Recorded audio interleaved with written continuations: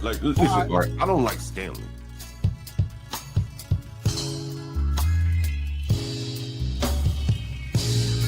I think the only person I had banned was Stanley. And Nate, Stanley doesn't state the obvious, like what the F. He's used talking points. Yes, he does. Yes, he does. The nature of American culture, it's a white people problem. Okay. I literally said they need to understand that people bother you like that. If they want to beef with you, it's called Stanley versus the world. And just assume their character by stereotype? I think people do that every day. Okay, I didn't ask you. What do I think is okay? Worries me. And it worries South Carolina Democratic Representative Jim Clyburn. He's written a new book, The First Eight, about the 8 Black South Carolina congressmen who preceded him in office. All of them were Republicans at a very different time for the party. Representative Clyburn became the 9th Black congressman from the state when he was elected in 1992, nearly a century after the last of the first 8 served in office. When I spoke to the representative, he told me that it felt urgent to write the book now because the forces that caused that rupture are still visible and growing today. It's about those 8 African Americans from South Carolina that served before me, but it's also about the 95-year period between number 8 and yours truly, number 9, and what brought that about, and how what is happening today is reminiscent of those events, and what we ought to be doing to prevent it from happening again. Here's Representative Clyburn on his new book, The First 8, A Personal History of the Pioneering Black Congressmen Who Shaped a Nation. Congressman Clyburn, welcome to What a Day. Thank you very much for having me. The history you cover in The First 8 is one that I think a lot of Americans don't know nearly enough about. So let's start with some background. All of the first 8, which unsurprisingly to people who know history, were members of the Republican Party. What did the party represent at the time, and how did that compare to the platform of Democrats, particularly Redeemer Democrats? Well, as you know, all African Americans were members of the party of Lincoln. It's just that simple. My mother and father were both Republicans. I grew up considering myself a Republican, right off to college, and all the way up to around 1960. That's what most of us thought that we were. Now, this book explains some things that people tend not to focus on. It was Brother B. Hayes, a Republican, who African Americans had voted for, who made the deal with the Redeemers to bring it in to Reconstruction. Lincoln was a great Republican president, but he got assassinated. And the Republicans that came after him did not follow what he had started. In 1870, you discussed Joseph Rainey, who became the first Black person to ever serve in Congress from any state. What should people know about his backstory? Well, he's the first elected, not the first to serve. The first to serve were 2 senators from Mississippi. But back then, senators were not elected. They were appointed by the legislature. Hey, what's up, man, of tomorrow? What's going on, man? This right here, my language right here. Yeah, I like this shit.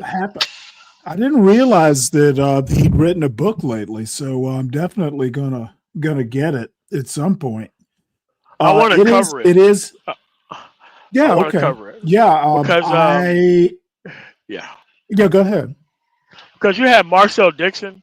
You know, this person who was running against him. I know exactly who he is.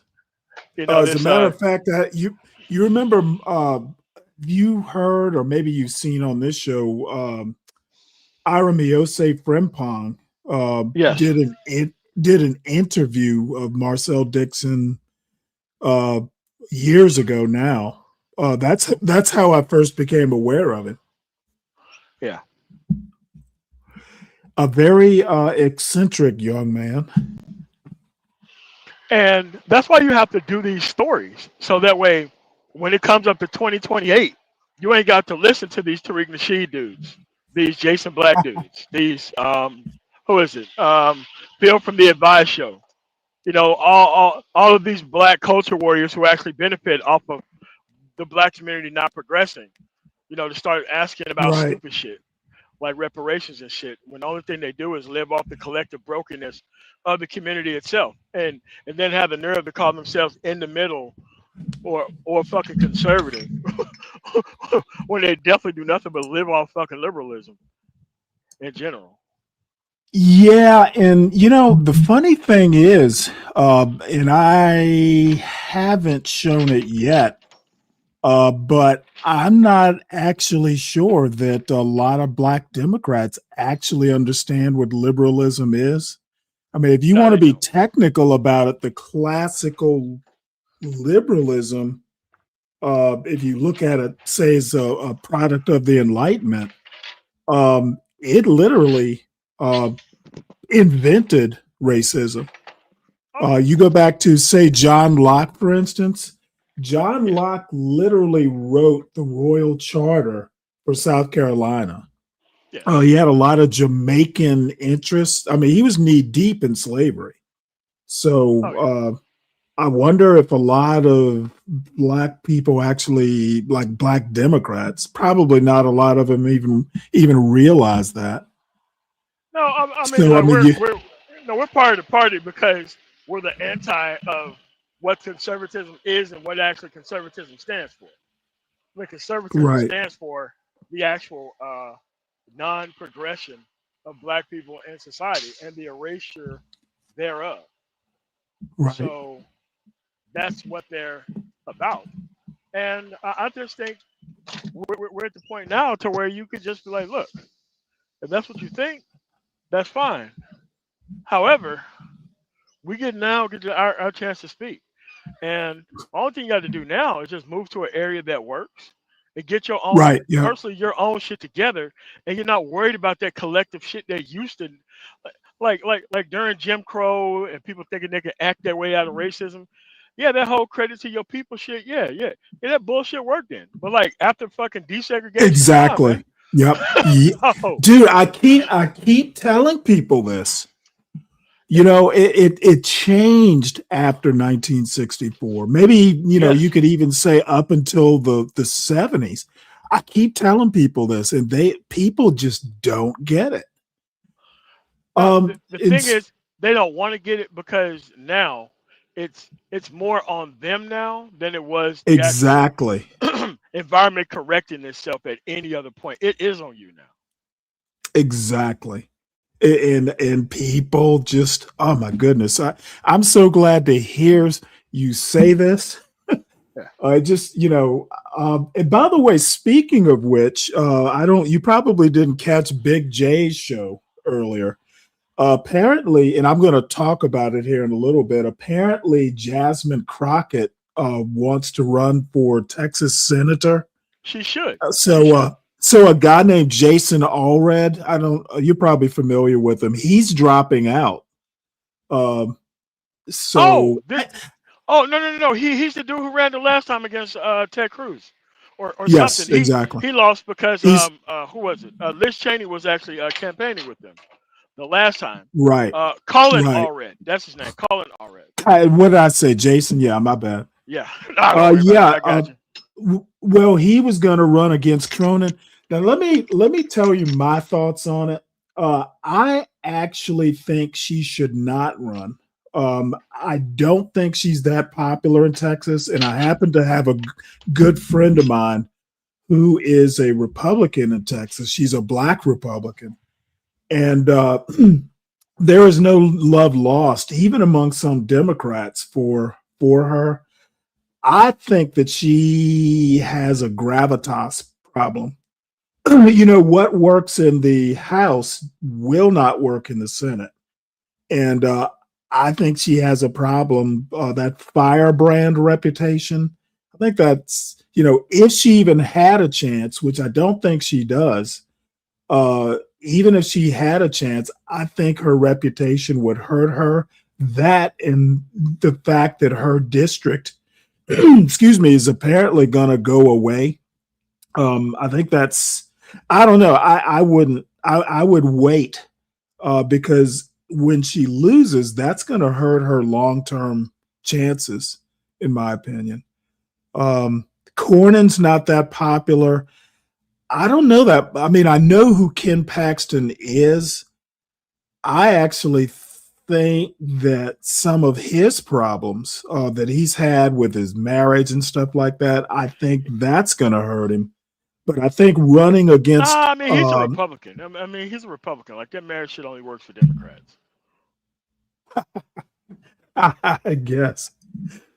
All right. Well, let's get. Name me a time.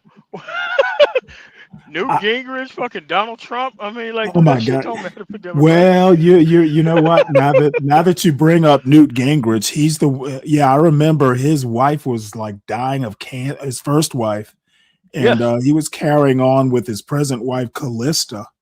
Yeah. And she was a strange one. I haven't heard hide nor hair of her lately. Man, I haven't seen a picture of her forever. Is she even still alive? I'm pretty. Oh, I don't know. I haven't. I haven't heard from her. A question like that, but I mean, well, his wives don't seem to fare too well. I mean, so being married to abject evil, it's. Oh wow. Okay, Slick. Speaking of CKJ, speaking of CT, I don't know that I'll get around to it, but apparently he was on somebody's show and got chased off. So let's get back to this. Is actually a really good interview, by the way. I've never really. I mean, of course, I know. I want to read his book. He is extremely articulate, and dude, you never hear him do interviews ever anywhere. Probably the first time. This is like close to a 20-minute interview, I think. So anyway, let's hear him. It makes me want to read the book. I'll put it that way. I didn't realize that he was only the 9th Black national, congressional member, and there was 95 years. I some things that are pretty amazing. I used to live Jim Crow taking the end of Reconstruction. Yeah. I think Spartanburg is in his district. If I think I'm right about that. I used to live between Greenville and Spartanburg, so. Oh, okay. I live near his district. Is Spartanburg, isn't it? But let's hear him out. But the first to ever be elected was Joseph Rennie. He was from Georgetown, South Carolina, was born enslaved, but his father was a barber who earned enough money to purchase his family's freedom. And so Joseph Rennie became free by purchase.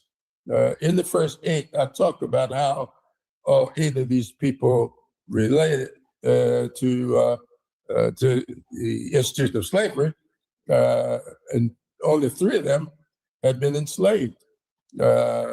One, Randy, has got his freedom purchased.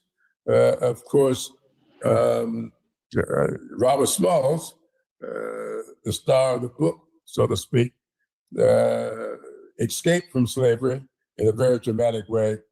I love how you write about Robert Smalls escaping from slavery, stealing a Confederate boat, pretending to be a Confederate captain, managing to properly imitate the Confederate horn call in order to deliver the boat to the Union with a white flag. Right. And I love how you have that image from Harper's Weekly describing it as like one of the most daring moments in history. And you talk about how he lived the most consequential life, not just of the first 8, but of, quote, any South Carolinian in memory. Can you explain how instrumental Smalls was in shifting the course of the Civil War, especially the role that African-American soldiers played in the war? Well, to begin with, that ship, the Planter, was a prize ship in the Confederate cause. When he took that ship, he took their biggest prize from them. And then he became the navigator for that ship once it was turned over to the Union soldiers. And of course, he won battles. He participated in 17 battles with that ship, and he won all of those battles as far as we could tell. But the most consequential thing, I think, was 6 months after he escaped from slavery. General Saxton sent him to appear to Washington to try to convince Abraham Lincoln to let African Americans fight in that war, because the Union was losing. They didn't have enough manpower. They needed the manpower that was there. At the time, Lincoln's good friend was trying. I also want to point out that a lot of white people who were of age to fight in the war refused to do it. So I wish he'd mentioned that. That's never mentioned anywhere, to be quite honest. Yeah. Well, as a matter of fact, you remember soldiers, I think they were marching from Massachusetts or somewhere, actually got attacked in New York City, some black regiment or unit or something. Get him to allow blacks to fight, but it didn't happen. Not until Small sat down with Lincoln in August of 1862, convinced Abraham Lincoln to allow him to recruit 5,000 formerly enslaved in that war. The number grew to many, many more after that initial induction.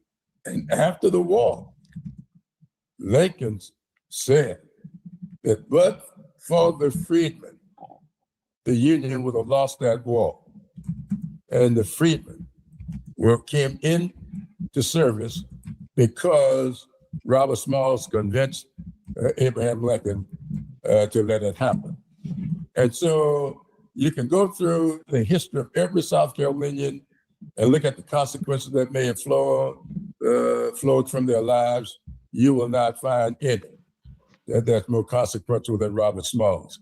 At the same time that Black people were making advances in politics, there was an intense, violent backlash among many white Southerners, which included the resurgence of the Klan. Less well known is a section of Democrats known as red shirts, and you write about this.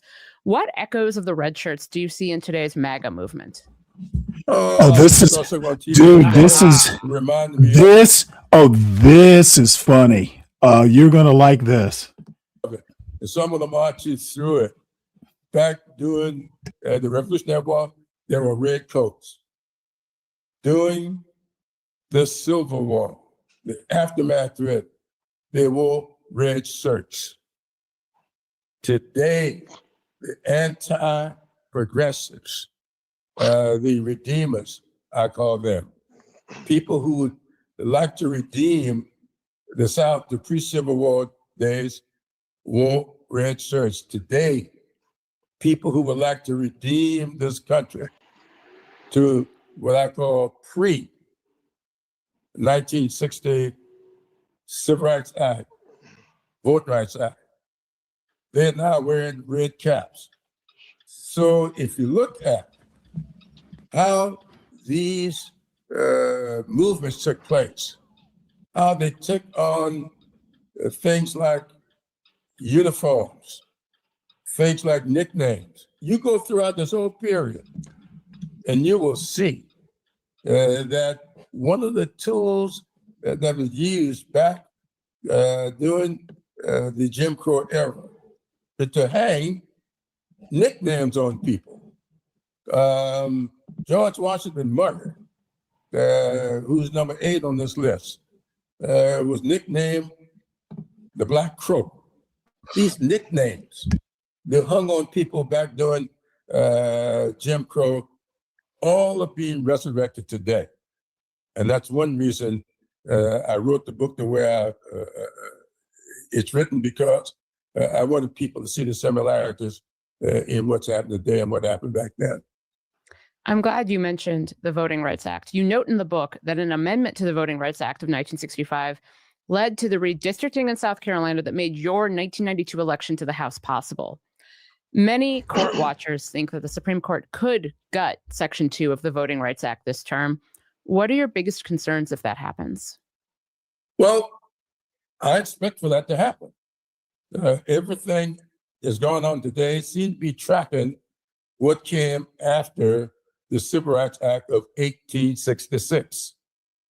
These 8 people, or at least those who were in office at the time, they are the ones who successfully fought and got the Civil Rights Act of 1866. And the Supreme Court started with the slaughterhouse cases and going all the way up to Plessy versus Ferguson, continued to reinterpret what that Civil Rights Act really meant until they successfully neutered that act. The same thing is happening today. The Supreme Court is now addressing the Voting Rights Act of 1965. After 12 years ago, they made Section 4 and 5 of that act ineffective. Now they're aimed at Section 2 with the case that's currently before them. And so I expect for them, the Supreme Court to try. By the way, excuse me, I'm going to talk about it a little later, but I listened to most of the Supreme Court case they heard today. Basically, it's essentially, it's kind of on the surface, it's whether Trump can fire the head of the FTC, but it's going to wind up having larger implications, basically towards a unitary executive.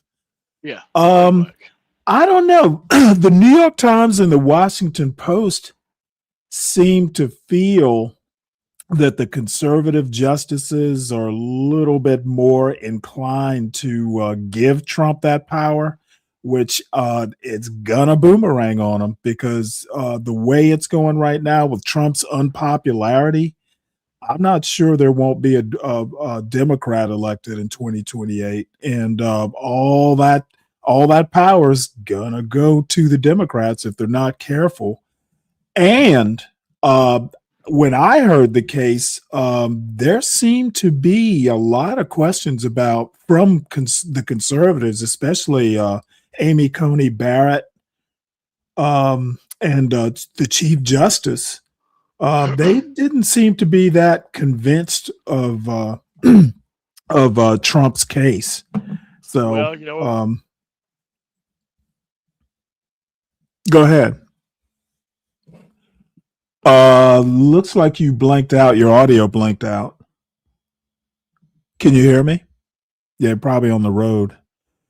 Yeah, when you come back, just let me know, because I know you probably had a comment. As it did before, what we've got to do, hopefully, is respond unlike the response was before. And I think it's been. You're gonna have to say everything again. You blinked out. I say that before in the past, there have been these things where they look like they're receptive to the argument, then they turn around and vote for what Trump wants anyway. I would just rather take that power away from them altogether. It's not going to happen now. Well, one of the questions they had, and I can't remember. I don't even know that it was Ketanji Brown Jackson. The question was asked, well, doesn't Congress? I mean, Congress is elected also. To be honest, Congress is more a Democratic body than the president is. The president is indirectly elected through the Electoral College, whereas, say, representatives and senators are directly elected by vote. I don't really, to be honest, I don't honestly get um, Sowers, who's the Solicitor General, literally says, well, you know, the president is democratically elected. Well, I guess you could make that point, but he's not as directly elected as Congress is. And these are literally like the courts, you know, the Article 1 courts. Yeah. They're the Article 1 courts, and there's some exceptions like the Nuclear Regulatory Agency. Those are gonna have to be carve outs. If they go for it, they're gonna have to actually be very direct about if they go for Trump's argument. They're gonna have to be real specific, because the Article 1 courts, they should not be, the executive should not be dealing with firing judges like he did those FISA courts. I think he fired a bunch of people. I mean, but at the end of the I day, think that's bullshit. I mean, judges are supposed to. I disagree with the be there for, but you have to understand this shit was one way, and then all of a sudden people thought this shit was another way, and we're not hearing anything from the Bar Association. We ain't hearing anything from Jonathan Turley. We're not hearing anything from conservative scholars, and that just let me think that, hey man, you got to throw a whole bunch of this shit out. You have to set up a whole level of punishment for these personnel. Like you have to have your law license removed, revoked, something. Because you just can't come up with this judicial coup, because that's what it is. Yeah. or else setting up a Supreme Court monarchy, which is actually what it is. And that's unconstitutional. And you just can't just spring this shit on people. And just because, you know, the media's been pretty much canceled. No. There has to be some consequences for this. And the fact that no one's talking about it is kind of crazy. I think everybody's just trying to ride this stuff out and move on to the next election. But that's all well and good. But what happens when the maps go in place, you get rid of the Voting Rights Act, and then in 2028, you're not going to be able to elect a Democrat. There will never be another Democratic House. Yeah, I think that Congress, you know, well, let me put it to you this way. They were willing, conservatives were willing to let the courts deal with these regulatory agencies. But now that they have the presidency, now they want to concentrate it all into the executive. When Democrats were in office, these people did not want. They didn't even talk about unitary executive theory. No. They didn't talk about it when Biden was in office, that I can recall. So, but they wanted to wait till the things were right. Like once you get rid of the Voting Rights Act. Mm-hmm. Yep. Now you have like another 25, 30 seats across the country that you get. So, dude, the South is already poised. As soon as the Supreme Court allowed Texas redistricting, all of a sudden Indiana's all for it. At first they were like, nah, we don't think we're going to do it. And then all of a sudden the Supreme Court goes for it. So now everybody's doing it. And I pointed out Friday that if you don't think there's systemic racism, I've heard Glenn Lowry, of all people, you know, basically doubt. I'm like, dude, all you need to do, you want to see some systemic racism? Wait until they strike down Section 2 of the Voting Rights Act. Okay, where you can basically substitute Democrat for black. Because, you know, blacks vote so heavily Democratic. Oh, no. It's not because of race. It's because it's a Democratic district. That's literally systemic racism. Basically doing a shell game. So these arguments, and it's black conservatives that are like Glenn Lowry, I think Glenn Lowry's miles better than someone like a Thomas Sowell. But even Glenn Lowry, is coming to the realization now because he was so pro-Trump, it was almost disgusting. And he's definitely regretting his vote of late. So too I don't little, think too it's late, what in he my opinion. regrets. It's just that he can't justify the things that are going on right now. Historically, you can't justify it. Is that what it is? I was hoping it was regret. No. It's more of historical justification, and which could boomerang backfire on. Exactly. I mean, but this election thing can be fixed. The only thing you have to do is get rid of Citizens United and put a whole bunch of things in place that are for Congress for judges. Situation Right. resolved. Situation solved. And remove corporate personhood and make every single corporation register as a foreign agent. And make it so that way foreign agents cannot actually donate to political campaigns and actually take part in the election. Because to be honest, I mean, all these corporations, all the big tech companies, they're multinational. Yes, they are foreign agents. You cannot actually call these American companies.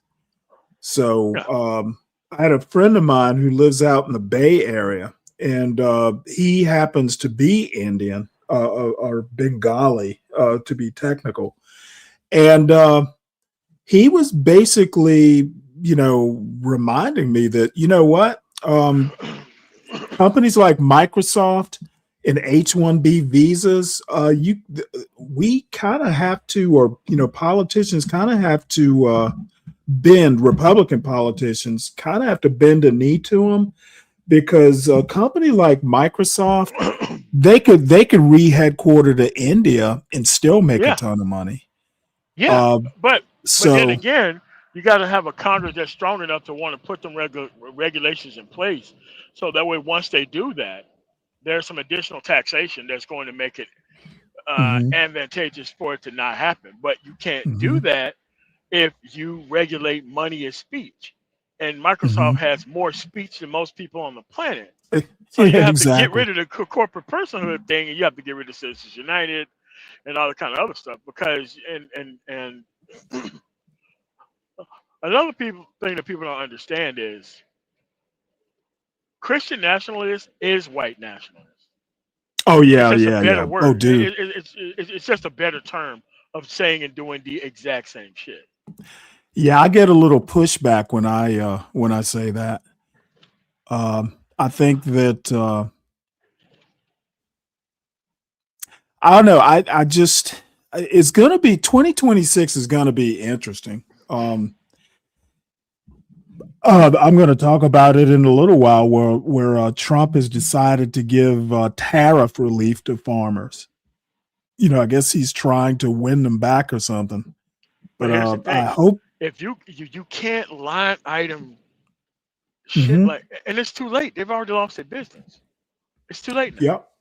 Yep. They already got different customers now, right? Like Right. What are you talking about?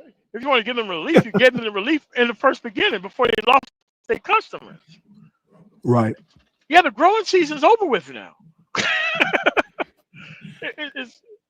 It's kind of like, oh, well, you know what? You could be reinstated back to football.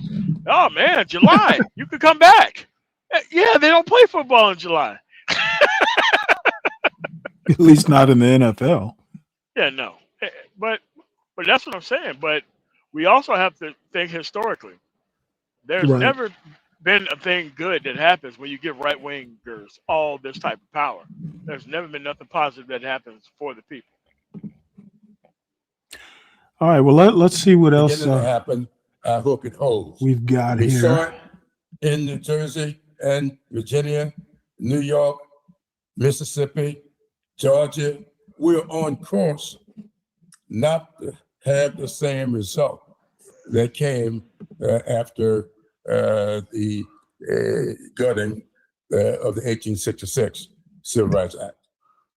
What lessons do you want younger generations of activists and politicians to take from the stories of the first 8?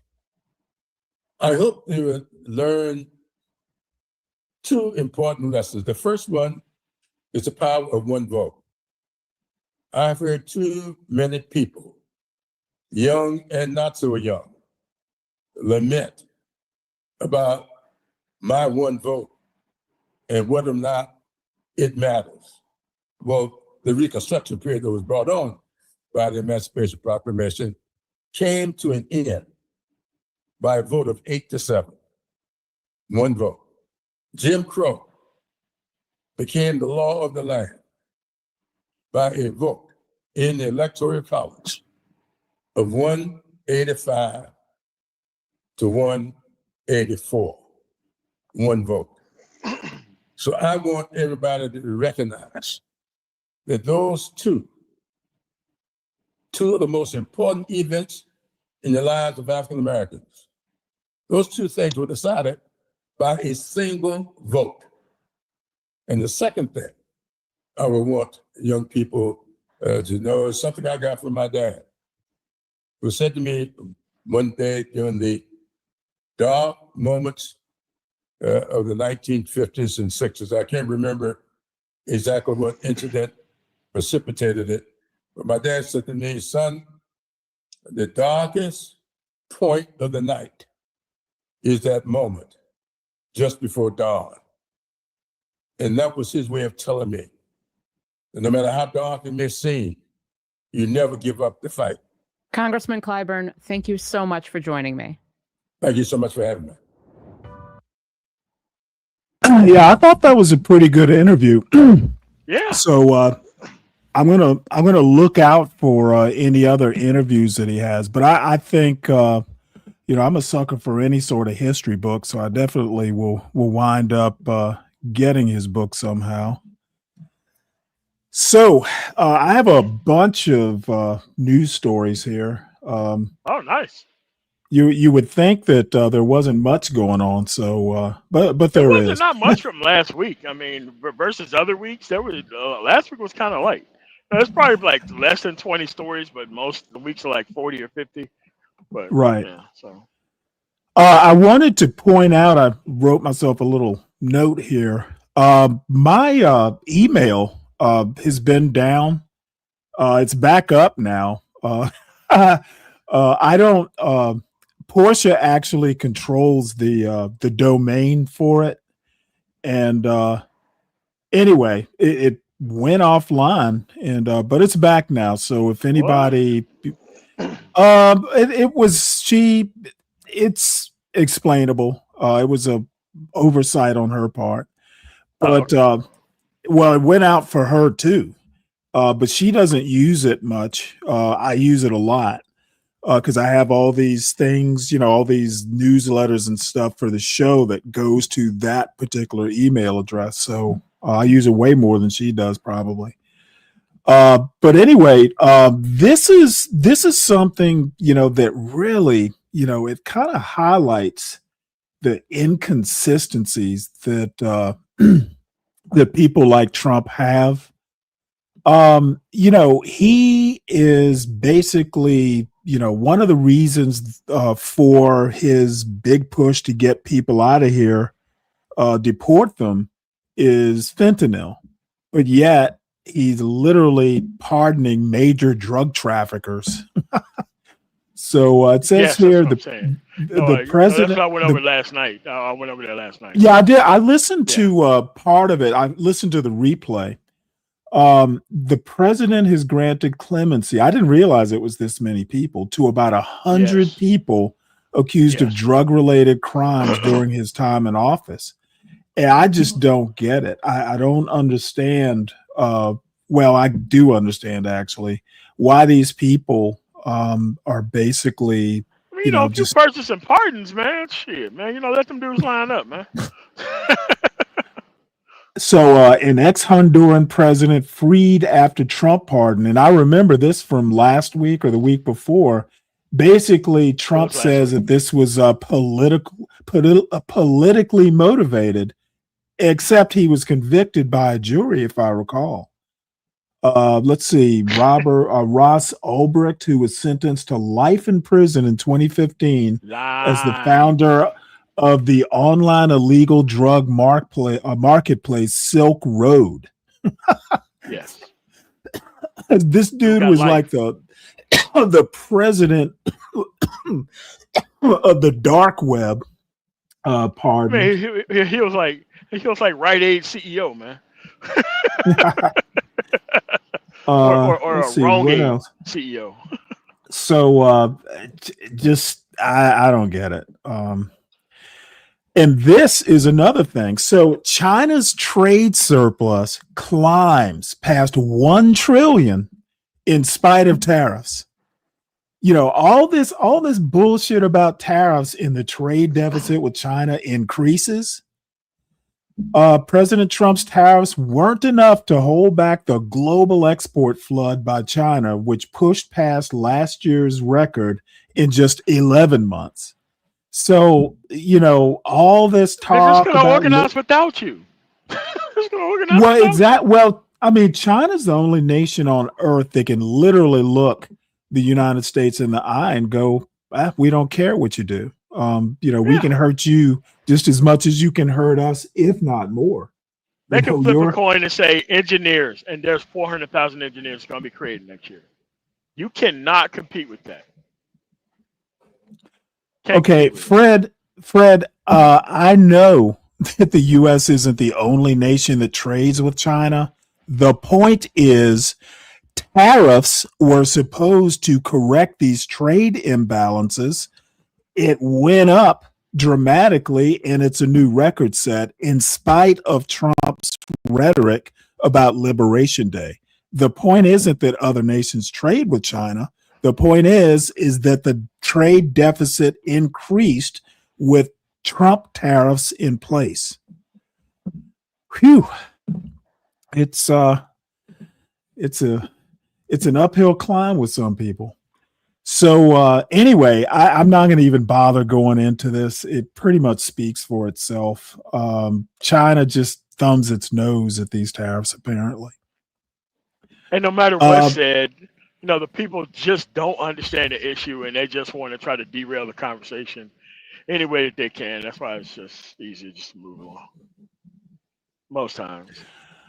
Okay. No, Fred. The news is that the tariffs have had no noticeable effect where China is concerned. That's the news. Not anything about buying American goods. That's not going to change. To be honest, I don't expect to see a flood of American companies coming back to the United States to rehome their manufacturing processes. The only thing that I've actually noticed is that a lot of foreign companies are coming to America to start up manufacturing processes. But like that battery plant on I-16 on the way into Savannah, Georgia, I pass it every time I go home. That started way before Trump's second term. So Mercedes was already here. BMW was already here. I think the tariffs are just basically a new tax. Nobody's going to be buying more American goods. And if they do, it's going to be negligible. And you're not going to see some mass, race to bring American manufacturing back. Too easy to do it in Mexico. So the U.S. deports a second plane load of Iranians, officials say. 50 Iranians and other deportees took off from Arizona on Sunday. In violation of a court order. Yeah. Then there's that. Under a deal the Trump administration reached with Iran about 2 months ago. And speaking, I'm going to stay with immigration stuff here. This is Ilhan Omar, who's saying any link between alleged Somali fraud and terrorism would be a failure of the FBI. he's basically saying if there is fraud, well, the FBI basically screwed it up. Democratic Representative Ilhan Omar said Sunday that any link between allegations of fraud by members of the Somali community and terrorism would be a failure of the FBI, amid calls to investigate a series of multi-million-dollar alleged pandemic fraud schemes in Minnesota. Uh, During the Biden administration in 2022, federal prosecutors in Minnesota filed charges in what they described as the largest pandemic fraud in the United States, which involved a welfare program that partnered with the Minnesota Department of Education and the U.S. Department of Agriculture to distribute meals to children. Yeah, but that's easy to catch though if it's true. If it's Right. true, it's easy to catch. And here's the thing that people don't understand, Stanley. You actually get paid. Like if you snitch on somebody in that type of situation, there's a windfall back to the person who actually told on those people. That's why most people get caught with the actual PPP and EIDL fraud. It's because they were told on by somebody, right? And a lot of that money goes to those people who actually told on those people. Because there was a guy like driving around Mississippi in a fucking Tesla. Yeah, he actually got snitched on. There ain't no way to power up no damn Tesla in Mississippi. Yeah, so if you like using your PPP money and you just buying stupid shit just to be buying it, yes, you're gonna get told on. However, those cases are easy to prosecute and easy to actually litigate and get over with. They just made a claim, had all the people in there looking for stuff, and they really haven't found that much stuff. Yeah, she says here if there was a linkage in the money that they have stolen going to terrorism, then that is a failure of the FBI and our court system in not figuring that out. Again, it's a claim. I want to see some Right. evidence. Because it's makes a lot of claims. apparently this investigation started in 2022. During the Biden administration in 2022, federal prosecutors in Minnesota filed charges in what they described as the largest pandemic fraud. So it's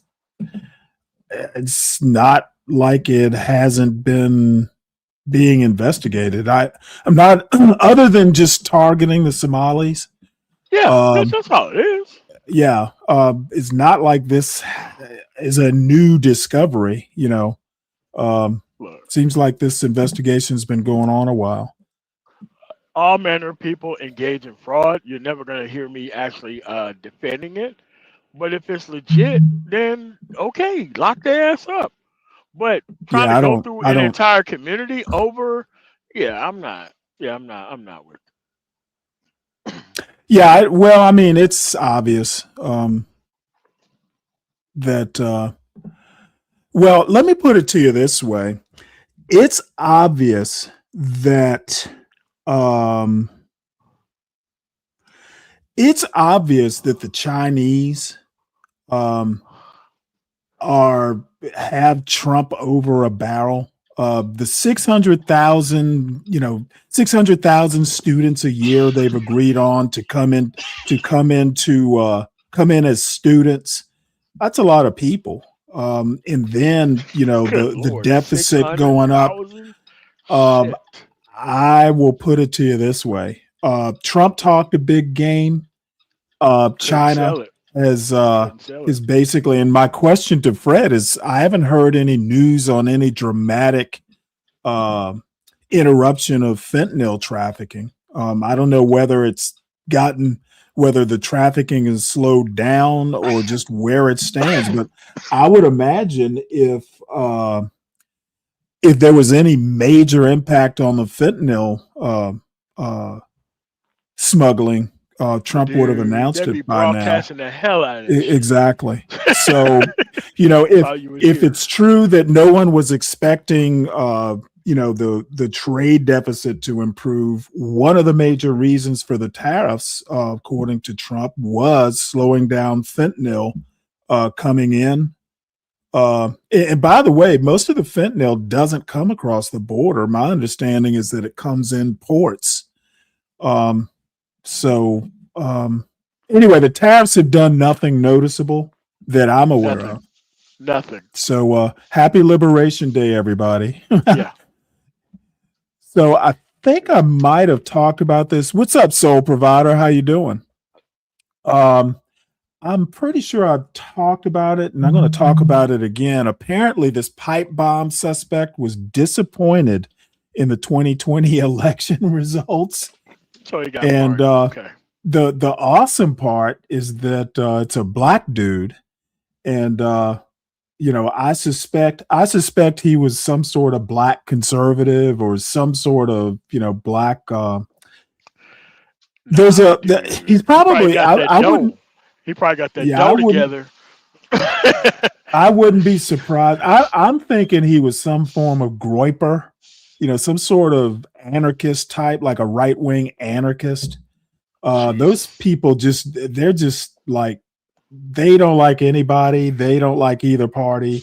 Apparently, the 2020 and they show up election. To every protest and cause a bunch of problems. Every protest. Yeah, and this dude is 30. So he was 25 when he did this.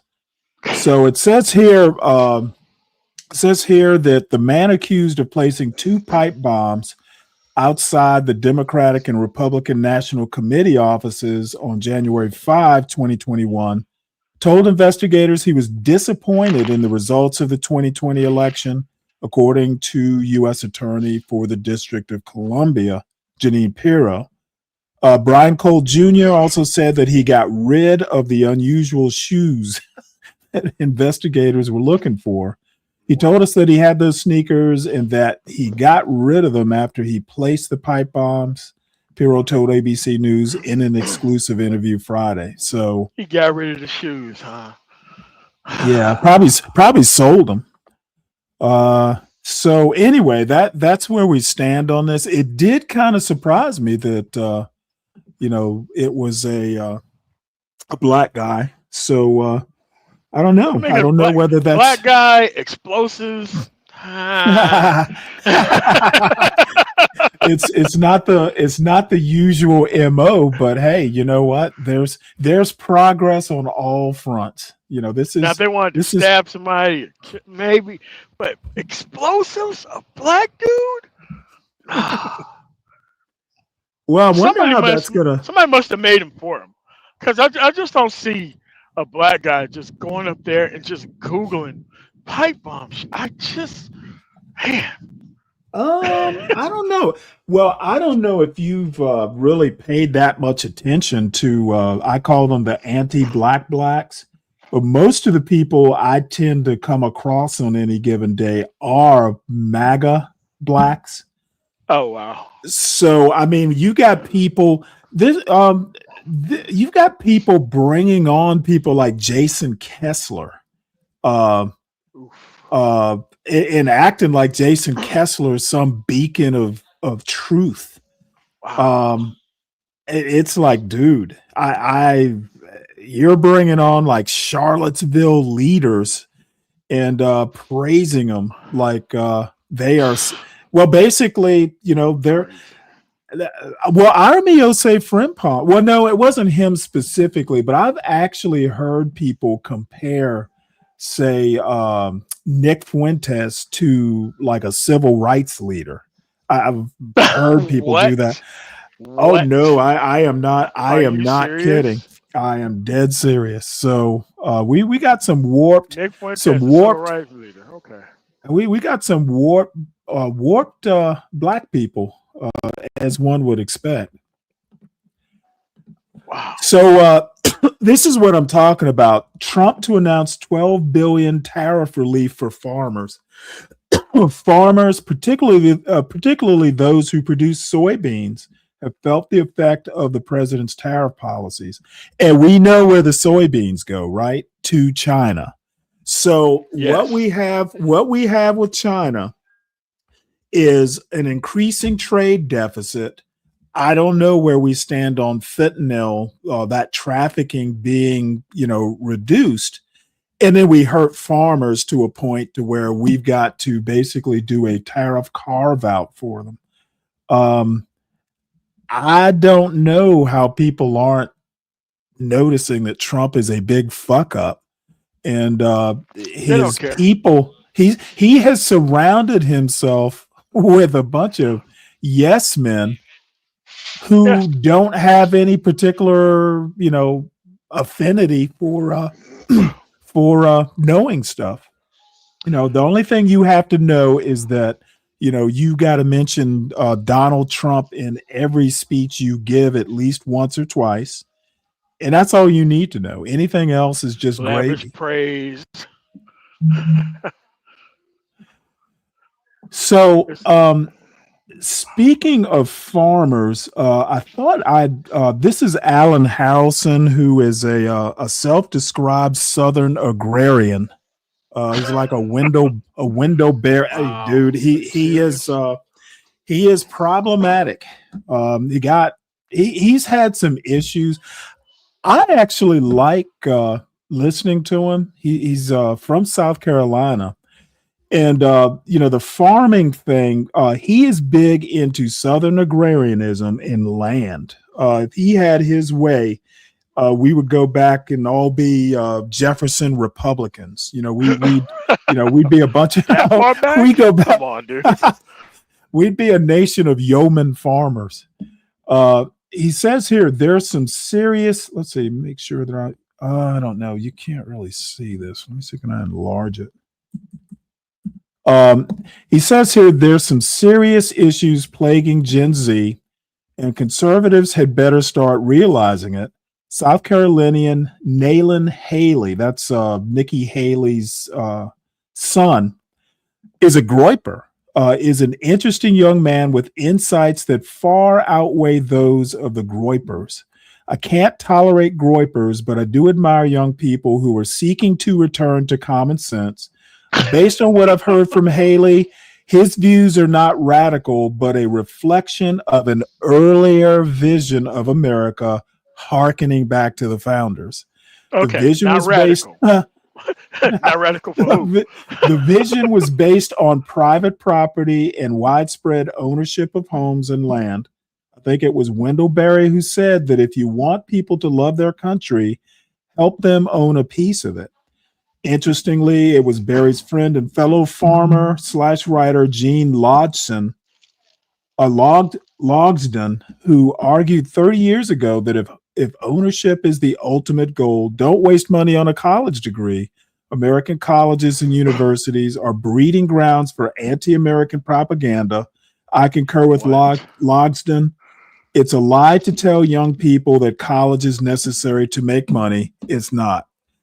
Now, as much as I like the venerable Dr. Harrelson, number one, he's got a PhD in history. So what is he, shit talking college for? He is nothing if not that never really.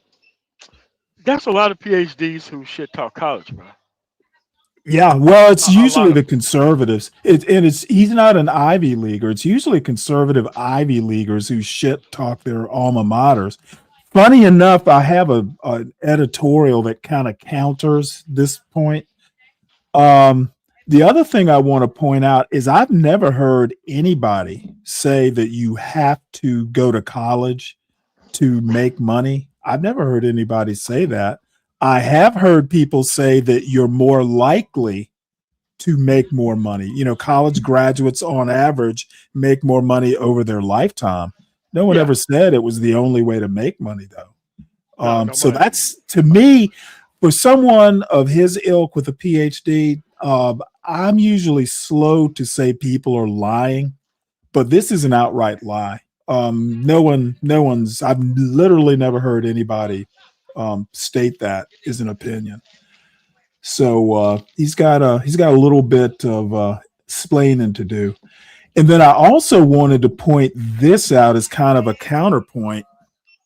This dude, what's his name? Eric Holcomb. He was a governor of Indiana from 2017 to 2025. He says here, I was a red state governor. What I saw at Harvard surprised me. Basically, all the shit that these conservatives have been talking, he went to teach at Harvard, and he said he found none of the bullshit that they're saying is going on. Now, it's just one guy. However, he thought it important enough to write an editorial. Well, no. I'm saying it's one guy, and he thought it was important enough to write this for the Washington Post. It's just an opinion piece. He's saying here that in January, I completed 2 terms as governor of Indiana. This fall, I did what all red state Republicans do, right? Spent a semester teaching at Harvard University. As someone who believes that restoring our communities is among America's greatest challenges, my goal was to see if the foundation of an open-minded, problem-solving community still existed in a place far removed from my own cultural comfort zone.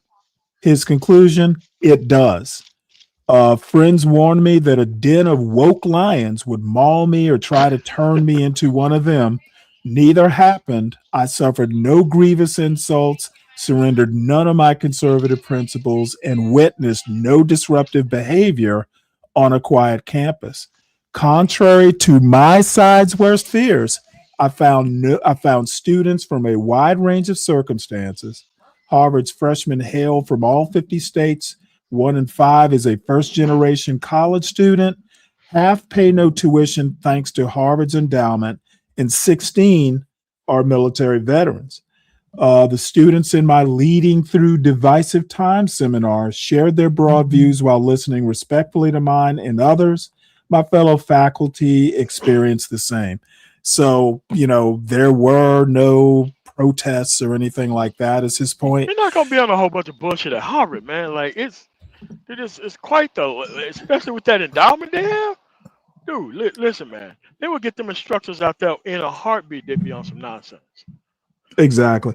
Well, let me give you an anecdote. I have a buddy of mine who's a 3-star admiral right now, and he and I used to, after work, you got to wait around for your bosses to leave. He and I would sit around and do what we call the bullshit palace. I was more liberal, he's more conservative. And you know what? He got a master's in public administration from the Kennedy School. He fucking, as a matter of fact, he was president of his class, a fucking Republican, conservative guy. He's not that conservative, but pretty conservative. Shit, he was elected like class president or whatever. So I think that there's a lot of hyperbole. And what do you expect from politicians, I guess. Yeah. So let's see here. What else do we have? Oh, this is interesting. 2,000-pound cocaine seizure by the Coast Guard breaks an 18-year record, and they did it without blowing a damn boat out of the water. That's really, really, and they brought the cocaine in. Are you serious? They didn't kill anybody or anything like that. Wait a minute, there was a trial? What? So it says here, a Coast Guard ship seized more than 20,000 pounds of cocaine from a single ship this week, making it the largest at-sea interdiction in nearly 20 years. The Coast Guard everybody went to jail happily ever after. So it shows Coast Guard vehicles pursuing a go-fast vessel that appears to have had multiple people aboard. A helicopter crew disabled the non-compliant vessel. Yeah, they just usually shoot out the motors. Wait a minute. No drone? No. It was a Coast Guard. It was a Coast Guard helicopter and a guy with a rifle. So I just wanted to point that out. And then I also wanted to point out, and this is from Dennis Sperling, who, on any given day, I don't usually, I'm not that big a fan, but he got this one right though. Really? Here, these are the 2 admirals. The admiral on the left, he was in charge of Southern Command. And he basically decided to retire, and he hadn't been in the job long enough. What they'll do in the Navy is they'll frock you. Basically, you will fill a 4-star position, even though you're a 3-star, and they'll just give you the extra stripe, because it's a 4-star position. And then, usually if you do a good job, at some point you'll officially get that 4th stripe. Well, this guy decided, you know what? I'll retire as a 3-star. Rather than do some bullshit and keep my fourth star. So this is a long post that basically says well, he's going to be dramatic about it. But he's saying one admiral was asked to do something he thought was illegal, and another admiral thought what the other admiral thought was illegal wasn't illegal at all. So basically, the two admirals, one is in front of in the Navy, we used to call it the long green table, before Senate committees or House committees, and the other one has been called in to testify about why did he retire and all that shit. So that's just kind of the tale of two admirals. And you know what? As a former black naval officer, I'm going to give this admiral a salute. He did exactly what a leader should do. You know what? I'm not going to fucking do something that I think is illegal. And I'm a 3-star. I'm okay retiring as a 3-star. And I think this is the kind of leadership we need in the military. Too bad we don't have it in the civilian world, but that's a big fucking deal. You know, it's a pretty big jump from 3-star to 4-star when it comes to retirement, but not Walking big away from enough. like an extra $5,000 a month. Hell yeah, that's a Yeah. big jump. Yeah. Yeah. So, you know, salute to shit, I can't even remember his last name now. But salute to him. And an aviator, the no other thing. doubt. here's They're the other usually thing. unscrupulous. Go ahead. Yeah, You still about there? this guy is just that Dennis Sperling is a Trump supporter. People keep missing that. Hey, dirty dude, I was not gonna say anything about this this striking resemblance. I'm not gonna say. You said it. You wrote it. I did not. But I was gonna bring it up. Let's stay with the military here. Hegseth declares end of U.S. utopian idealism with a new military strategy. I'm like, dude, I just do not know how much longer he's going to be in this particular position. But he's saying Defense Secretary Pete Hegseth on Saturday launched a full-throated attack on post-Cold War U.S. foreign policy, castigating former presidents and generals by name, while declaring the age of American utopian idealism is over. Hegseth, speaking at the annual Reagan Defense Forum, outlined a new military focus on the Western Hemisphere. We weren't focusing on the Western Hemisphere. I bet it'll be the whole West shit that we're already doing, man. It's crazy. Well, I think he's going to focus on everywhere but Haiti. You know, hey, we're going to focus on everywhere except for Haiti in the Western Hemisphere. So the highlights here, you know, kind of go hand in hand with Trump's comment about Europe facing some sort of existential crisis. Let's see. The military would become more involved in patrolling the southern border, will secure the border in part by organizing training and equipping units specifically for border defense missions, including operations in the land, maritime, and air, like there's actually was an invasion. And let's see. President Trump and this administration seek a stable peace, fair trade, and respectful relations with China, he said. The U.S. will follow a policy of respecting the historic military buildup China is undertaking, he added. Hegseth praised countries such as South Korea, Poland, and Germany for increasing defense spending in recent years, citing Donald Trump's push to ensure countries pay more on their own defense. He says, allies are not children. We can and should expect them to do their part. Well, I don't know. We kind of treat them like children. Let's see. The administration, in some respects, wants to have it both ways when it comes to foreign relations.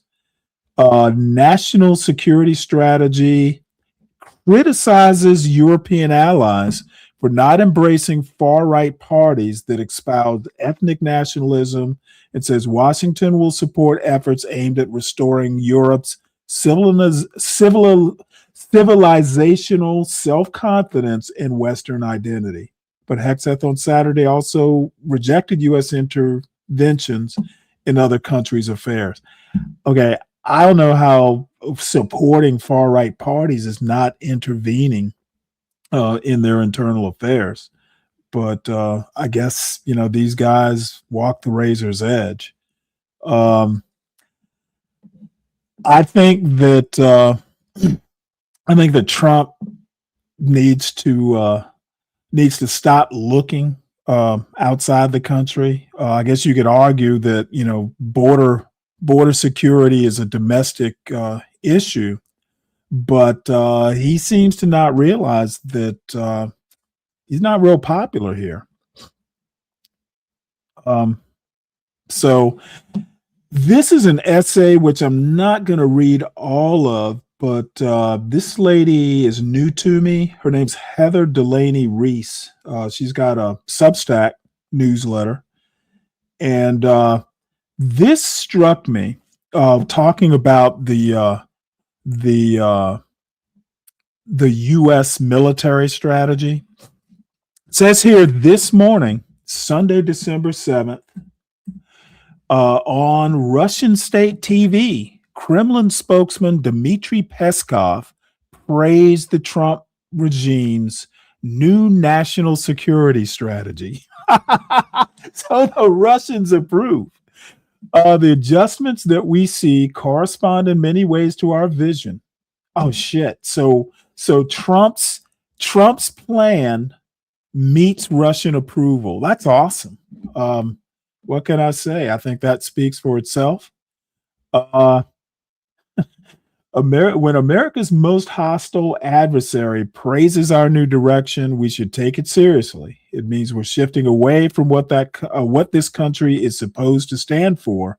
We're slipping further down the same path that past fascist regimes took, ones that ruled by fear, silenced critics, and demanded total control. So says it's not surprising the 2025 national security strategy doesn't mention human rights. It drops the older global mission of promoting democracy. It doesn't even name North Korea, one of the most dangerous nuclear threats in the world. It's a signal that Trump wants to build a new world order, one where leaders like him all sit at the table together, where dissent is punished and loyalty to the regime is the only thing that matters. And that's obvious with the toadies he's got his cabinet secretaries. The document makes it clear the United States will no longer subordinate its interests to abstract global ideals.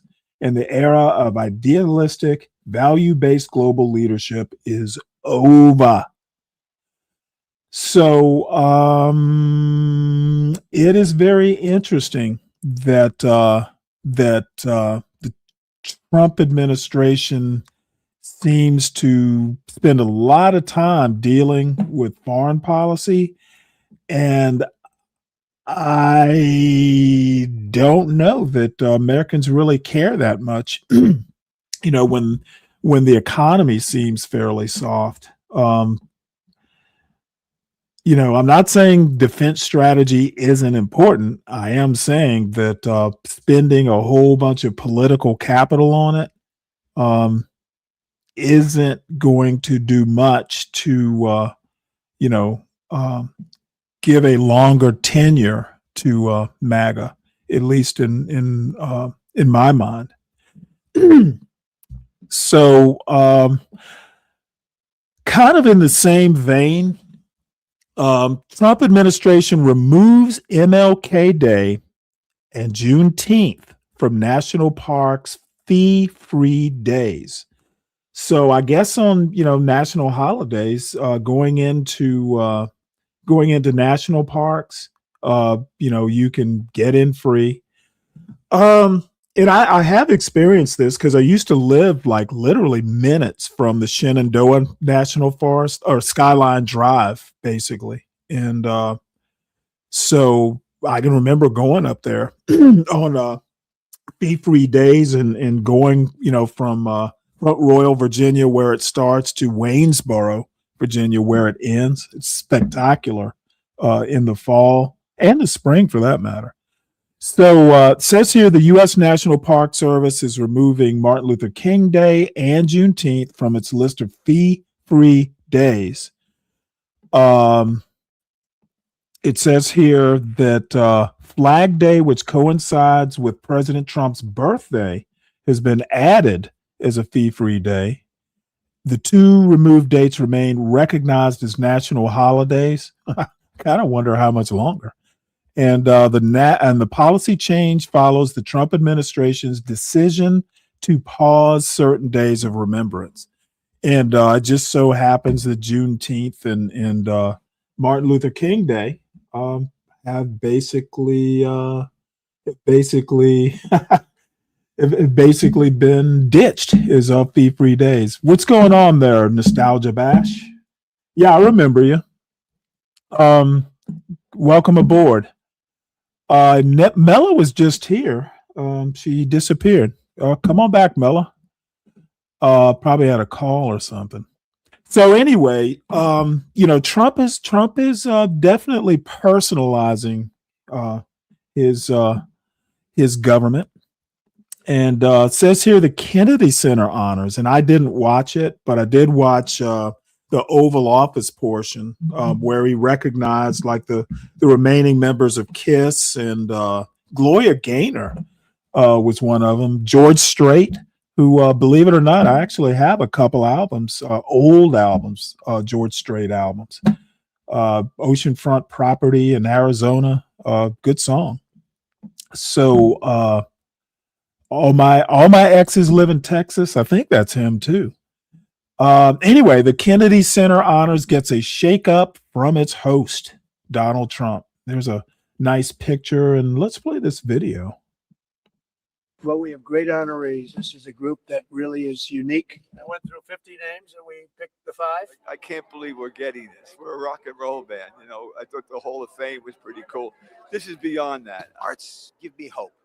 And tonight's event is primarily about that reality, because art allows you to connect dots creatively that you wouldn't normally see aligned. And by doing that, it actually awakens you to other things you might be able to do. I'm the proof, especially in America, that anything is possible. The American dream is alive and well. It's a wonderful thing that we can actually stand together and say, these people are great. Let's appreciate them. The arts are so important to the fabric of our nation. It's only made me happy that I've done. That's Gloria Gaynor. Made me believe even more strongly that I'm fulfilling my purpose, and then that's a wonderful thing. What's life without the arts? What's life without music or going to your favorite movie or stuff like that? What are you going to do? Twiddle your thumbs all the time? So it's work, eat, and sleep.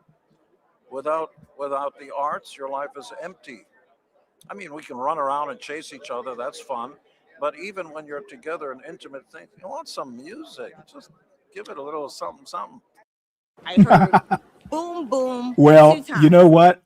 Far be it from me, but congratulations to KISS and George Strait and all the other favorites. There's a picture of the remaining members of KISS. And it's Tiffany. Tiffany redesigned all those medals, the Kennedy Center Honors medals, and they are big and gaudy, as one might expect. I guarantee you Trump probably personally designed them. Oh, I forgot to mention Sylvester Stallone. Yeah, he got a Kennedy Center Honors as well. Gloria Gaynor, George Strait. Let's just face it, Trump and the arts go hand in hand. like him and his wife Melania. They held hands. They belong there. Congratulations to them both. I'm expecting the Kennedy Center to be renamed to be the Trump Center at some point.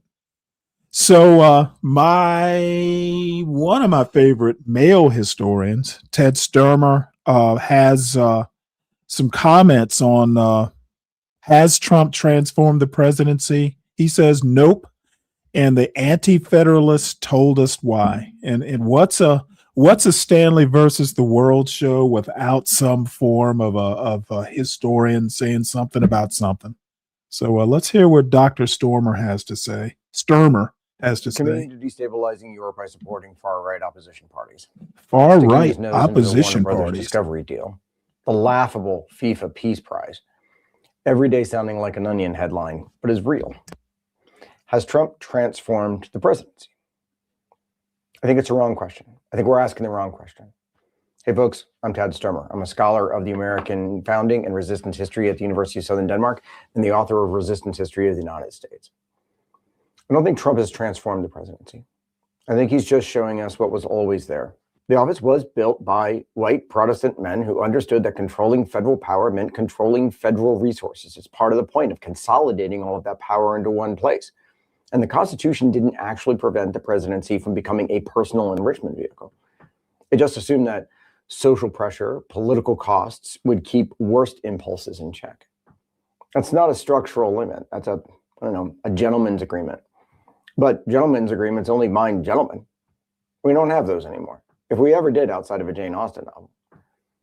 But the anti-federalists told us all of this. They told us exactly what would happen. And we've spent 2.5 centuries pretending they didn't. Cato warned the president would have powers the King of Britain has not.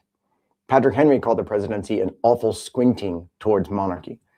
Brutus, another anti-federalist writer, predicted that the vague grant of executive power would expand without limit, that the commander-in-chief authority, unchecked by meaningful legislative constraint, would make the president more dangerous than any British king.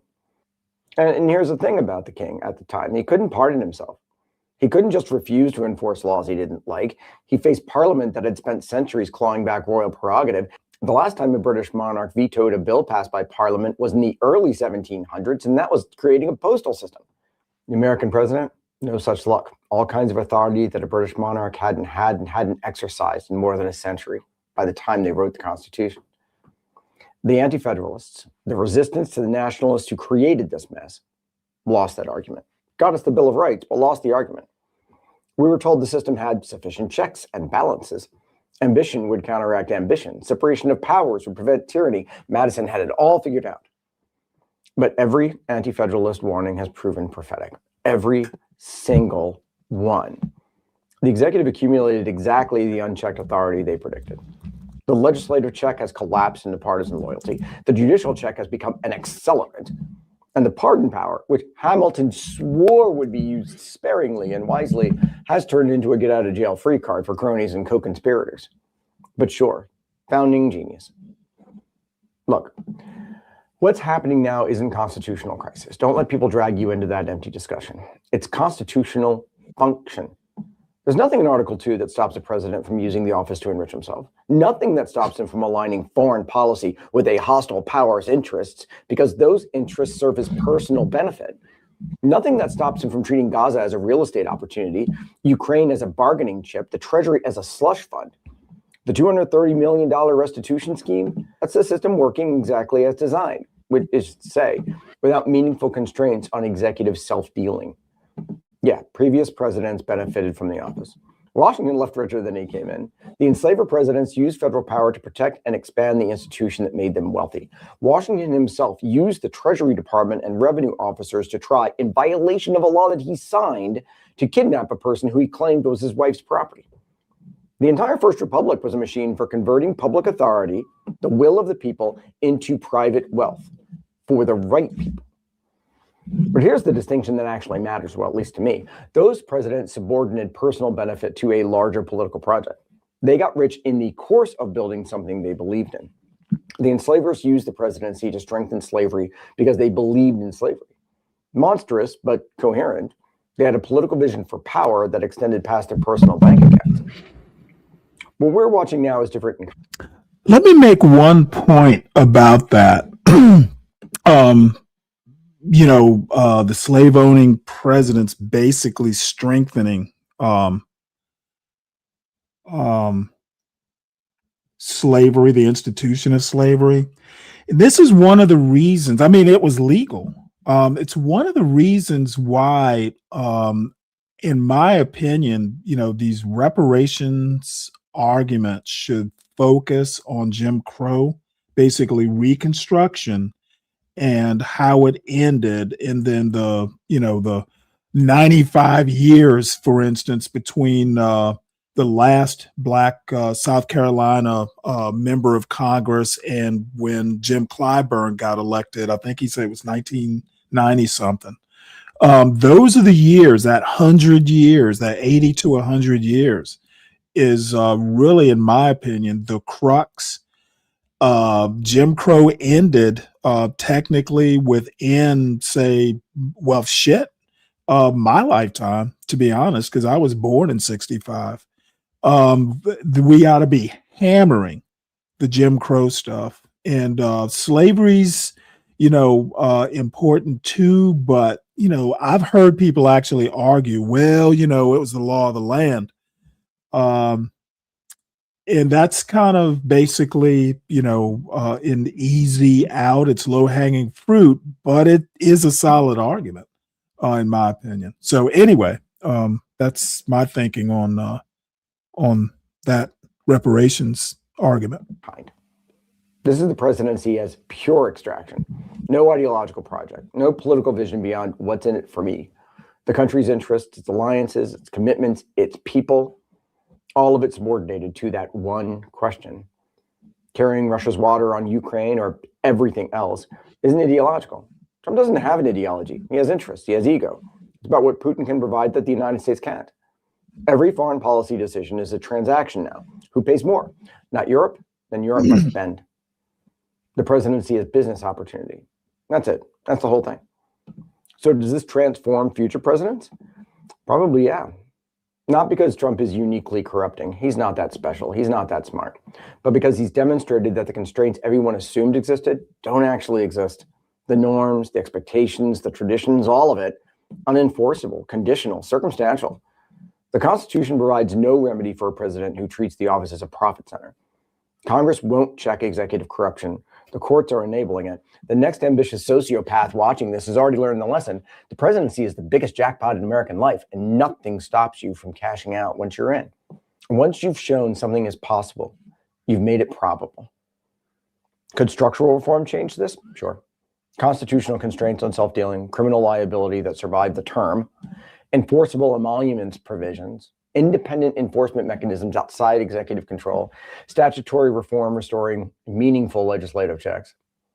But we will never make those changes. Not because they're impossible, they're not, but because American political culture won't allow it. Americans don't treat the Constitution as a political document. We treat it as sacred scripture. The founders are historical actors who made choices, some smart, some catastrophic, under specific 18th century conditions that no longer apply. No, they're prophets who receive timeless truths. The Constitution isn't a flawed instrument drafted by compromising politicians in a Philadelphia summer. It's a covenant handed down by demigods. The mythology makes structural reform almost impossible. You can't fix what you're forbidden to criticize. Every conversation about constitutional inadequacy, and I get this lesson taught to me every day, it hits the brick wall of founding reverence. Point out that the anti-federalists were right about executive power, you're attacking the founders. Point out that the document was designed to protect exclusionary power, including human property, you're ungrateful for your freedoms. Point out that 18th century men couldn't anticipate 21st century problems, blasphemy, secular blasphemy against the national religion. The Constitution's mythology protects its dysfunction. That's not an accident. Nationalist historiography, from George Bancroft to Ken Burns and all of the liberal nationalists behind it, exists precisely to make the founding seem inevitable and beyond question, and therefore beyond dramatic reform. The system protects itself through reverence. Remember that the only major structural change since the Bill of Rights took a war. So when I say structural reform would require the system to act against its own institutional logic, I mean something a bit deeper than institutional self-interest. American political culture has no vocabulary for constitutional criticism, at least not one that doesn't immediately get coded as un-American. We can't even discuss the possibility that the anti-federalists were right without triggering defensive reflexes about founding genius. The Constitution was designed by men who assumed their own kind would hold power forever. Men of property, men of standing, men with reputations to protect and legacies to build. The entire system depends on that assumption. Remove it, get someone who doesn't care about legacy, doesn't care about reputation, doesn't care about anything except extraction, and the system has no answer. None. It just sits there making clever social media posts while he loads up the truck. The Anti-Federalists knew, they told us, we didn't listen, and 2.5 centuries of constitutional mythology ensures we still can't hear them. The presidency was always thus. We just hadn't stress tested it. And we built an entire political culture around never admitting what the test revealed. Maybe it's time to. All right. I think that's a pretty good analysis of how Trump differs from his predecessors. The benefiting from the office was always there. It's just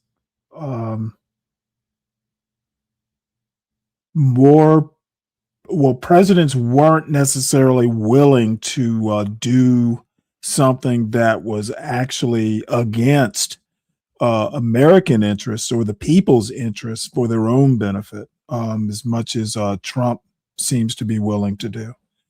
So this is just in. Alina Habba, Trump's embattled New Jersey prosecutor, says she will leave the role. Well, I mean, she really has no choice because they deemed she was appointed illegally. But apparently she's just like, hey, you know what? This isn't worth the fight. So it says here in a statement, Habba said she resigned to protect the stability and integrity of the office, which I love. Well, I don't know. Maybe she can get a job as a federal prosecutor to gain some experience because she literally had zero experience, prosecutorial experience, when Trump appointed her. So, maybe she can start and work her way up from the bottom up. So that is that. So that was breaking news. So this is back to kind of the planned stuff I had. Colin Allred, he was going to run against Jim Cornyn for Senate, or maybe I think Cornyn might be primaried by Ken Paxton. I think that's how it was going to work out. Well, he's dropped out of the race. The Democratic primary for U.S. Senate in Texas. Apparently, Jasmine Crockett covets the office. So his departure came as Representative Jasmine Crockett is they're calling her a rising star in the party. Appeared likely to announce her own Senate run. And I actually talked a little bit with Big J. He did a show on, he did like a quick live talking about this development. And I don't know. I think that it's a mistake for her to run. Big J thinks that she's basically going to be like a sacrificial lamb. It will accomplish two things. It will basically end her political career, with a loss and for the Senate. And I don't know, probably some other damage, which I don't recall. But Big J did do a live if anybody wants to go there. And he also did 2 interviews with some political candidates, which we will watch in a little bit. He's a pretty good interviewer. And so when we get to those videos, I'll drop his channel link and everything. He wants to basically get into more interview-based stuff, which I said I was going to do. And I guess I'm too lazy. but I am trying to line up an interview, but I need to do better on that. Maybe it'll be a New Year's resolution. So Trump and his Nobel Peace Prize quest. Thailand launches airstrikes on Cambodia as Trump's peace agreement hangs in the balance. President Trump is all over the place trying to sow the seeds of peace in his quest for a Nobel Peace Prize. So I, to be honest, didn't even know Cambodia and Thailand had a thing going on, but now I know. And President Trump hopefully will be to the rescue to puff the pipes of peace. So stay tuned for that. I listened to most of a Supreme Court session today, as I was telling Man of Tomorrow. And I was thinking about playing it. I think it's about 2 hours long. They allotted an hour, but it wound up going 2 hours or so. I don't think I'm going to make you suffer through that. But the New York Times editorial board says the Supreme Court is failing at its most important job. And the New York Times and the Washington Post, as I said earlier, seem to think that they're going to move towards the unitary executive theory, which has no basis in the Constitution other than a few words, which are very open to interpretation. I have a feeling that if the Supreme Court does go for it, it's going to be kind of narrowly tailored because there's some agencies that you want independent of politics. Federal Reserve is one, Nuclear Regulatory Agency is another, or Atomic Energy Agency. I can't remember what it's called, but there are some things. Consumer Finance Protection, what is it? The Consumer Protection Board, whatever it's called, CFPB, I think it is. Some things you just want independent of politics. So anyway, let's listen to a little bit of this. I haven't read it, but the New York Times editorial board has suggested that the Supreme Court is doing a neglect of its duties. The Supreme Court is failing at its most important job. This article is by the editorial board and read by an automated voice. In early November, power to fire a member of the Federal Trade Commission, Not sure why this is, including Samuel. Don't tell me I'm going to have to read some of it. Let's try reloading it. The Supreme Court is failing at its most important job. This article that facilitates an unaccountable White House, one that, for instance, blows up boats. Let's scan it here and see what it says. It says in early November, a conservative Supreme Court justice showed a clear-eyed understanding of the threat that President Trump poses to the constitutional order. Just one threat? During an oral argument in a case involving tariffs that Mr. Trump unilaterally imposed by claiming emergency powers, Justice Neil Gorsuch suggested that the move could weaken Congress in an enduring way. What president's ever going to give that power back? He asked. Justice Gorsuch's realism in the case involving a signature policy of Mr. Trump's second term raises the so far elusive prospect that the court may constrain his worst abuses of power. But it's not clear whether a majority of justices share Justice Gorsuch's view, since the court is yet to rule in the case. And the comment was noteworthy because it was a rare sign of independence from the conservative wing of the court, highlighting how little the majority has done to rein in a president who has challenged the nation's laws, norms, and balance of powers. A key test will come on Monday when the court hears a challenge to Mr. Trump's power to fire a member of the Federal Trade Commission, an action that flew in the face of a 90-year-old Supreme Court precedent the court announced on Friday that it would also hear a challenge likely in the next few months to Mr. Trump's attempt to revoke birthright citizenship, which the 14th Amendment explicitly protects. The other wrinkle about Trump's interpretation of the 14th Amendment is that it basically says that the 14th Amendment was specifically to free the slaves who were overwhelmingly of one, quote, race. And Justice Thomas himself has said that the Constitution is colorblind.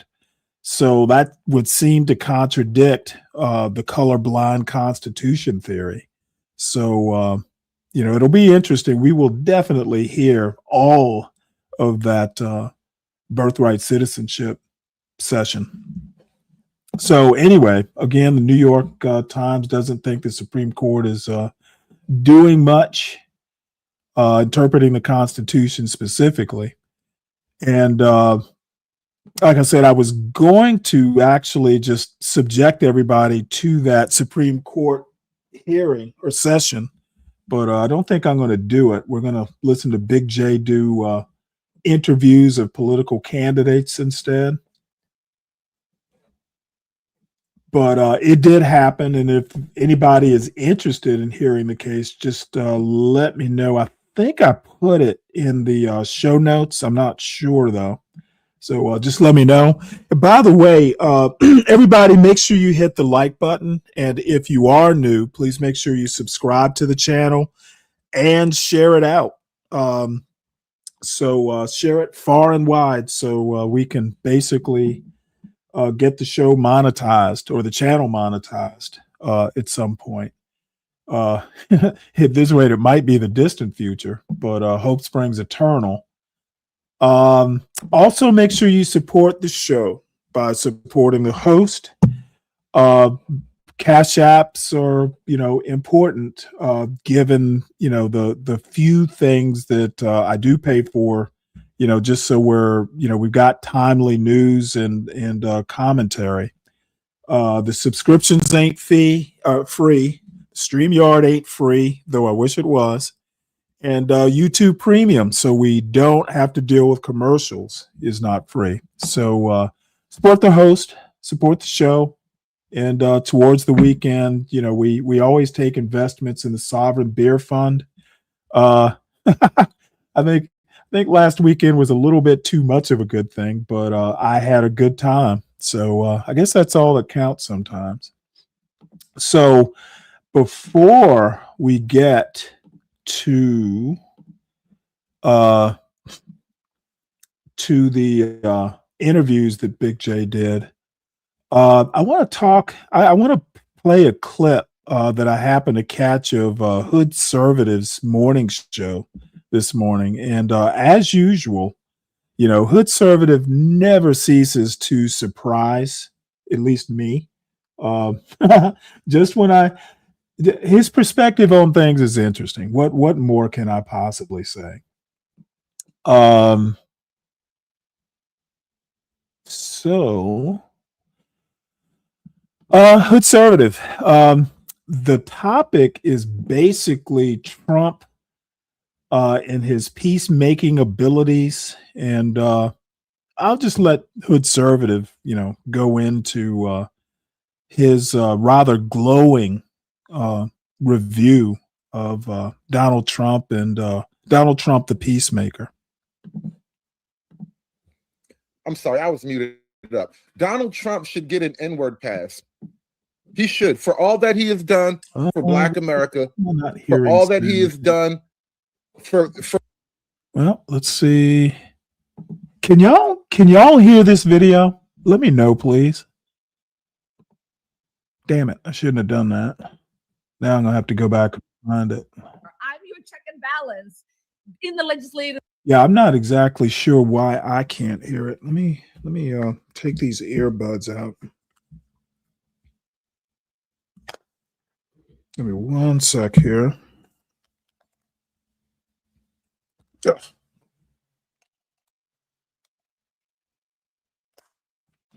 Ooh. branch, like All of a sudden, I wonder. Oh, so y'all can hear it. Why can I not hear it? What is going on I can here? hear it, Stanley. You sound good over here. What's up, 12th man? What's up, buddy? Oh boy. You know what? Let me log out and log back in because I can't hear 12th man either. Something is up with Uh-oh. my audio.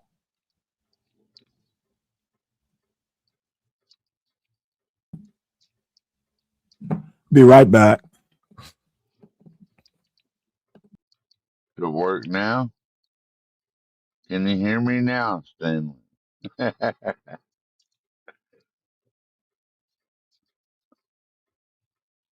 That looks pretty cool right there. Let's see if that fixed anything. 12th man, can you hear me? Yes, sir. Okay, well, I still can't hear you. I don't know what is going on here. Uh-oh. Can you hear me? Can you speak now, 12th man? Can you hear me now? Yeah, I can hear you. I don't know. I don't know what's up with my other earbuds, but anyway, how you doing, 12th man? Good. Okay, let's Hey, go back I got a to. lot of work to do tomorrow. Oh, really? Why is that? I got to replace the batteries in my cottage. Oh, you mean like solar batteries? Yes, sir. Huh. How long do they last? Usually about 5-6 years you can get out of a good set of batteries. Huh. Every 5-6 years that's all they're good for. But that's neither here nor there. I didn't mean to bring my troubles to your shores, Stanley. Oh no, that's all right. I never. You know what? I've never. You're the first person I've ever heard talk about replacing the batteries. Um, but they're like $5,000 a pop, aren't they? No, not these kind. They're like $500 a piece. I see. Get two 12-volt, 210 amp hours. So if you're running just straight 12-volt, then your amp hours double with each one. I Mhm. learned, and if you're like my current batteries that are pretty much toast right now, they're 6-volt batteries, but you don't double your amperage when you run two 6-volts to turn them into 12 volts. You have to Well, yeah, run you just put straight. them. You put them in line, right? Right, you have to run the 12-volt straight up, and then you get double amp hours. So, like Mhm. these batteries are 210 amp hours, so I'll get 420 instead of 210. Like with the 6-volt, I just get 210, right? But if I Right. run two 12-volt, two big 12-volts like that in a row, then I get 420 amp hours. I see. All right, More so power. let's get back to Hood Sir. Like I said, he never ceases to amaze me, if not outright surprise me. So this is going to be interesting. What do you do today? He's just analyzing. It was effusive praise of Trump, but it was the type of praise that amazed me. On behalf of all Black people from all over the world, we would like to give President Trump, the greatest president of all time, our most valuable nigger pass. With this nigger pass, he can say the N-word This is as obviously many times as doctored. he wants, anytime he Yeah, wants. it's a parody. Thank you very much, and have a nice day. Yeah, and it's really, when I say that these anti-black blacks are fucking outright racist, this is just a prime example. They are shameless racists. If you think I'm here to play around with y'all, goddamn on now. All right. Can a nigga live? Can a nigga live? Please. What? And then just give him a minute. He's on mute. He'll come off mute here in just a second.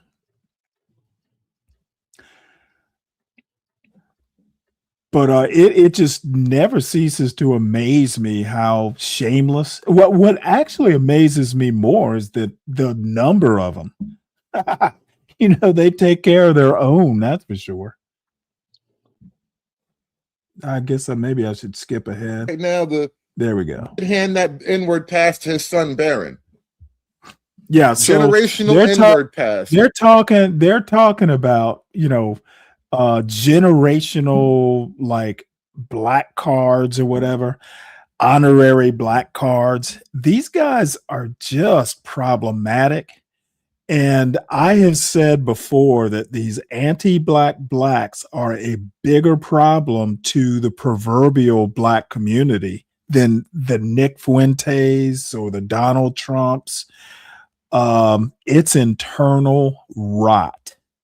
As far as I'm concerned. Number one, they don't seem to understand that there is no coast to coast monolithic black community to grant the pass. And I know it's a parody. I know it's a joke, but some jokes just aren't funny. And it really tells me that most of these anti-black blacks really shouldn't be taken that seriously. And I don't know that I even subscribe to Hood Servitive Show. Let me see here. Oh yeah, I am subscribed. Let's see. Do I get? Yeah. Okay. I don't get every notification, but he does show up in my algorithm. And I had watched Hood Servitive in months that I can recall. And boy, did I pick a day to do it, I guess. I'm like, dude. I didn't even get this notification. I'm subscribed to him too, and I didn't Yeah, well, get you no know what? notification. I like I said, I don't get the pop-up, the push notifications. It just appears in the algorithm because I don't. You can decide whether you want pop-ups or not, or push notifications, and I don't need push notifications. Let's let this play out. I'm not going to play, a length of time, but I just had to play this part. It's just, like I said, it's internal rot. And if Black Americans have a problem, it's with these anti-black blacks. One in his generation, everyone in the generation gets to have it. It all started with the Donald.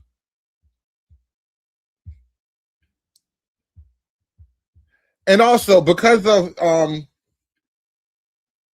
the weird cultural vibe that's kind of shifting in America right now, the racial awakening that's happening in America.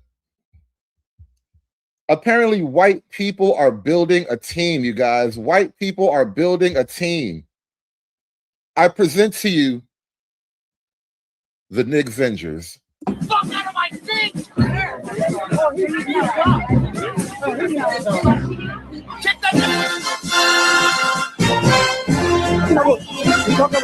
The M team.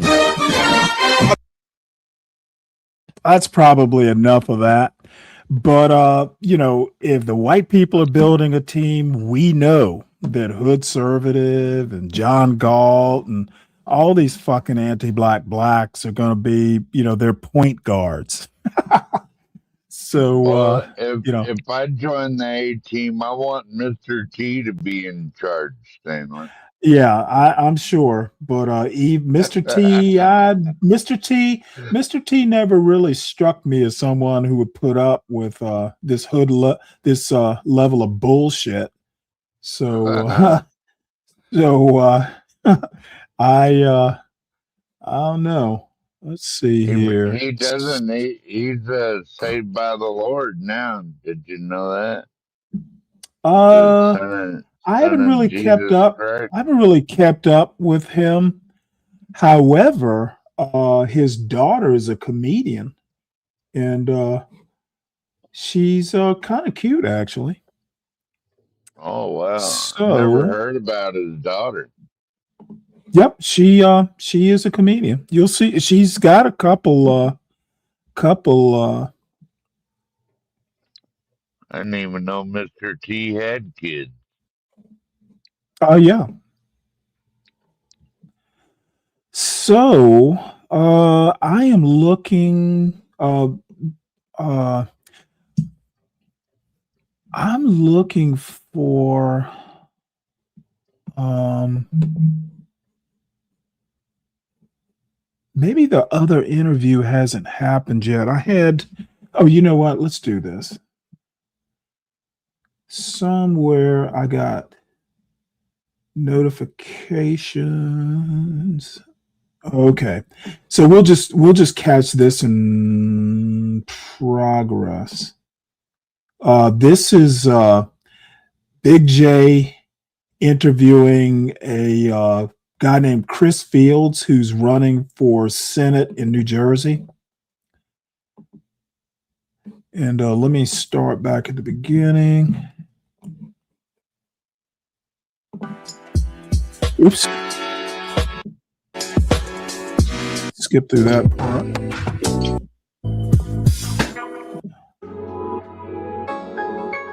Here we go.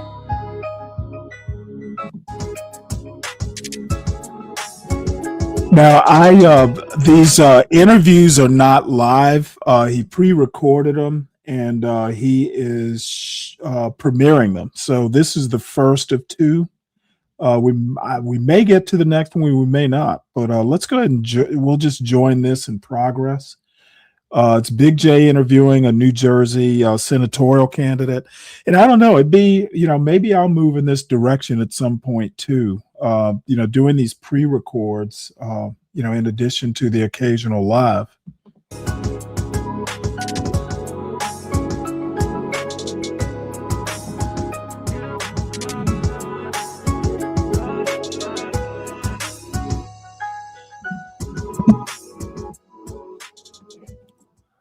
All right, now, I'm going to interview Chris Fields from the state of New Jersey. He's running for the Democratic nomination to be the next senator of the U.S. Senate from New Jersey, and he's running against Cory Booker.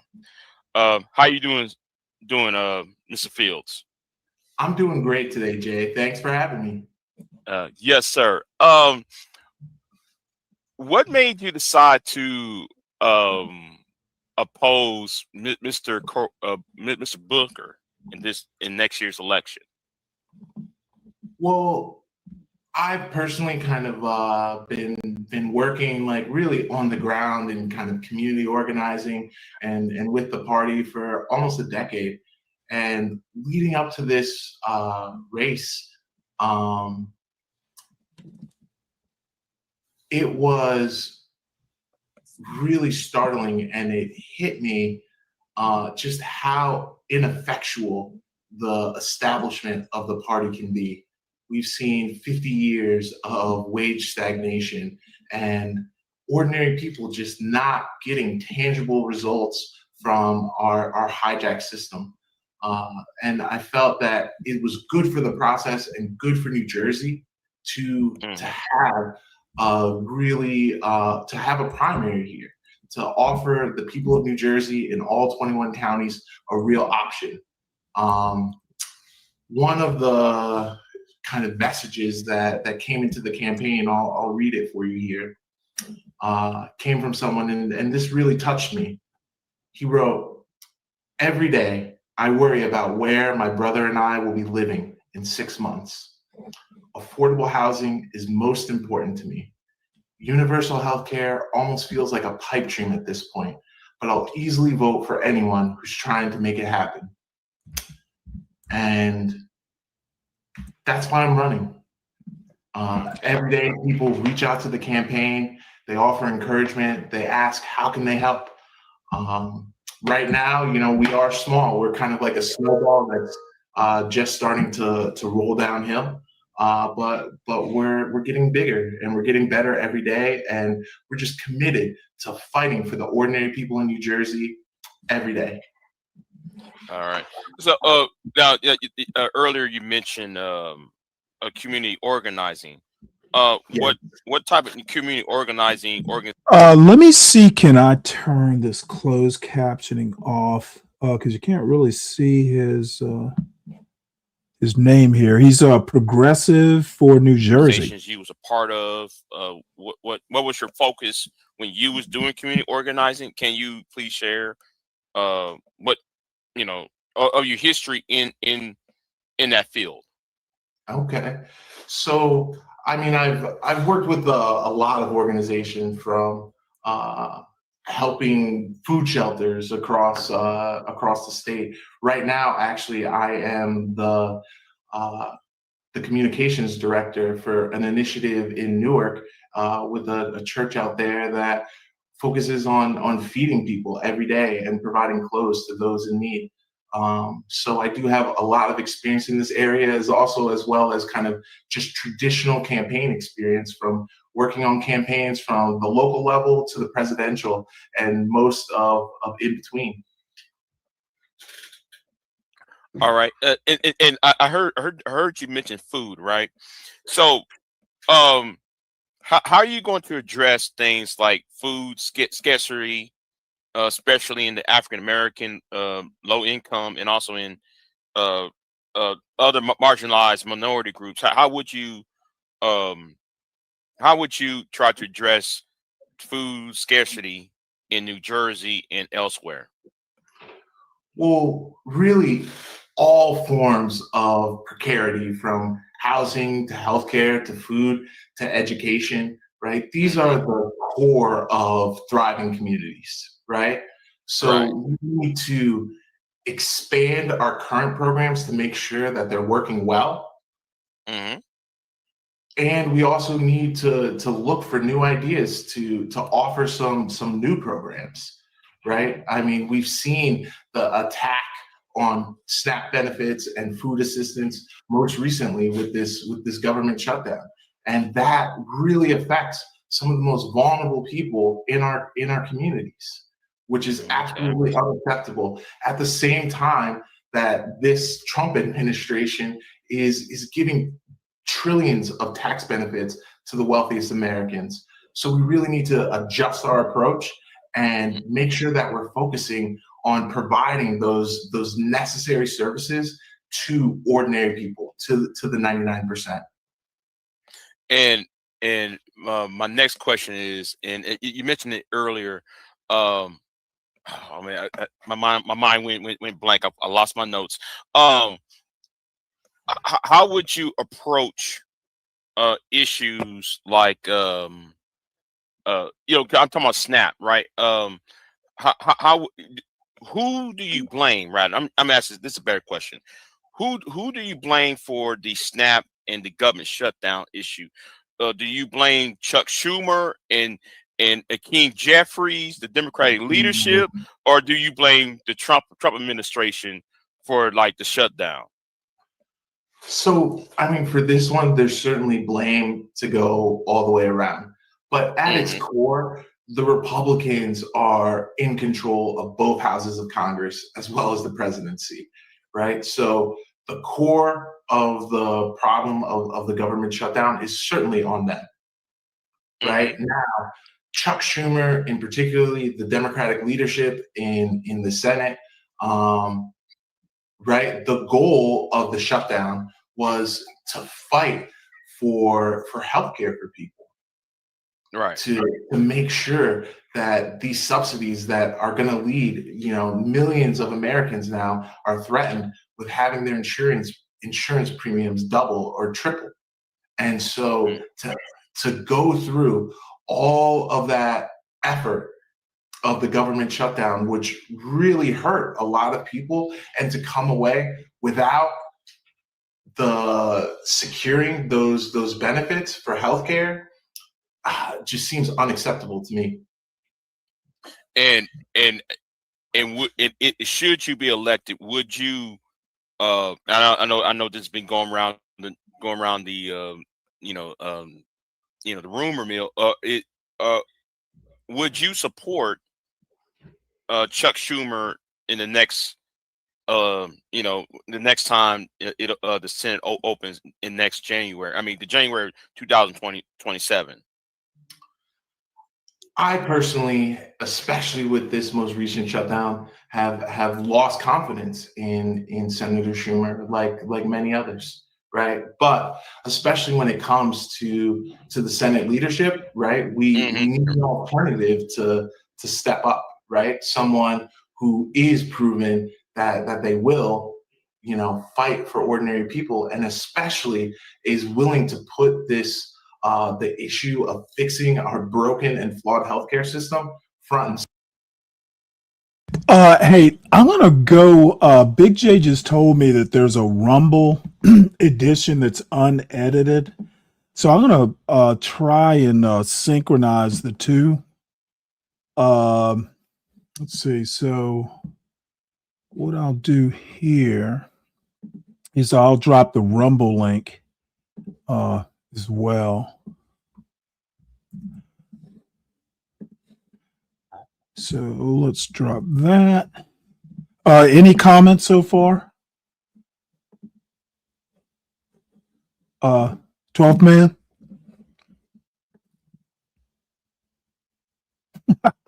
Would you fall asleep?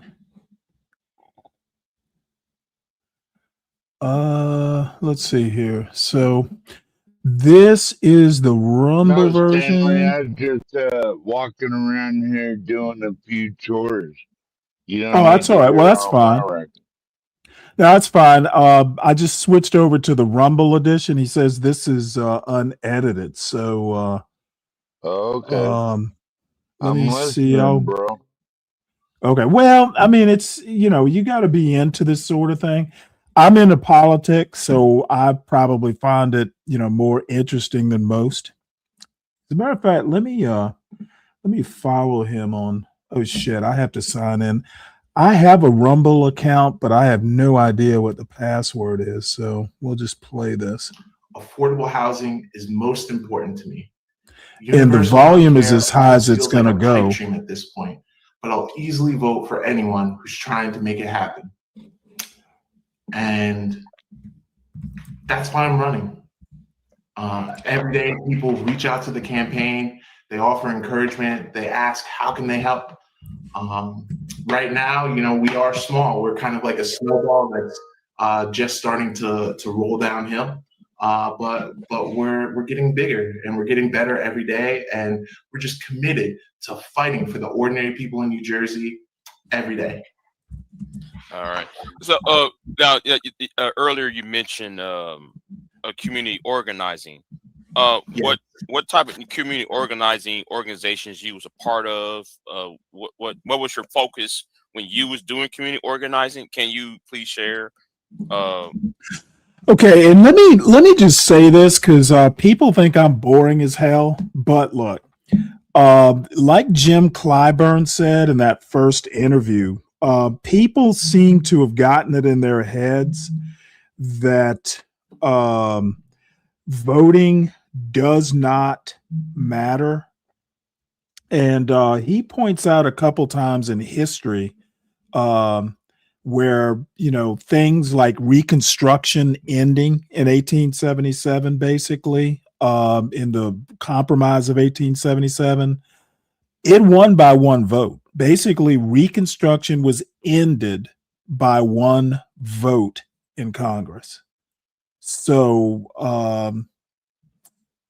voting can count. Georgia, another good instance where, in the South, black Democrats tend to have their vote diluted or otherwise screwed around with. But that one point in time in 2020 in Georgia, the black vote basically took the state for Biden and elected 2 Democratic senators. So there are times and places where the black vote actually is powerful, and every vote counts. So it's sad to hear that some people think that voting doesn't matter. What of your history in that field? Okay. So, I mean, I've worked with a lot of organizations, from helping food shelters across the state. Right now, actually, I am the communications director for an initiative in Newark, with a church out there that focuses on feeding people every day and providing clothes to those in need.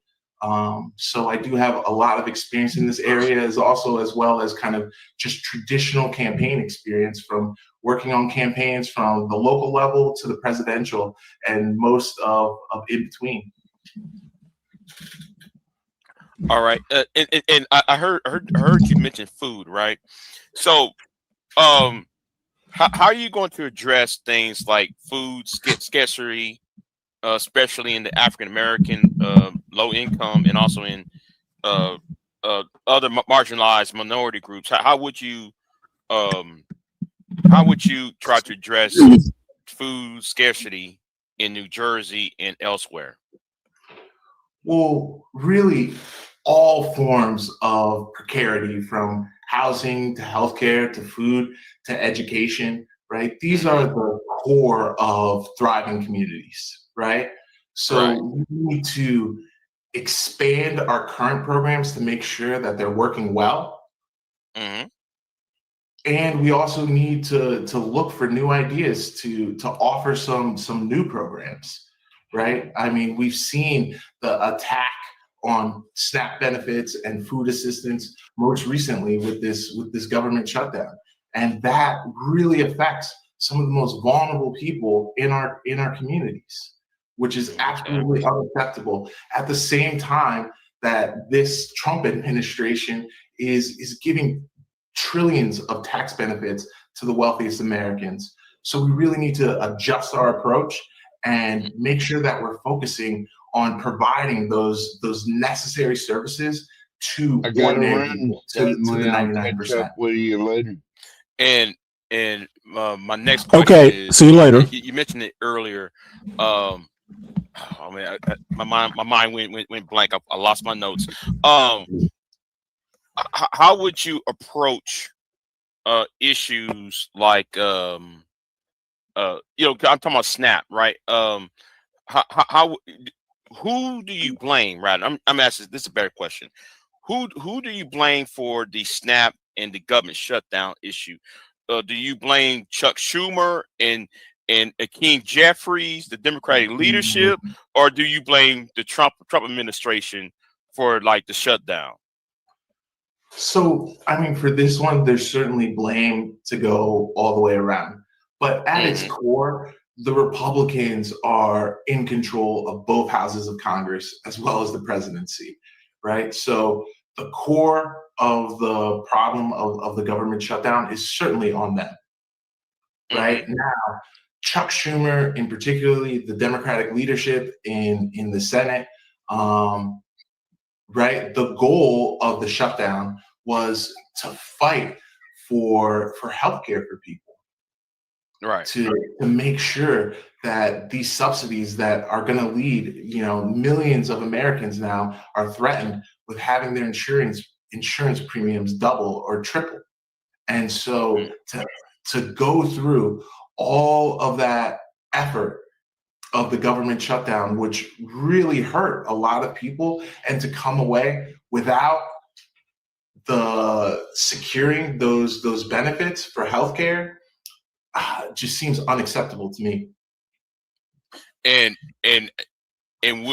should you be elected, would you? I know this has been going around the the rumor mill. Would you support Chuck Schumer in the next you know, the next time the Senate opens in next January. I mean, the January 2027.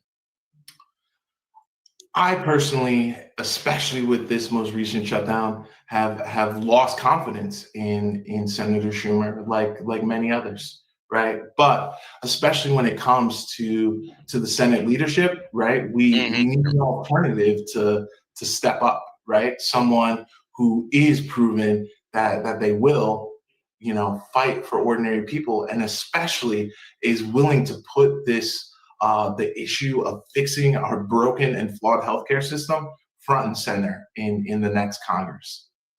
And speaking about the healthcare thing, would you try to expand Obamacare, or would you try to create another type of healthcare system that would eclipse or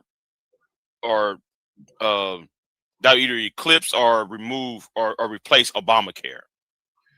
So personally, I support a universal single-payer healthcare system, and we've heard a lot of different alternatives out there, like Medicare for all. And really, to get from where we are to universal healthcare will require an overhaul of the entire healthcare system. We need to make sure that we have the medical professionals that we need. To cover everyone. We need to deal with the pharmaceutical companies, the cost of prescription drugs. We need to deal with the insurance companies and medical providers who are very good at taking advantage of our kind of opaque and broken system to squeeze profits out for themselves, while people are often denied the routine care that they need. So while we aim for universal healthcare, I think the next step is a robust public option, one that just offers one comprehensive plan, very similar to what the members of Congress have now, one that covers doctor's visits, to hospitalization, to prescription drugs, and dental and vision care. One plan. It seems like that's similar to what John Edwards ran in 2008. I think that was similar to what he was trying to do in 2008. The whole, you know, we should have the same healthcare as the members of Congress. I remember he used to say that in the campaign trail at the time. Yeah. And I mean, very similar, because I mean, right now I will when I, you know, am out there talking to the people of New Jersey, you know, just recently I was talking to this woman. She's in her 70s. She is a kind of one of the core members of her church, which is really focused on, you know, providing care and services for the people of Newark. And she's on Medicare, and she was telling us how she suffers with diabetes, and that her insurance is denying her to cover a continuous blood glucose monitor, something that would drastically improve her quality of life and allow her to better maintain and manage her condition, all for the reason that they say because she's not taking the medication that they would require to cover this. And unfortunately, this situation is not isolated. So many people are suffering that even when they have healthcare coverage, when they have Medicare, Medicaid, when they have access to kind of the ACA marketplace, that even once they have this coverage, they're just denied routine care for these silly reasons. So we really need to streamline the system to come up with this one comprehensive plan, just like you know, you mentioned John Edwards, and I'm advocating for something very similar. One comprehensive plan. Right. Because when you said that, right, that kind of reminded me of John Edwards, 2008 president. Then that's right about everybody should pay the, you know, people. You know, we should have all the same healthcare as the members of Congress. So I'm still keep on this healthcare part. now since the United Health, when this I forgot the guy, the Luigi guy who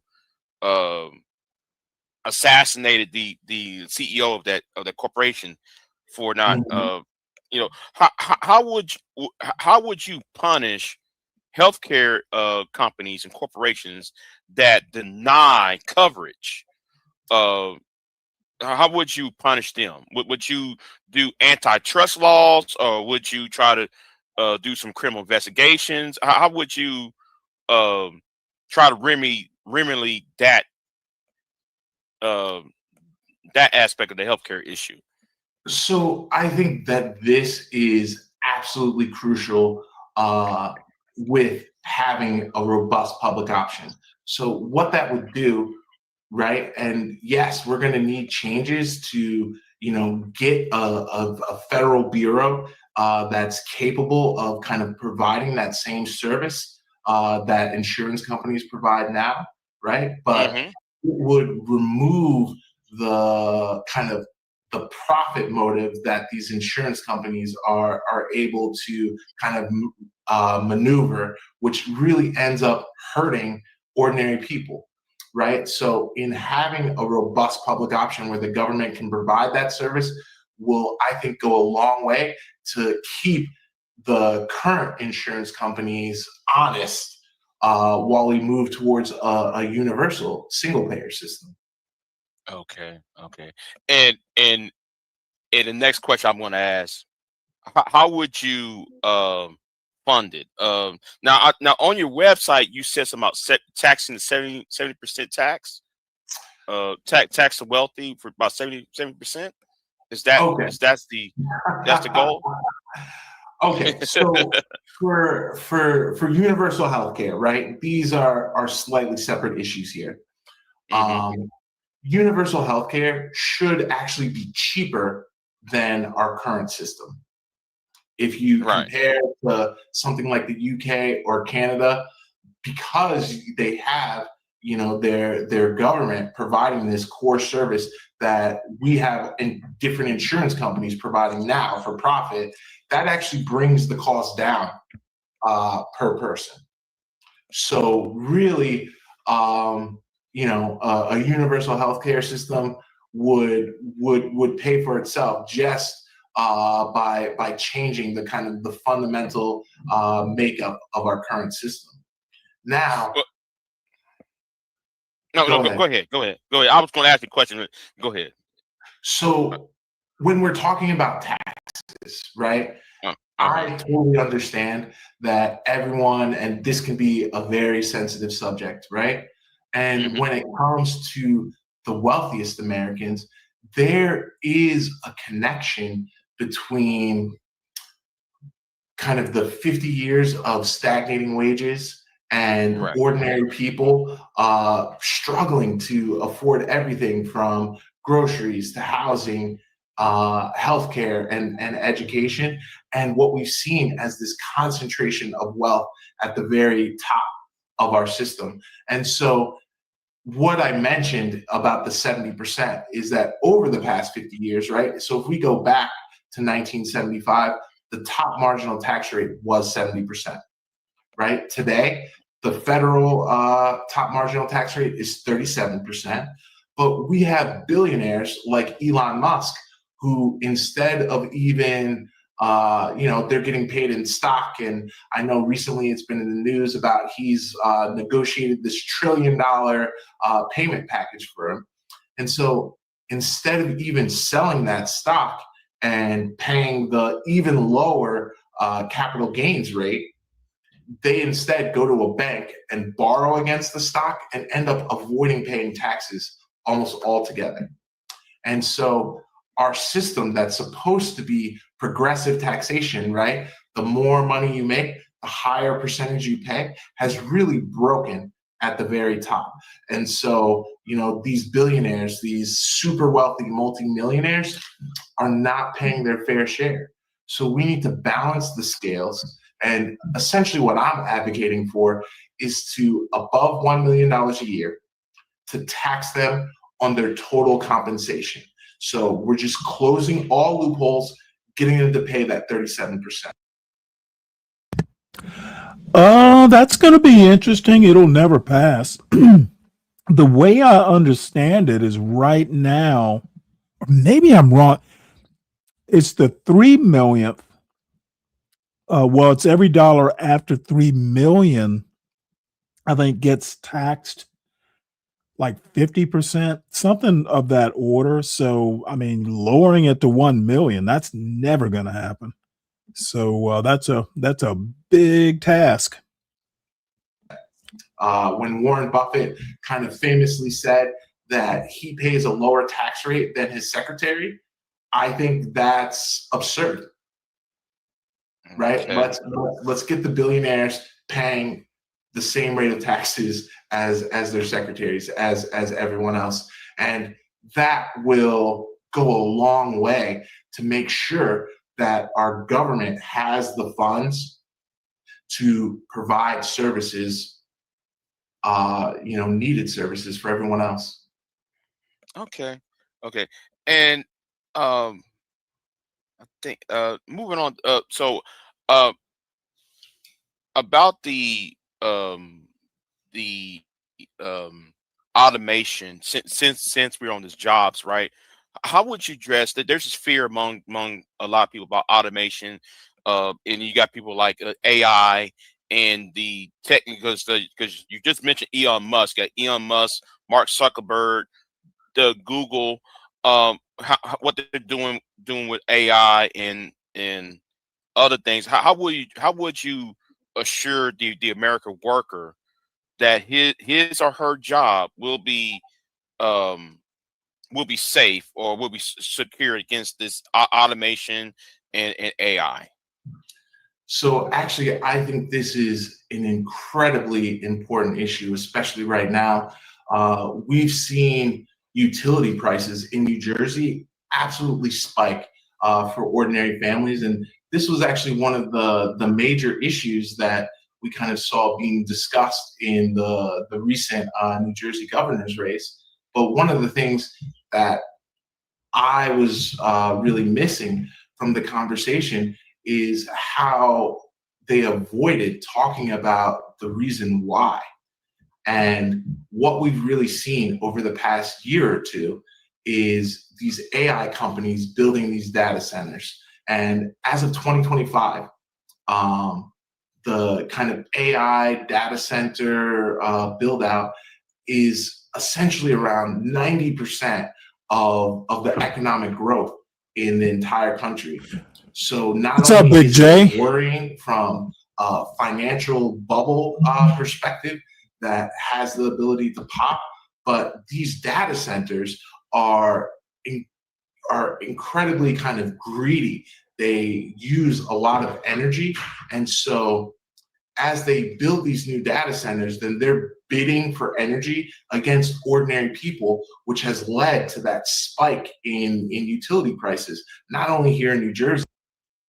By the way, they're also, depending on where they are, going to be competing for water resources. I don't recall. I had a New York Times story about, and you know what? I actually do remember. I didn't bother going into the story, unfortunately.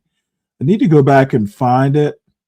It was a New York Times story about this data center or centers that they're building in Arizona, like out in the middle of the damn desert. Uh, it's like you're going to be competing for water resources in Arizona. There ought to be a law against that. But across the country. And so it makes absolutely no sense for ordinary people to be subsidizing this AI speculative build out. So that needs to be regulated. It makes no sense whatsoever. And then you mentioned What's up, Mella?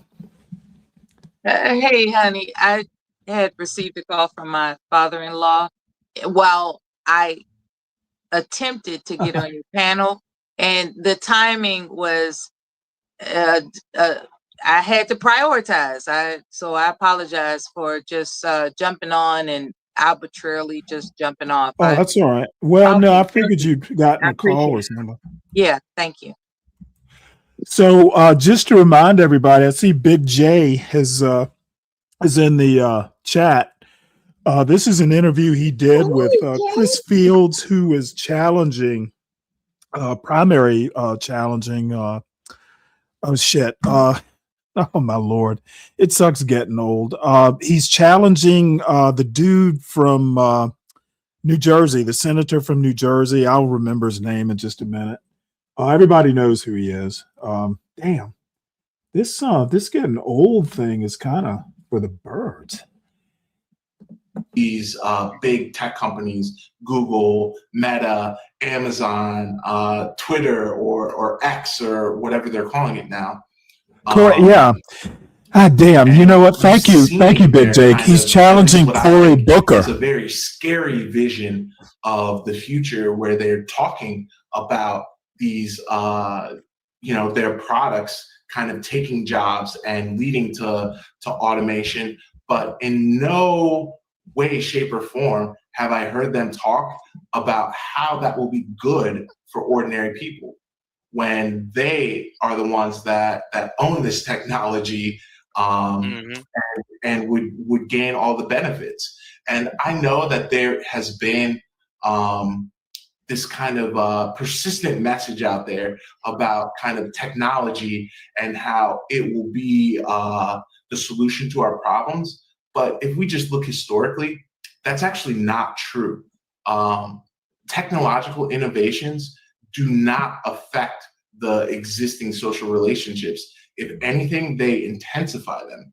We can go all the way back to the Industrial Revolution, where life expectancy actually dropped as people moved into cities, and it was really the efforts of organized labor of the masses of the people that had to fight for worker safety standards, for the 40-hour work week, for paid leave, and all the kind of worker protections that we value today.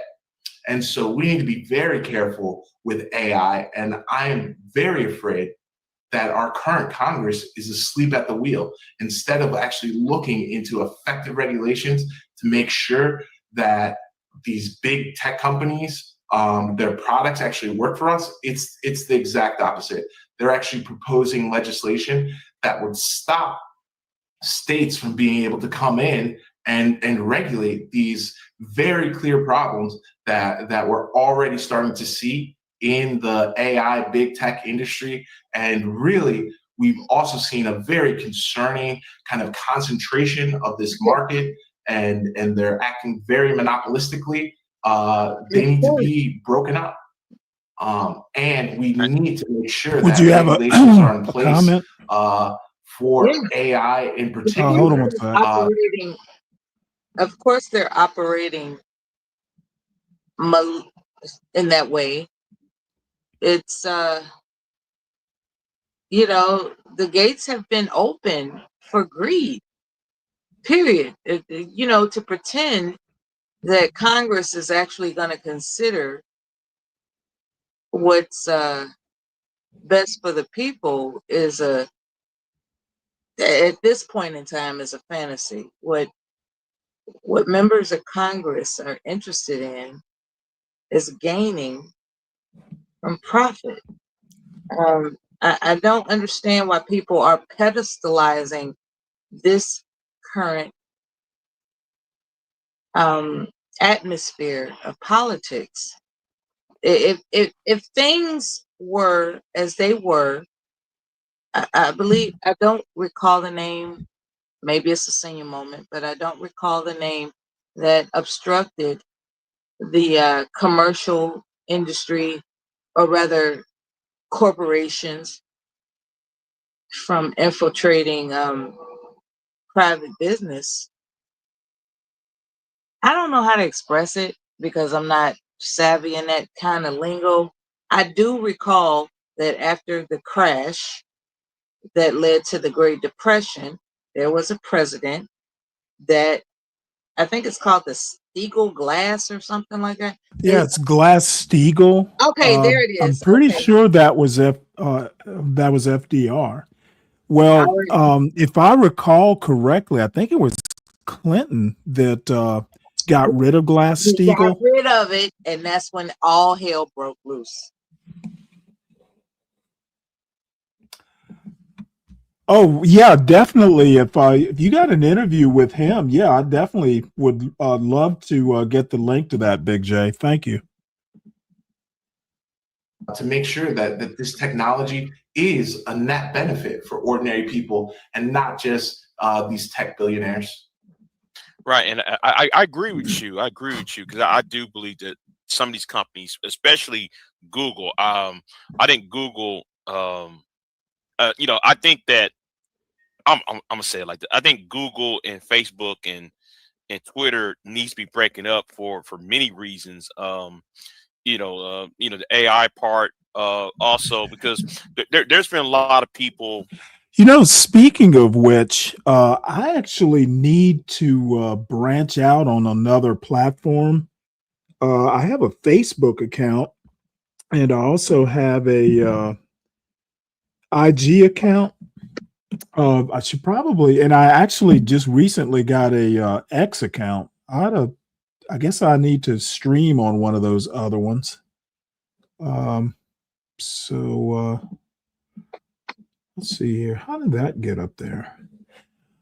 So okay, well, let's get back to this. If you on YouTube and you got people talking about AI slop, where AI is changing facts, or when I say changing facts, they're creating fabrications with information about history, and you got some content creators who does videos on history. They're complaining about AI slop and how they're misinforming people about certain events and everything. And I would like to see that to be addressed as well, because I think the internet should be a tool for good and not a tool just for um putting out putting out information disguised as being authentic. Because some people, they get their education from the internet, from some of these courses, and I think AI would in turn destroy any trust in within within within our education, how we learn about things and so forth. Oh, and here's a question I would like to ask though. What is your opinion on because Andrew Yang, who ran for president in 2020, I think it was 2020, I think, or 20. What is your opinion on UBI, Universal Basic Income? What's your opinion on that? So I think that it's certainly an interesting idea, right? But some of the problems that I see with universal basic income is that universality, instead of focusing our resources on the places that we need it most, right?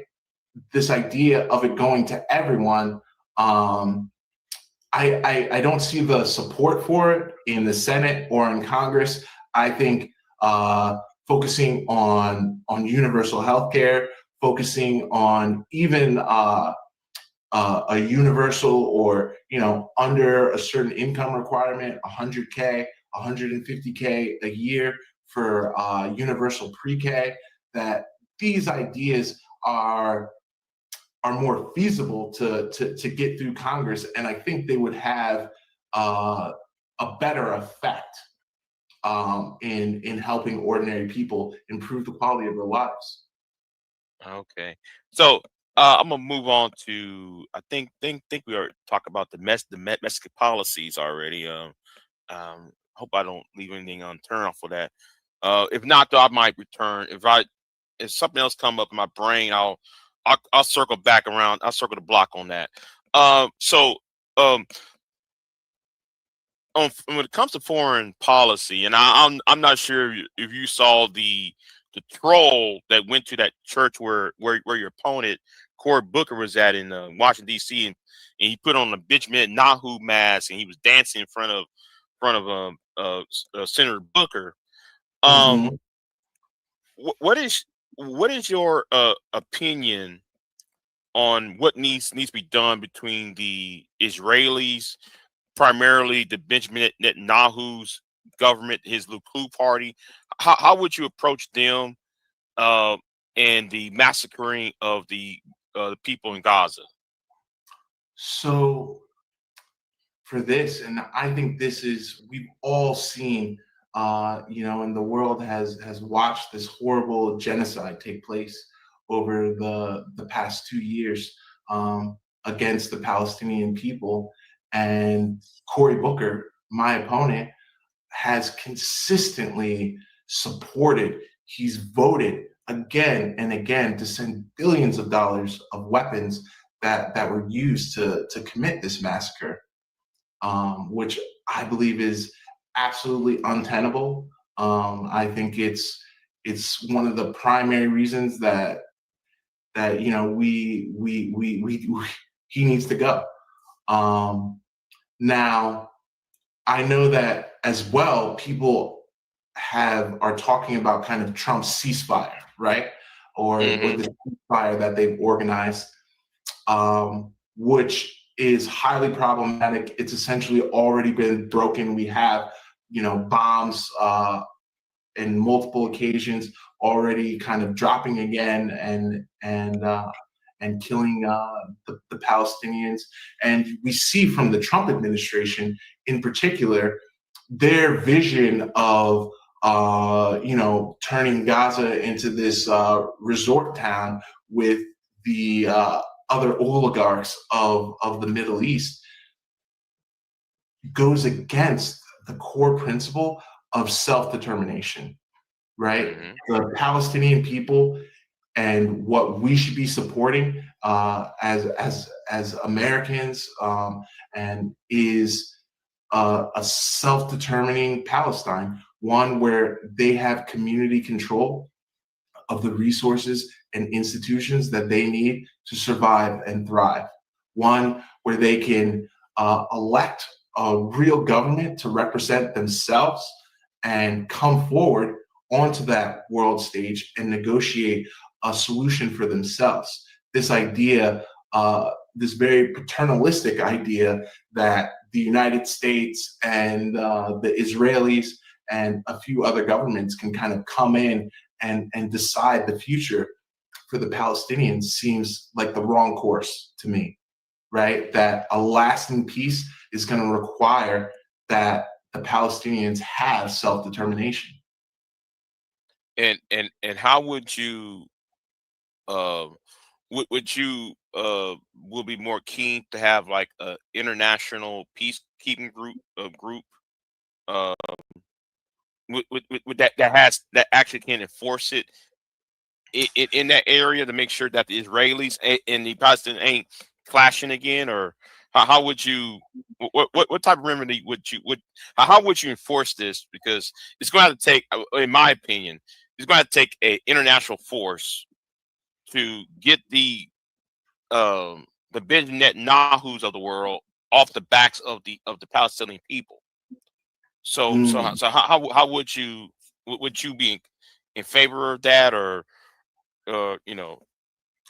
So what I think the first thing that needs to happen, right, and what I would do as the next senator from New Jersey is I would not vote to send even $1 to the apartheid Israeli government, right? Their atrocities that they're committing is being done with the support of the United States to the tune of billions of dollars. So removing that support, right, will drastically reduce their ability to engage in these kind of consistent acts of aggression against the Palestinians. Now, in terms of an international peacekeeping force, I mean, I was reading this article, I think it was in the Atlantic just recently, and they were talking about kind of how to send in, and that they needed to send in private military contractors, right? And set up a force like this. But if we just look historically, these groups, right? This once again is another kind of paternalistic solution, right? I think what we really need to focus on, what the world should come together to do, is to help the Palestinians have self-determination, right? We need to kind of lift that embargo that the Israelis have over, the Palestinian settlements, that, stop them from being able to just do the basic functions of life, right? Destroying their schools, their hospitals, their ability to to fish or to farm or to feed themselves. Like, these are the areas that we need to support the Palestinians in, and also really to help them to be able to form a real government, right? One that the international kind of world will recognize as well, right? But one that actually represents the Palestinian people. Right, because I think though, because I just learned this about last year or so, saying that the Palestinian government, that the ones that about not Hamas, what's the PLO, right? The one who's on the West Bank, right? How that government could not send or receive money because it funnels through the Israeli government or Israeli banking. And I think part of it there needs to be I think the Palestinians need to have their own bank without the need for Israel or any other international actor to have their hands up in it. Because I think that's also what's hindering the problem, why they couldn't feed themselves. Well, you can't have the money to buy food or services from the outside world. I think that also needs to be addressed as well. And moving from one international issue, what is your thoughts on the Ukrainian Russia conflict? The Europeans have their own peace plan. The Trump administration have their own peace plan. Have you ever looked at both those proposals? And if so, can you tell me what is your insight on those two? So the situation in Ukraine, at its core, Vladimir Putin has engaged in an illegal war of aggression against Ukraine, and that is a real threat, right? So I understand why the Europeans are so concerned, and the world is watching the situation, and we've seen millions of people displaced, tens of thousands of people killed.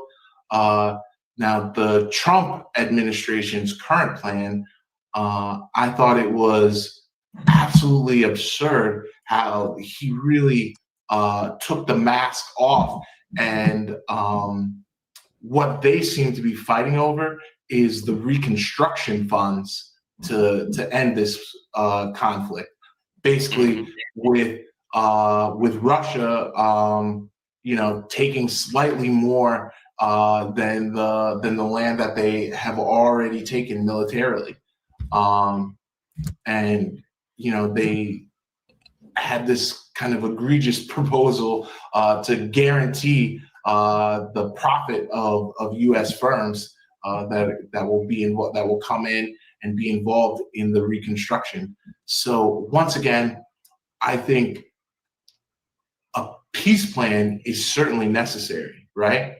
But the peace plan needs to take into account the ordinary people of Ukraine, to put them first, not the interests not the economic interests of Western Europe and the United States. Right, right. And would you back the idea of Ukraine joining NATO, or would you? Because that also has been floating around. One interesting point, if I recall, one of Russia's demands is that Ukraine modify its constitution to preclude ever joining NATO, which there is no way Ukraine should ever, any independent country should ever expect, modifying a constitution is part of a peace deal. Go ahead. I mean, it seems like this particular point, right? NATO in particular was a military alliance that was formed to kind of protect the West from the Soviet Union, right? Right. So the Soviet Union is gone. And this has been one of the areas I'm really not sure how much should be believed of what Putin says, right?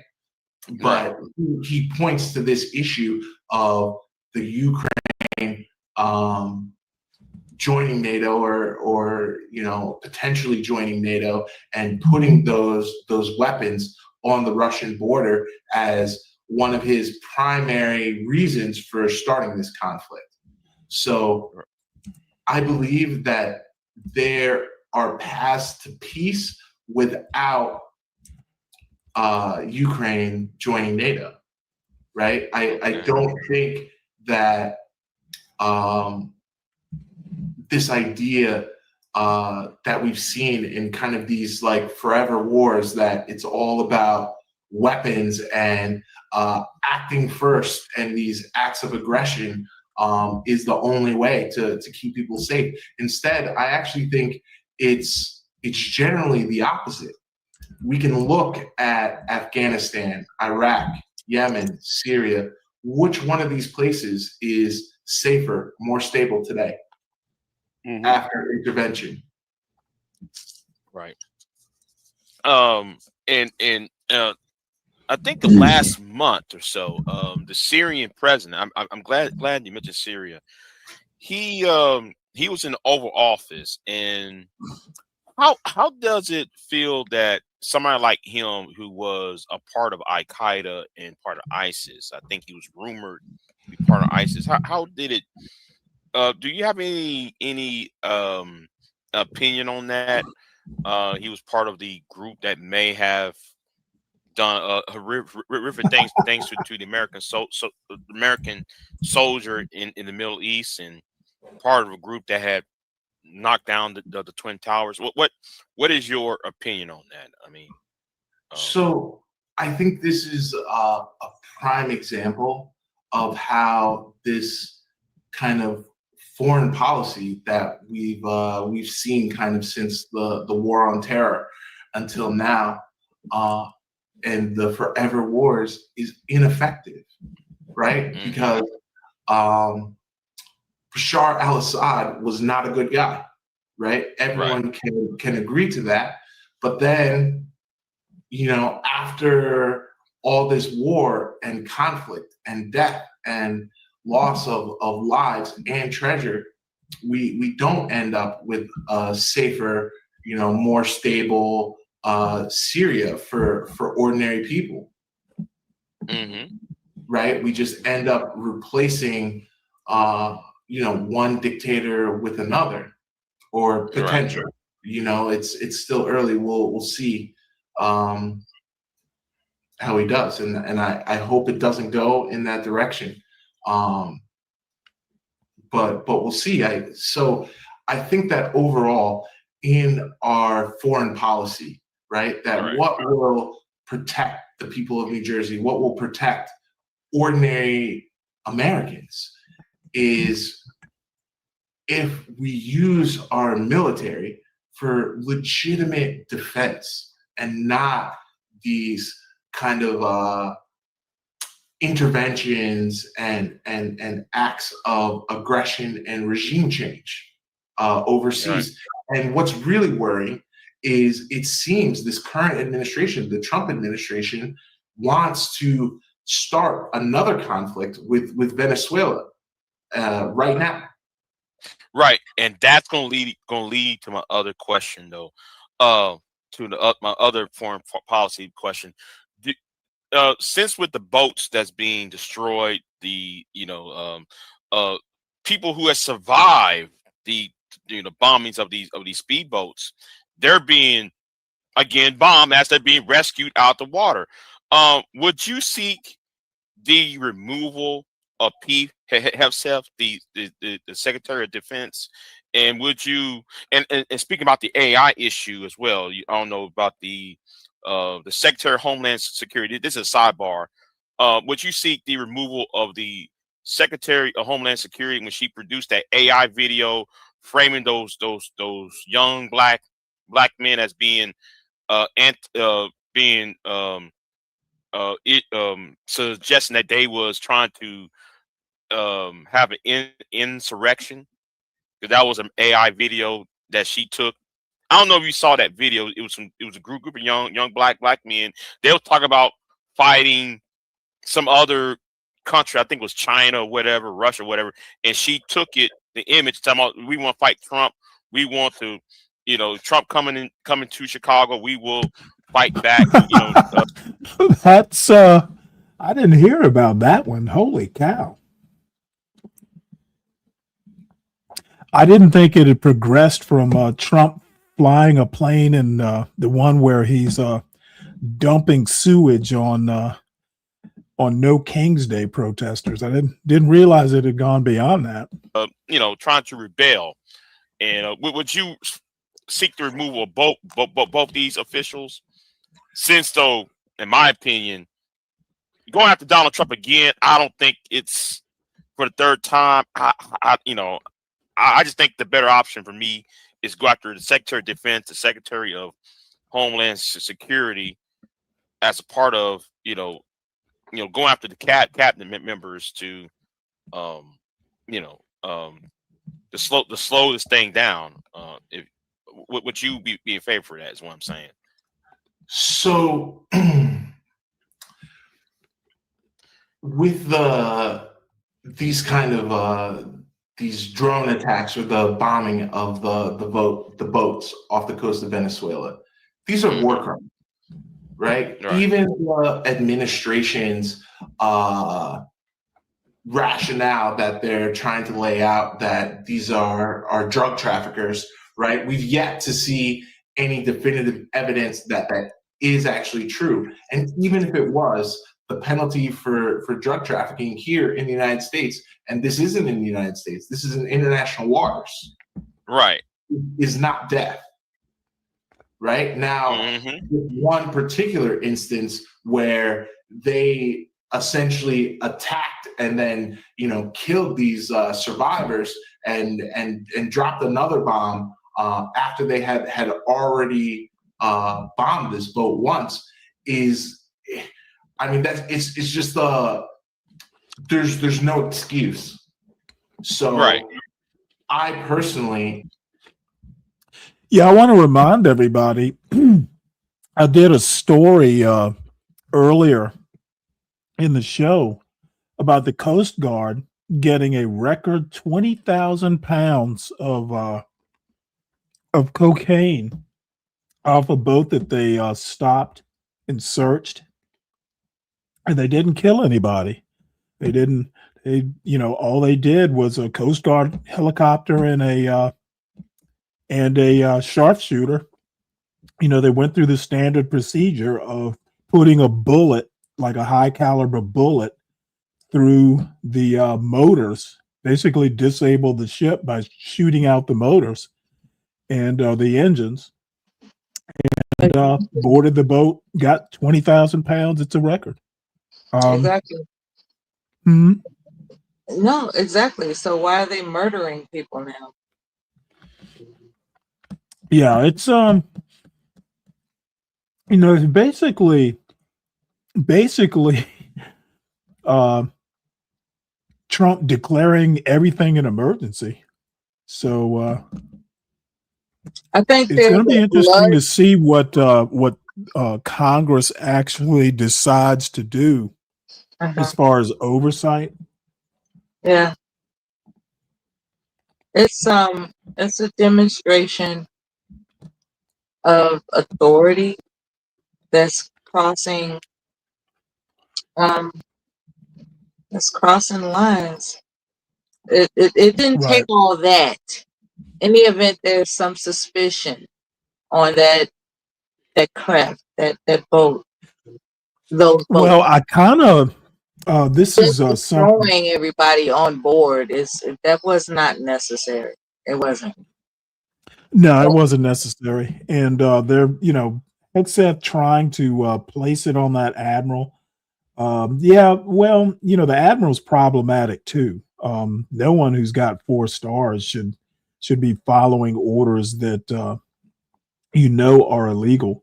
It's an And unlawful order, and for some strange well, reason, there's a gray area that they're trying to create, exactly.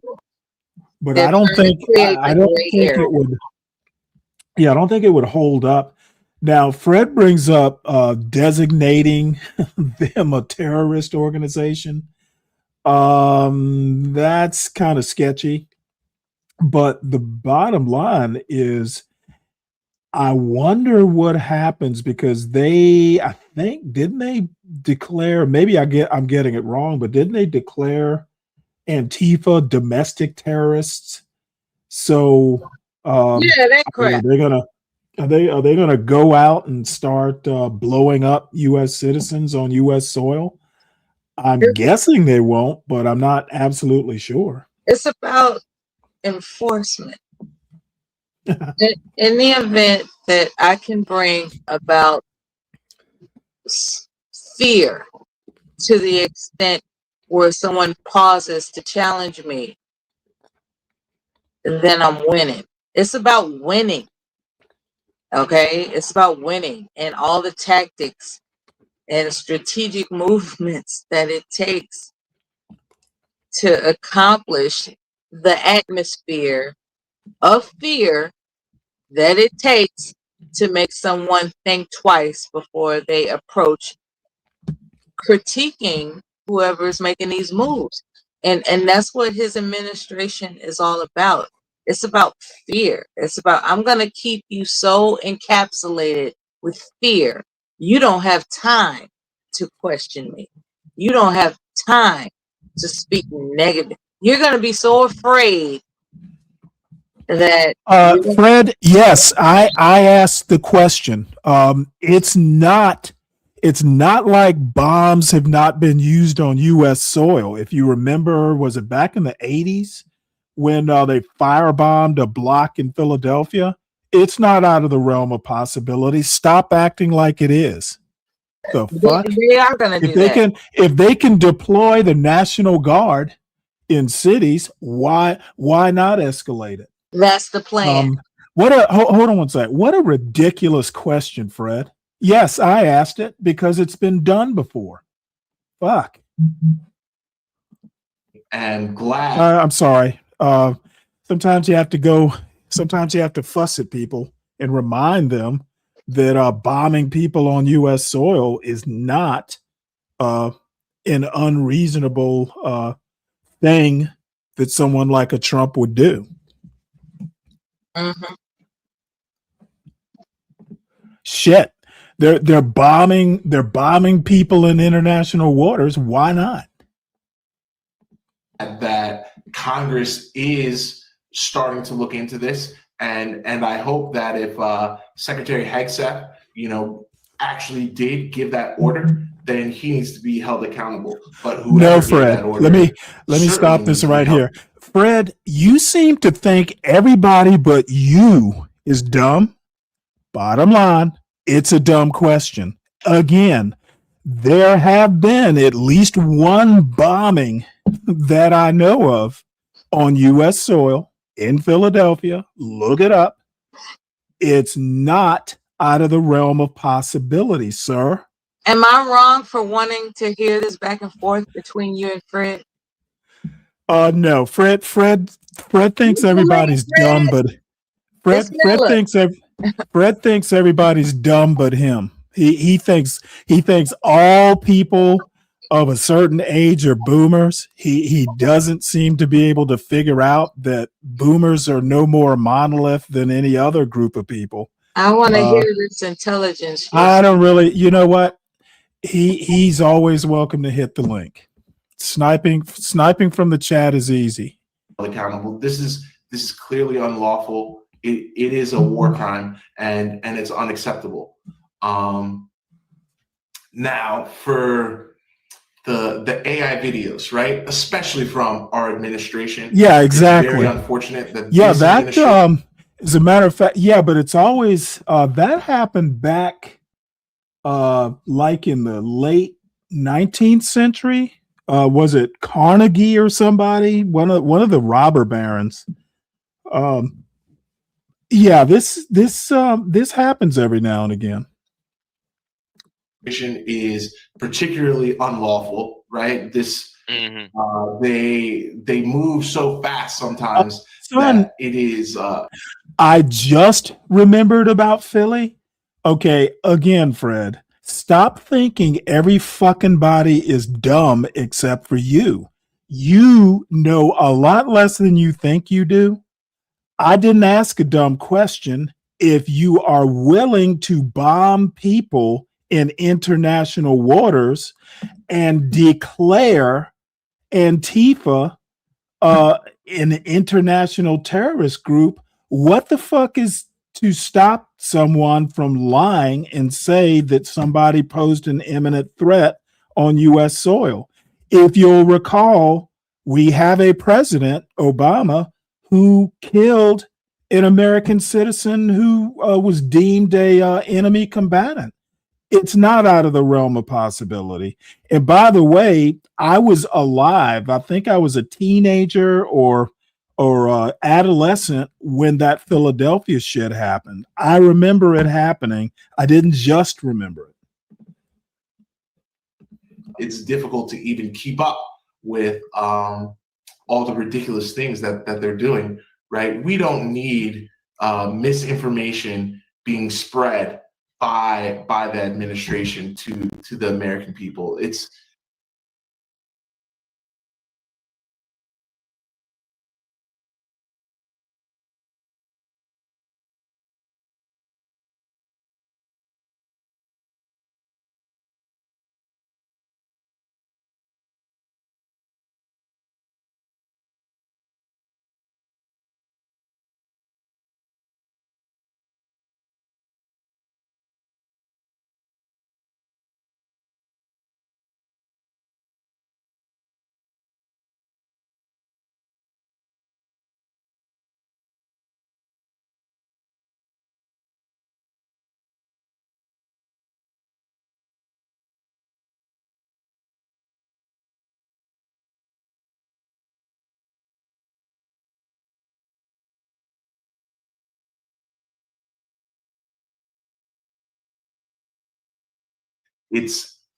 absurd, right?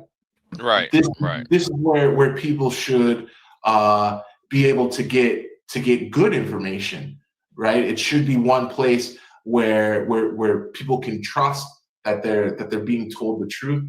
And as for Trump in particular, and by the way, and Brian, going after him. So salute. You like the title of the show? I thought it was actually funny. It made me laugh when I think it was Sin Seven Sin quoting some comedian. It was a pretty funny line. When the Supreme Court kind of came down on his side, basically giving him a wide immunity for his actions while in office, that just leaves the process of impeachment as the only way to hold him accountable. Would you try Amendment 25, Section 3, or just Section 4 of Amendment 25 to the Constitution? If try to since there's rumors, I'm using this in quotation marks, right?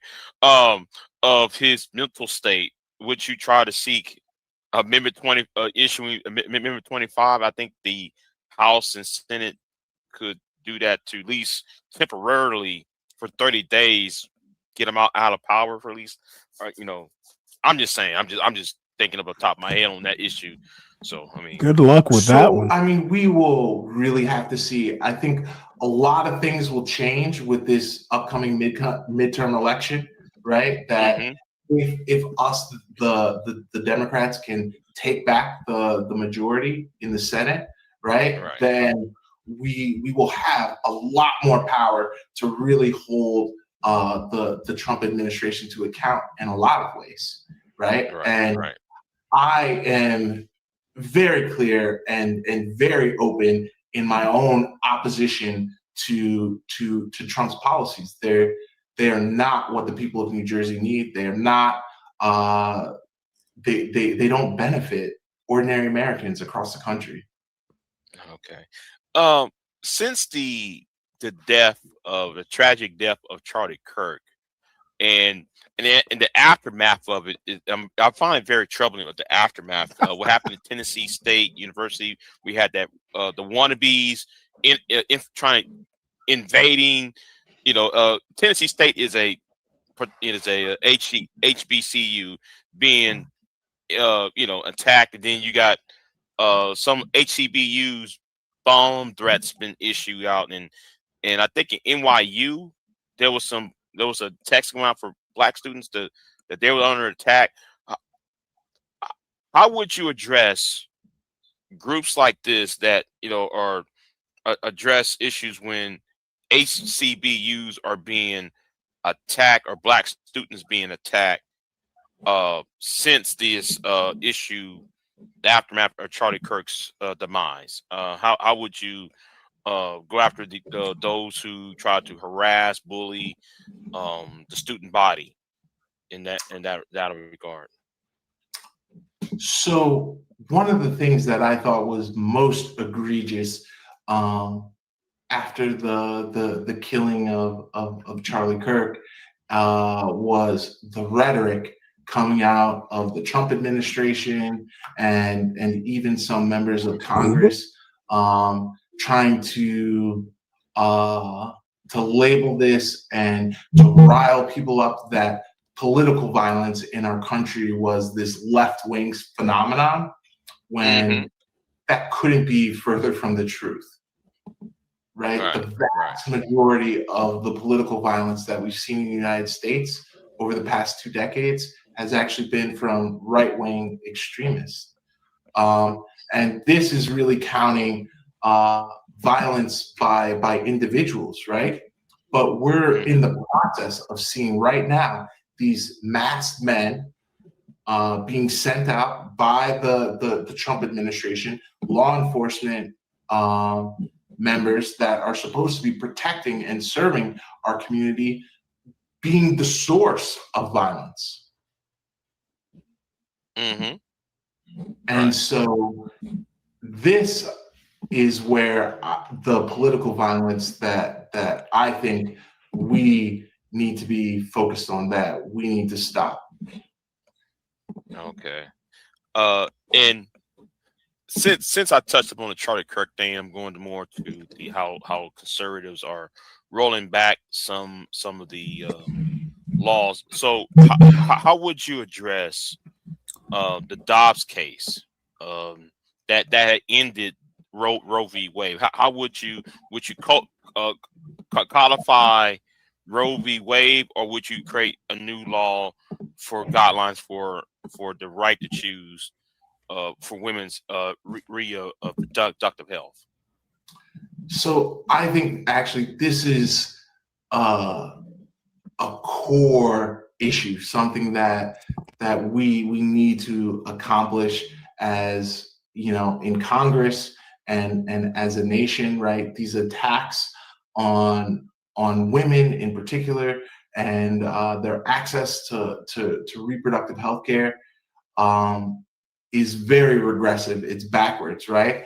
And what we've seen with the Supreme Court and this current court is they're peeling away kind of these protections, right? And not only this, right? They're also chipping away at the Voting Rights Act, at the Civil Rights Act, at affirmative action measures.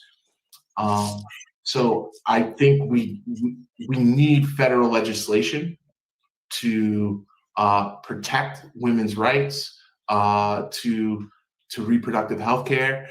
And me personally, right, when I say I'm pro-choice, I believe that women need access to reproductive health care on demand without apology. And not only that, right, they need access to dental care, to vision care, and healthcare more broadly. This is why we need universal healthcare. And at the same time, right, everyone else needs access to healthcare.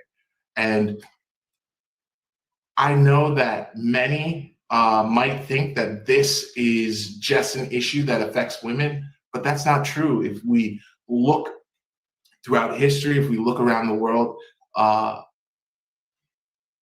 administrations or governments that impose these types of restrictions against women and their bodily autonomy, they typically impose other regressive and restrictions against ethnic and religious minorities, members of the LGBTQ plus community. So when we allow these types of rights to be attacked, to be chipped away at, it hurts everyone. Okay. More about women's rights and such. So I don't know if you are aware of the red pill manosphere communities. You know, these podcasters, right? And the harassment, the doxing of certain female figures in society by these red pill groups. How would you address social media companies that engenders or encourage or push out these um, hate group? I consider the red pill community as a hate group, in my opinion. How would you address them, knowing that what you know, the content that they push out goes against the terms of service and the community guidelines of some of these social media companies? How would you address these social media companies that pushes out the Andrew Tates, and so forth out in the world? So I think that this. Wow, I have a feeling that Big J would declare the Black Manosphere a terrorist group. What's up, Deacon Dave? And Deacon Dave, you'd be a terrorist sympathizer. This is one of the reasons, one of many, that these kind of big social media tech monopolies, we really need some better regulation, right? Because we've seen that algorithmically, their goal is to just get engagement, so that way they can sell more ads, right? And all too often they do that through misinformation, through pushing these harmful narratives, like you're discussing with the red pill movement, which is very harmful. This hurts people. We've seen kind of the rash of cyberbullying, the negative effect that it has on teens, to adults. And so to allow companies to essentially profit and make billions of dollars when these negative consequences are so well documented and so obvious, we need to step in. We need legislation to change this and to hold them accountable. You mentioned kind of the terms of service. One of the reasons that these companies can get away with profiting off of voices like Andrew Tate is because that they have a monopoly. right? And so breaking them up, letting them know that the regulators are paying attention, and that if they continue to engage in these types of actions, then there's real alternatives and real measures will be taken. I Well, think there will you go have a it. long way, right? Because we don't want our internet or our social media to just be this source for misinformation and spreading and propagating harmful narratives so that these tech billionaires can profit. Okay. So you and I are African Americans. So there's been an issue about for the last 10 years, 10, 15, 20 years or more about reparations, right? What is your opinion about reparations? And if so, how would you do it? Because I remember the governor of Maryland, Wes Moore, vetoed a bill about reparations. I think he did it out of because he said we did this before, so he's seeking another avenue. And I think he's been unjustly attacked by within the African American community about that because he already said it has been passed. So, well, anyway, how would you address the issue of reparations and other issues for even for the land grants for the Hispanic community as well? How would you address these issues about racial justice? How would you go about it? So first, I guess let me speak on reparations, right? We've seen, and what I find worrying is that there are some grifters out there on this issue, right? Reparations has always been a broad movement of solidarity, and the core of reparations means to repair the harm done from the Ma'afa, slavery, to mass incarceration, and on the continent, from colonization to neo-colonization, from the islands of the Caribbean to the jungles of Latin America.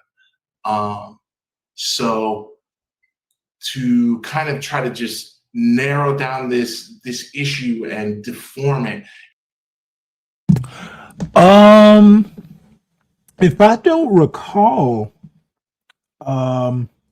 a lot of like DSA type progressives, and I don't know whether he's one or not. I don't know. Big J, if you're still in the audience, I'd be curious to know if this guy's a member of the DSA or not.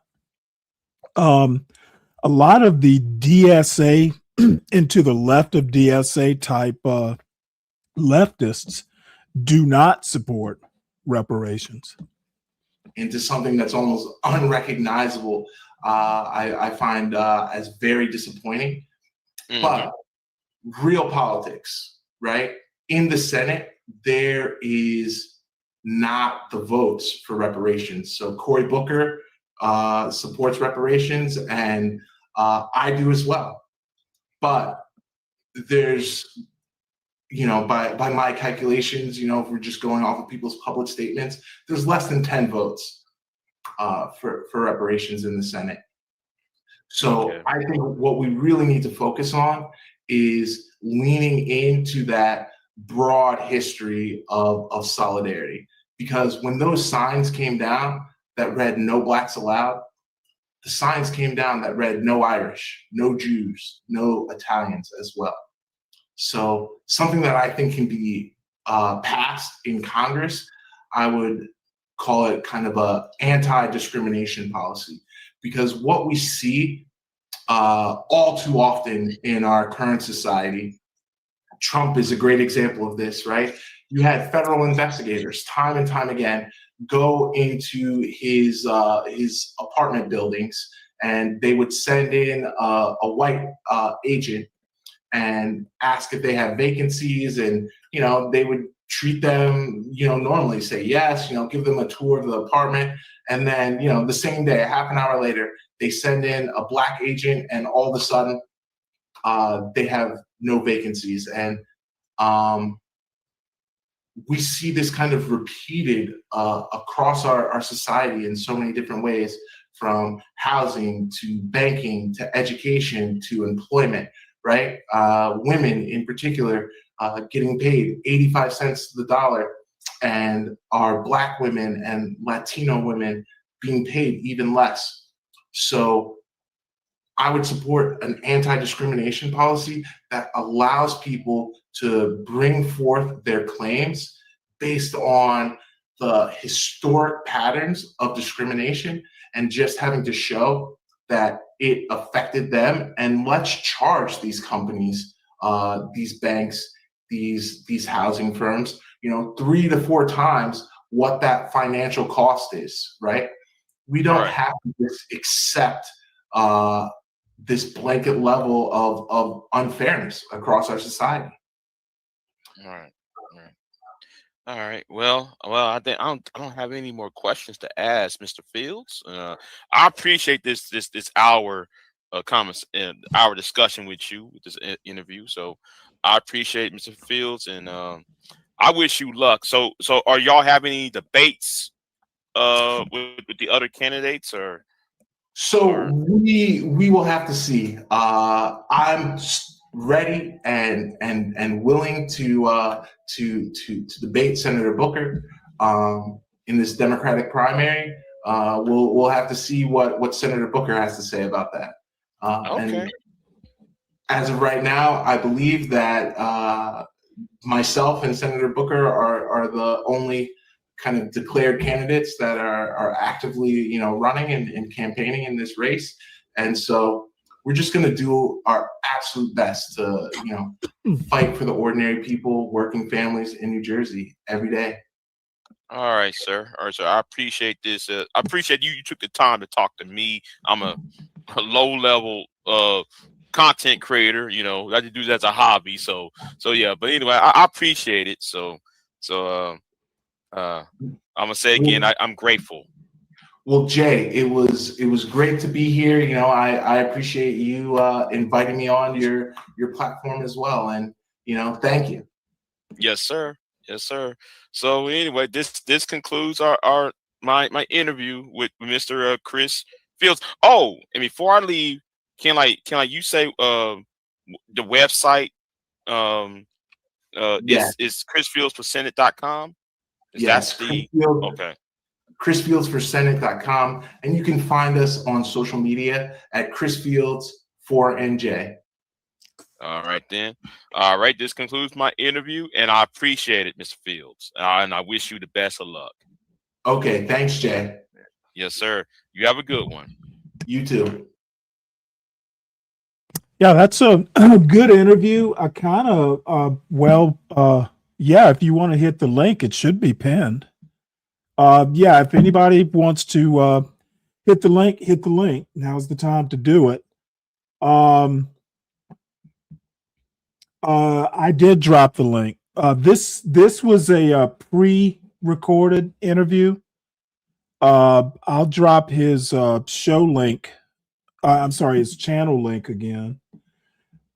He basically was having trouble with the YouTube interview. For some reason, it was kind of screwed up on YouTube. So he did an unedited version back on Rumble. So I will drop the Rumble link. This is the unedited.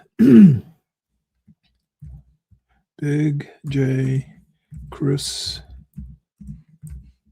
Fields interview. And while I'm thinking about it, everybody, please make sure you hit the like button. Also, if you are new to the channel, make sure you subscribe. Check it out. Recommend it.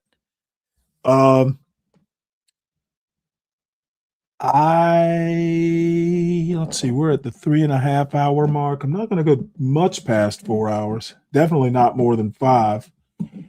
And it is now official. Jasmine Crockett is running for the U.S. Senate in Texas. Allred will be seeking a House seat instead. He was originally going to run against, they're all running for Cornyn's Senate seat. He's the current incumbent. Now, Portia tells me that the Republicans in Texas are salivating. It's like their dream came true that that she's going to run for Senate. And it says here, hours before the March 3rd, 6 p.m. Central Time deadline, U.S. Representative Jasmine Crockett filed paperwork to run for the U.S. Senate in Texas, scheduling a 4:30 p.m. announcement. I'm assuming that's Central Time, so we still have half an hour. So I'll stay tuned for that. Says mid-decade redistricting moved Crockett out of District 30. And the U.S. Supreme Court ruled last week that Texas may use the new 2026 congressional map. In October, University of Houston, Texas Southern University survey showed Jasmine Crockett leading Democrats with 31% support, while her national profile and fundraising viral confrontations boost her campaign. I actually think the opposite, to be honest. With Crockett running statewide, Colin Allred ended his Senate bid Monday to run for the newly drawn District 33, while others prepare for the open District 30 seat. The Texas primary is set for March 3rd, 2026, with a December 8th filing deadline and a projected race cost of at least $750 million, potentially making her the first person of color from Texas in the Senate. Well, I personally think that her reputation will precede her. Like I said, Portia, who everybody knows is kind of a little bit of a bigwig in Texas Republican circles. She literally said, I talked to her texted her a few hours ago, and she basically said, yum, yum, let's eat. So we shall see. Here's the deal. When she ran for some leadership position in the House and got zero support, that just told me that, she may be popular with her base and she may be popular with the people, but she does not have a whole lot of leadership support. And, what works, for the fireworks and theatrics in the House will not fly in the Senate. It's a slightly different animal. And if it had been me advising her, I would have said, look, what you need to do is basically do some PR work or whatever, you'd call it, and try on the mantle of gravitas before you attempt to run for the august body of the Senate. It just, the neck popping, the gum popping will not work in the Senate. It's just not that kind of place. So people may disagree with me, but that's kind of my take on it. And here's another picture, NBC News. Jasmine Crockett launches Texas Senate run, shaking up the Democratic primary. So I will look out if there is a 4:30. I assume that's Central Time press conference. I'll see if I can't find it. See if I can't if we can't tune into it. This is Chris Cillizza. He has a take. Jasmine Crockett's surprise move could reshape 2026. Here's how. I am interested in his take on it. He's a veteran political reporter. What's up, Dave? None. Hey, Big J, this is the third channel I seen your comment on the screen. You must have got me blocked. I see how it is. Wait, hold it. Say what? Big J, if he's still in the chat, this is the third channel I seen his comment on the screen. Didn't see it in the chat. Now I'm gonna confirm that he has me blocked. Why would he have you blocked? Over that I've panel seen we you had on the other his day. channel. I've seen you on his channel before. Yeah, he don't see my comments no more. He blocked me. Well, are your comments really worth him seeing? Maybe not. Not every This single one. comment here, if Texas votes her in, they're dumb AF. I mean, That means ass fuck. Is That that means ass fuck. really You know what that means. yeah, well, it was a pre-record. It wasn't a live. It was premiered. It wasn't live. Oh, okay. Like Yeah, a Big J panel. does good It wasn't a work. live stream. He has reach. How come you don't reach out to none of the people that in your district to talk to, interview? Go after a big name, Stanley. Get some draw in here.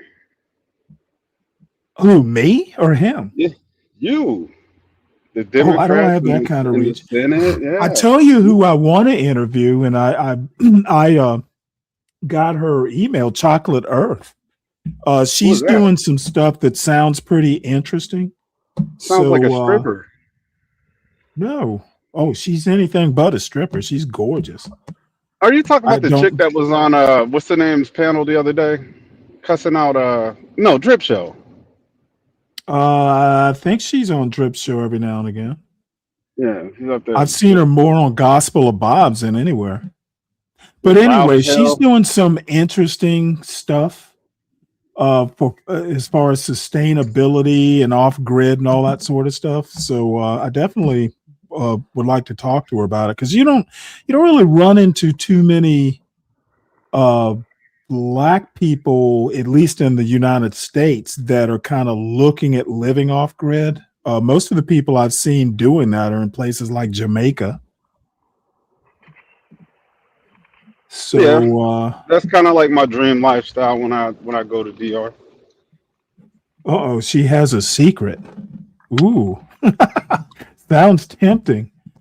I don't suppose I can get you to come up on the panel and spill the beans. Yes, and this sounds interesting. Make it interesting. Yeah, from what I've heard, I know Nightish has a crush on her. Maybe that's the secret. Maybe she and Nightish are getting married. Is that why Nidus does the playground thing where you hit the girl or you grab her hair and then you run and let her get close and you run a little faster? Yeah. I think Nightish has a lot of secret girlfriends.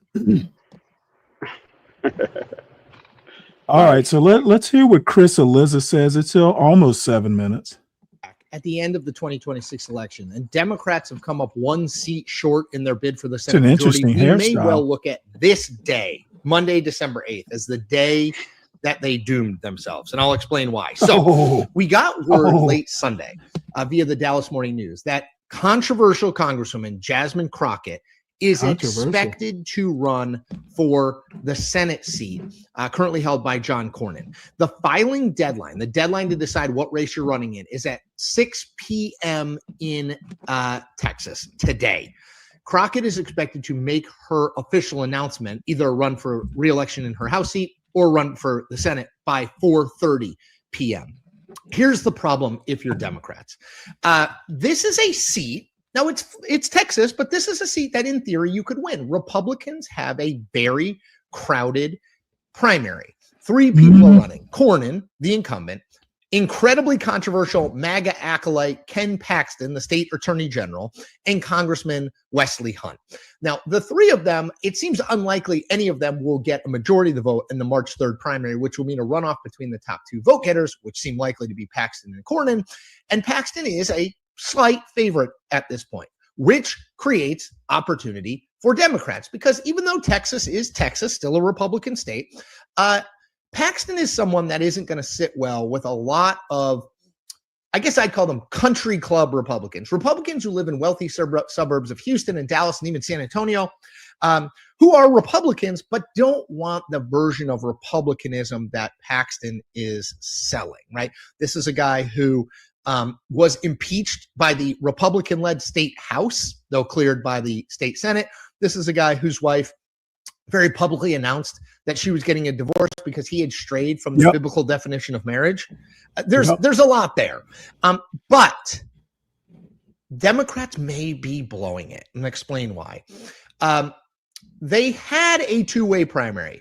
State Rep James Tallarico, very popular among national Democrats, kind of a guy who's on the more liberal end, but is religious and is seen as kind of a young rising star within the party, who polling suggested could run competitively statewide, was in the race, as was Colin Allred, who had run against Ted Cruz and lost in 2024 and was a former member of Congress.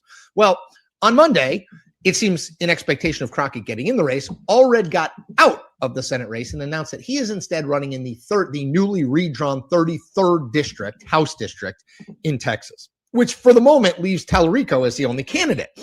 It seems to me Crockett, based on the Dallas Morning News and other credible reporting, Crockett is going to run. She appears to be set to run for the Senate. Why is that a problem for Democrats?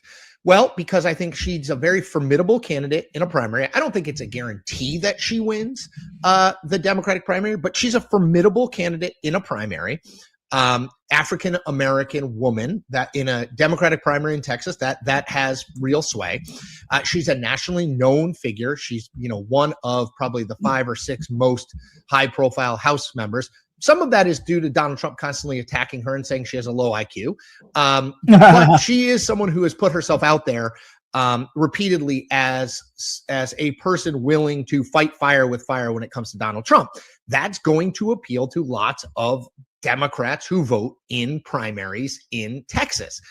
The problem is that I am not sure Jasmine Crockett has any path to 50% of the vote in a general election, even against Ken Paxton. You could convince me that Tallarico, who presents a little bit differently, much less confrontational than Crockett, in theory could appeal to some of those country club Republicans who didn't want to vote for Ken Paxton. I don't see how she, Jasmine Crockett, convinces those people to be for her.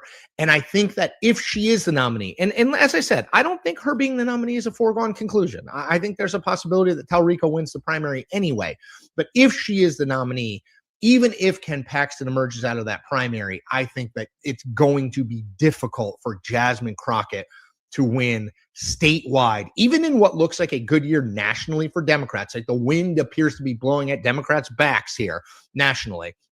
I don't know that she can win a general election statewide in Texas. I'm not sure Texas is ready for a Congress, for a senator as liberal and as outspokenly liberal and as outspokenly anti-Trump as Jasmine Crockett is. And I do think the problem is, I think national Democrats know that. I think they've wanted Tallarico from the start. I think Allred was their choice at the beginning, but the energy behind Tallarico, they would gladly take him. He's raised a ton of money, which you need in Texas, but they don't really have that much power over Jasmine Crockett. I'm not sure national Democrats can get Jasmine Crockett to not run in a race because they don't think she has a chance of winning the general election, right? We'll see. It'll be a test. I mean, if Jasmine Crockett winds up as a Democratic nominee, I will tell you that political wisdom would suggest she's not going to win a general election. Stranger things have happened, like 2 terms of Donald Trump. So it's not impossible, but I would say we could well look back as if Democrats make a run at the Senate majority and they have the people in place in theory to start doing that. Hey, we may look is back that a quarter zip? Assuming Jasmine Crockett announces that she is running in the Senate race, look back on this day and say, this is the day where that opportunity in Texas got a little less appealing. And if Crockett is the nominee, I don't know that national Democrats spend any money in Texas. Whereas I think if Tallarico is a nominee against, say, Paxton, then I think they would spend money. So this could be a tough day for Senate Democrats' chances of retaking that majority. And, I do think Jasmine Crockett's going to run. I think she is probably a slightly better than even odds chance at being the Democratic nominee, and I think she has a under 10% chance of winning the general election, and that's not what you want to hear if you're a Democrat. Okay, that's it for me. As always, I ask you to do one thing: subscribe, and you will get this sort of free content every day of the week. And you also help me grow as an independent news creator. Win-win. All right, take care. Leon Phelps. I think you should put any a poll. thoughts on that? I agree with his analysis. I don't know if Big J is still out there. I think he might differ a bit.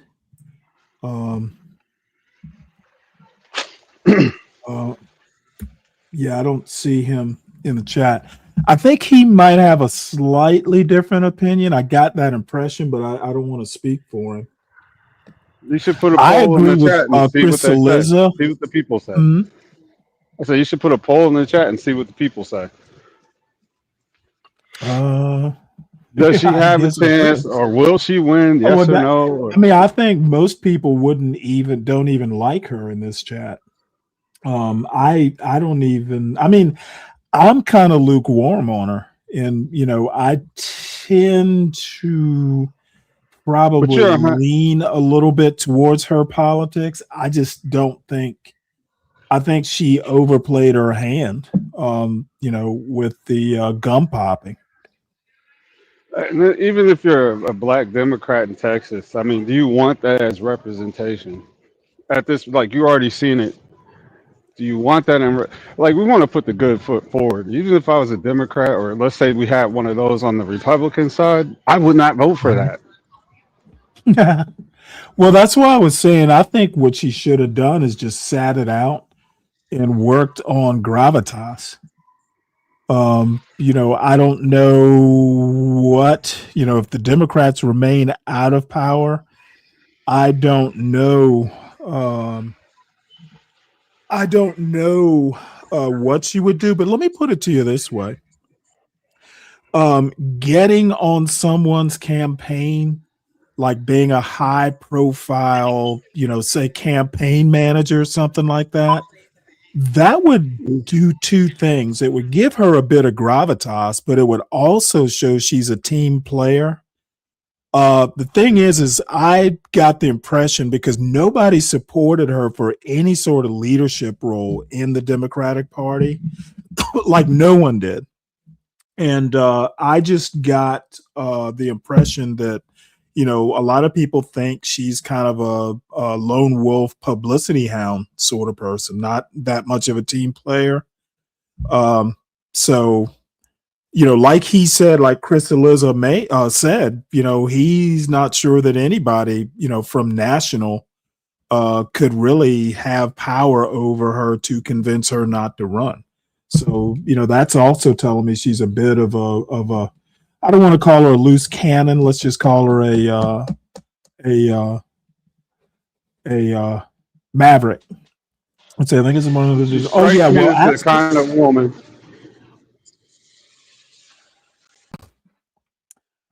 Sin, I think my impression is that a lot of times if the hair isn't natural, it's actually kind of annoying to have it, on your neck and stuff like that. I mean, my hair is longer, way longer than it should be. And even I sometimes, it's annoying. And one of these days I'll get a haircut. I'm in no rush. Shit, my son's hair is down to his shoulders. I was like, holy fuck. You will go to the barbershop and they'll tell you how much it costs for a haircut. And you'll walk right back Dude, the fuck out of there. I've been to the barbershop with my son, and they ask me, hey, you next? I'm like, nope. Right. Yeah. Some of them are just champing at the bit to cut my hair. Dude, I know it's going to be expensive to get a cut. And really, if I do, it's just going to be a trim to get rid of the split ends. I don't, I'm old. I have no women to impress. Right. Well, you always want to look your best. It's a confidence thing, too. I think I look my best as me, as natural. And I wore a military haircut for fucking 50 years. It's time to live a little. Confidence is internal. The look is external. I've had plenty of fades in my time. Tommy Sotomayor pointed that out to me, and I'm hyper vigilant. What, playing with your hair? You've been on his panels before, Sin? And you won't grace my panel? Tisk. Nah, you gotta block her, dude. I apparently on T's show, I scolded women who dye their hair, and I have to admit, I was up all night, and I've been sipping on some beer, and she used the word scold. Hopefully I wasn't too vehement about it. I just don't think women need to. Gray hair. As a matter of fact, I'm thinking of this one woman. I subscribed to her YouTube channel. Actually, there are two. More kind of darkish chocolate type women that are both good looking. They let their hair, go gray or silver, and they look fucking gorgeous. Yeah, my wife's got a few grays. I put her in the headlock and pluck them. Yeah, well, that sounds like something you do. Violence for gray hair. She must obey. Nah. Yeah, she's starting to get some gray, so I called her. I don't know. I don't think it's unbecoming for a woman to play with her hair. As a matter of fact, you never know. I might go, "Hey, can I play in your hair too?" And that's only half a joke. Yeah, I do. I play my wife's hair. Her hair is down to the middle of her back. Mm-hmm. Yeah. Well, nice. It's a little bit of an annoyance when you're in bed. Long hair can be a problem. Yeah, that's true. That's true. Let's see, what else do I have here? I have this thing from Man of Tomorrow, and I haven't been able to find the section that I wanted. He talked about blacks and immigration. I believe he was talking more or less about Somalis in Minnesota. And one of the things that he said, and I agree, that to a large extent, I think blacks have been ADOS, the group, Yvette Carnell's group. I've had some problems with blacks and the stance that a lot of groups like ADOS and black conservatives especially take on immigration. The black jobs, they're taking black jobs. And that, to me, it just sounds like a bunch of, I'm going to be frank, it sounds like a bunch of cooning. Like, hey, the only jobs we can have are the ones that immigrants are taking. And, having been here for so long, I understand that, 1964, is kind of the start where Jim Crow was basically dismantled or made illegal. But the thing is to me, it's a little bit of an embarrassment that we're competing for jobs that people could just, cross the border and get. It should be embarrassing. But they do a lot of the Uber, the delivery, the food delivery, stuff like that. The stuff I do in my part-time, you do see a lot of immigrants coming over here making good money, making a killing off of delivery. I don't have a problem with that. But, I think it's other areas that we're actually complaining about as far as like the tech fields, the plants, the like if you get a job at GM or something like that, yeah, it's like, Well, yeah, but I mean, the thing is, a while ago, John Galt, actually back when John Galt was actually talented, before he drank himself into mediocrity, he could actually do good interviews. And when Springfield, Ohio, was in the news a lot, He interviewed a black barber in Springfield. And this barber brought up the point that, you know, a lot of the Haitians were brought there to work in a Toyota plant. And the thing is a lot of black people in town, he's saying, didn't even apply for the jobs. You know, it was actually, you know, for one reason or another, either below them or something like that. Yeah, CKJ, you might remember that. No, I never went on. I was actually on the panel when he was talking to some of these people. But it struck me that this, you know, like $10 an hour, you know, type warehouse type, you know, low end manufacturing, blacks didn't seem to want to work those sorts of jobs. And That's I'm going to because tell you they're right drug now, free years. jobs. Honestly, Mhm. most black. I've at my job, I get referral bonuses for getting people in, and you can't find people who are willing to quit smoking weed long enough to get a job and to stay off of the weed. So that's part of it. Yeah, and that's a shame because I know, having worked in warehousing, that it is a problem. People don't get motivated for. Oh, I told this story about a general manager. This dude was a director level. You know, it was 1.5 million square foot distribution center that Home Depot opened years ago in Savannah, and you know, I used to kind of have high expectations, and you know, the damn general manager came to me, well, pulled me in his office, and he said, well, what do you expect from $10 an hour associates? And this is like in the late 90s. So $10 an hour was not, you know, nothing to sniff at.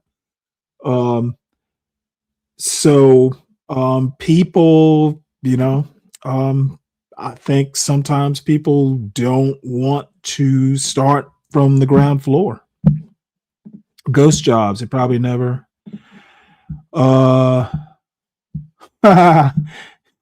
Yeah, well, see, Fred, you're used to the good stuff. I mean, is there such a thing as a bad beer in Germany? Is that possible? Um, you know, in you're spoiled. You forget how deprived we are of good beers in the United States. Let's see, Zanu and Dave. Zanu and Dave. Uh, Remind me, CK. It's not ringing a bell. I know who Zanu is. Which Dave did he debate? And by the way, folks, I mentioned it earlier. My email address wasn't working. It was a problem with the domain, and Porsche fixed it. So the email is back online. So if anybody does have show ideas, just email it to stanley@jghb.info, and we'll take a look at it. There are a lot of people that think you can jump. Yeah, that is true, Clarence. If I drink beer, it has to be ice cold, natural light. I'm a lightweight. Well, don't tell Fred that, Sin. He will shame you for your guzzling cheap beer. You know, not everyone gets to go to the beer garden where every day is Oktoberfest. Oh, that's right. Okay, yeah, I did see this. Yeah, you know, I had no idea who Dave was until he appeared on Ask a Brother. So Who Dave Anderson? yeah, the Oh, business for yeah. bully. Hey, Frank Zanu cooked Dave. Dave was up there doing that moonwalk through history and what all we went through. It just sounds like that victimhood, man. You got to get over some of this stuff and make it work for yourself. And he's one of Well, those see, he successful didn't people he who didn't strike me. He didn't strike me as someone who would go that route. I guess to put something in context, and maybe I'm like summing it up, not unfairly, but yeah, it's like everybody does that. You know what, Sin? I have this. Sin says she rarely drinks alcohol. I have this weird feeling that you would be fun if you got a couple beers in you. You probably be. I knew this girl in college. She was a girlfriend of a friend of mine who lived on the dorm, and she if she weighed 100 pounds, I'd be surprised.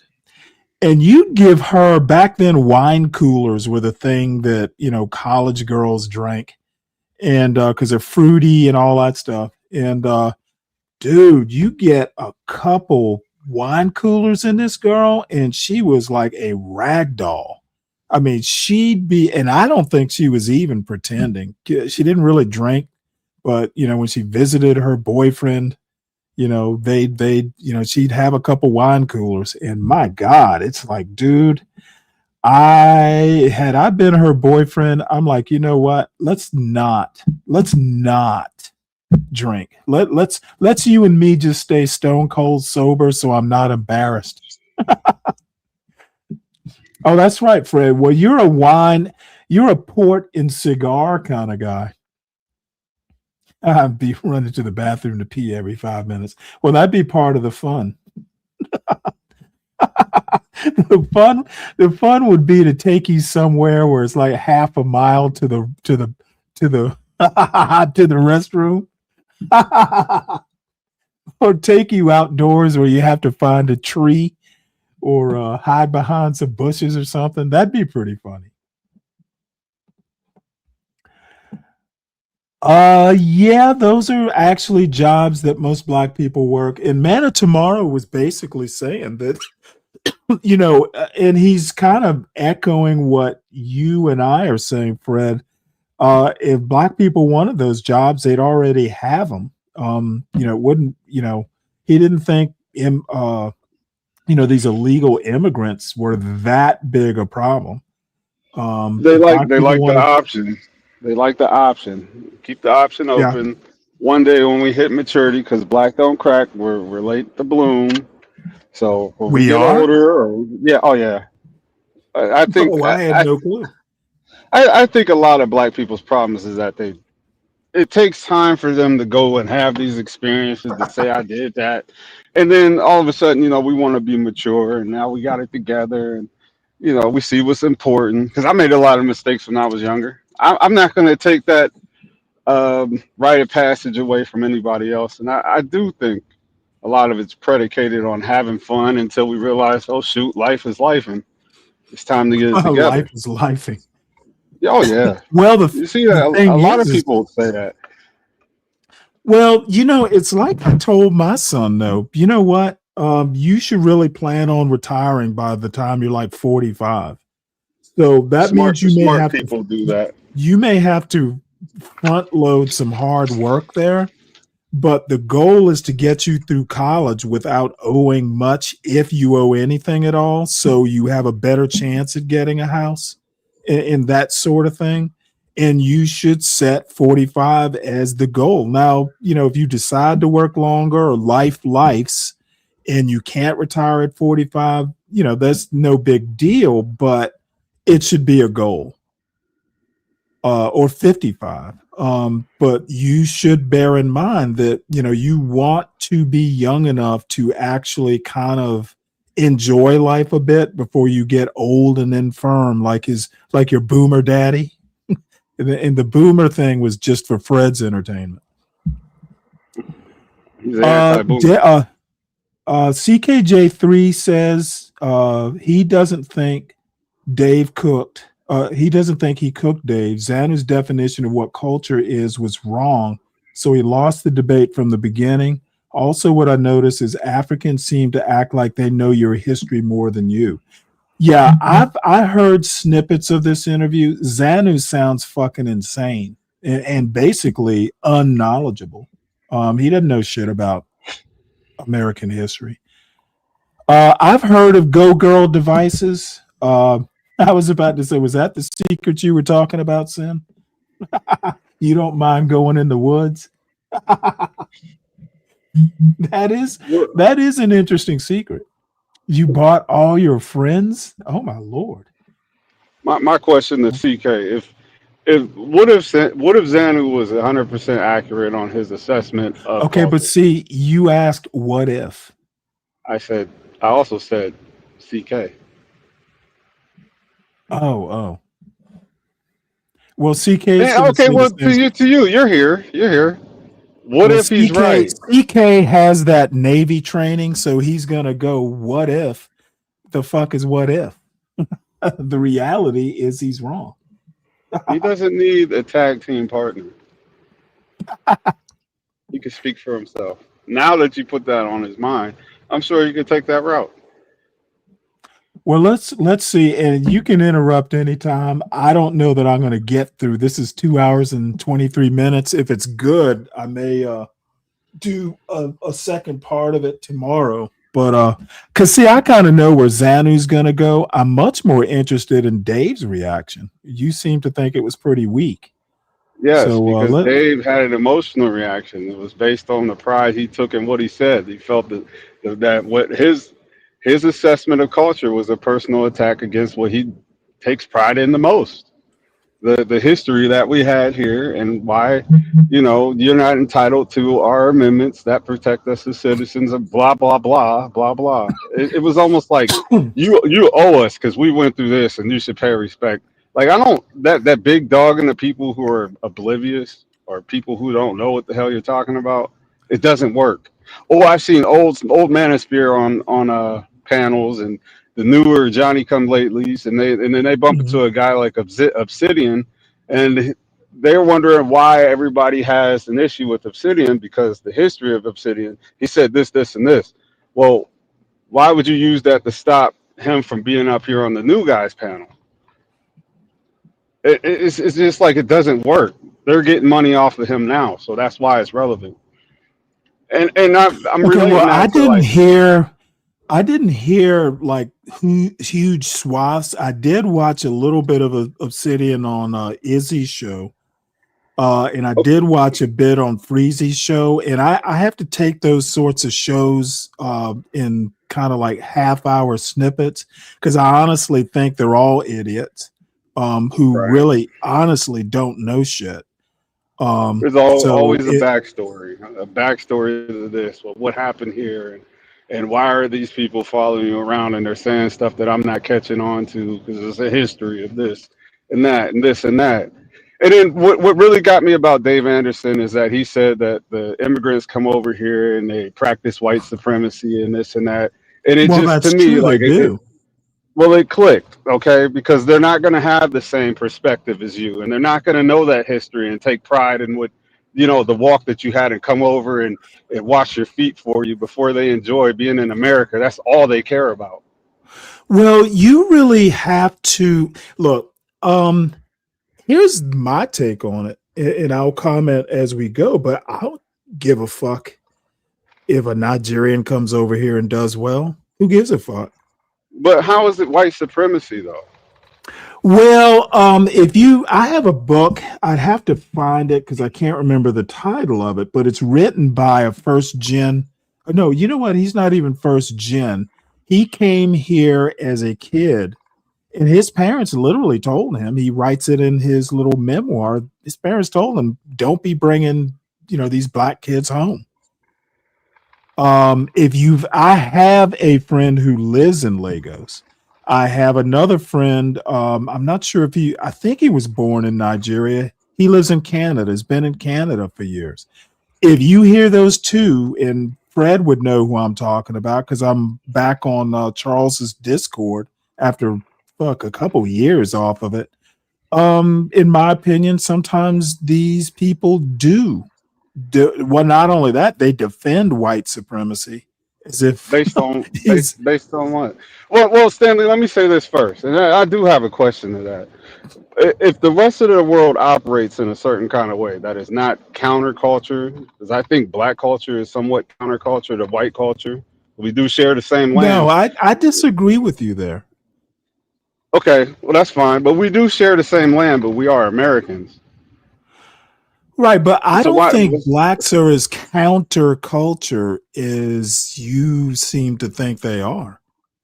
I But why? think I Why? think Why split the pie? We're Americans. I almost take some of what you'll never believe this. Some of what Thomas Sowell says in Black Rednecks and White Liberals, some of that there's something to it. Have you ever Right. read the essay? I believe I did, but I don't retain much. It's always Okay, a well, lot you going know on when I what? sit down to read. I know I read it. It's sometime this week I'll find the essay and then we'll go through it. I think some of it he's right about. How they took on the redneck culture, or Yes. was it the Irish or something like that? Yes, and if you go back and listen to some of Black Metropolis, remember Brooklyn St. Michael was reading chapters from it. Some of it actually kind of echoes, and this was written in the late 40s by a sociologist and another, I think he's an academic. Some of what I'm hearing about, the country mice moving up to Chicago and really not knowing how to behave in the big city, they kind of go crazy.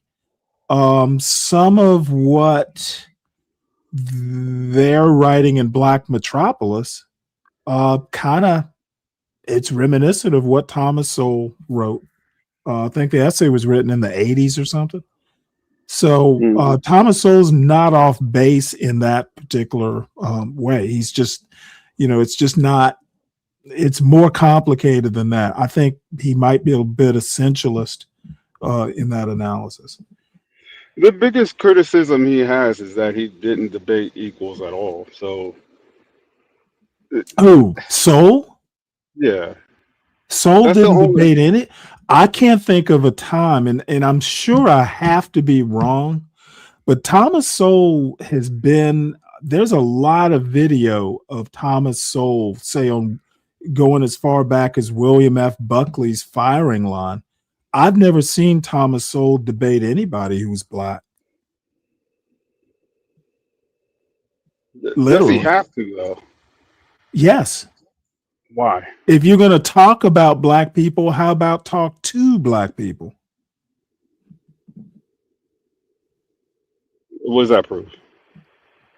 What do you mean? What the fuck does that prove? If you're going to talk about a community, don't talk about them, talk to them. But he's part of that. You'll find it's a representing that little bit. community. You'll find it's a little bit more corrective. Okay. All right. I mean, you don't talk when you and I hate to use this analogy because it's gonna be taken the wrong way by some people, but I'm just gonna do it anyway. I mean, you don't help your kids by talking about them to their mother. You talk to them to correct behavior or give them guidance. You don't talk about them, you talk to them. Okay. And I think it's appropriate, say you're talking teenagers or, elementary school kids, middle school kids, it's okay to talk to them.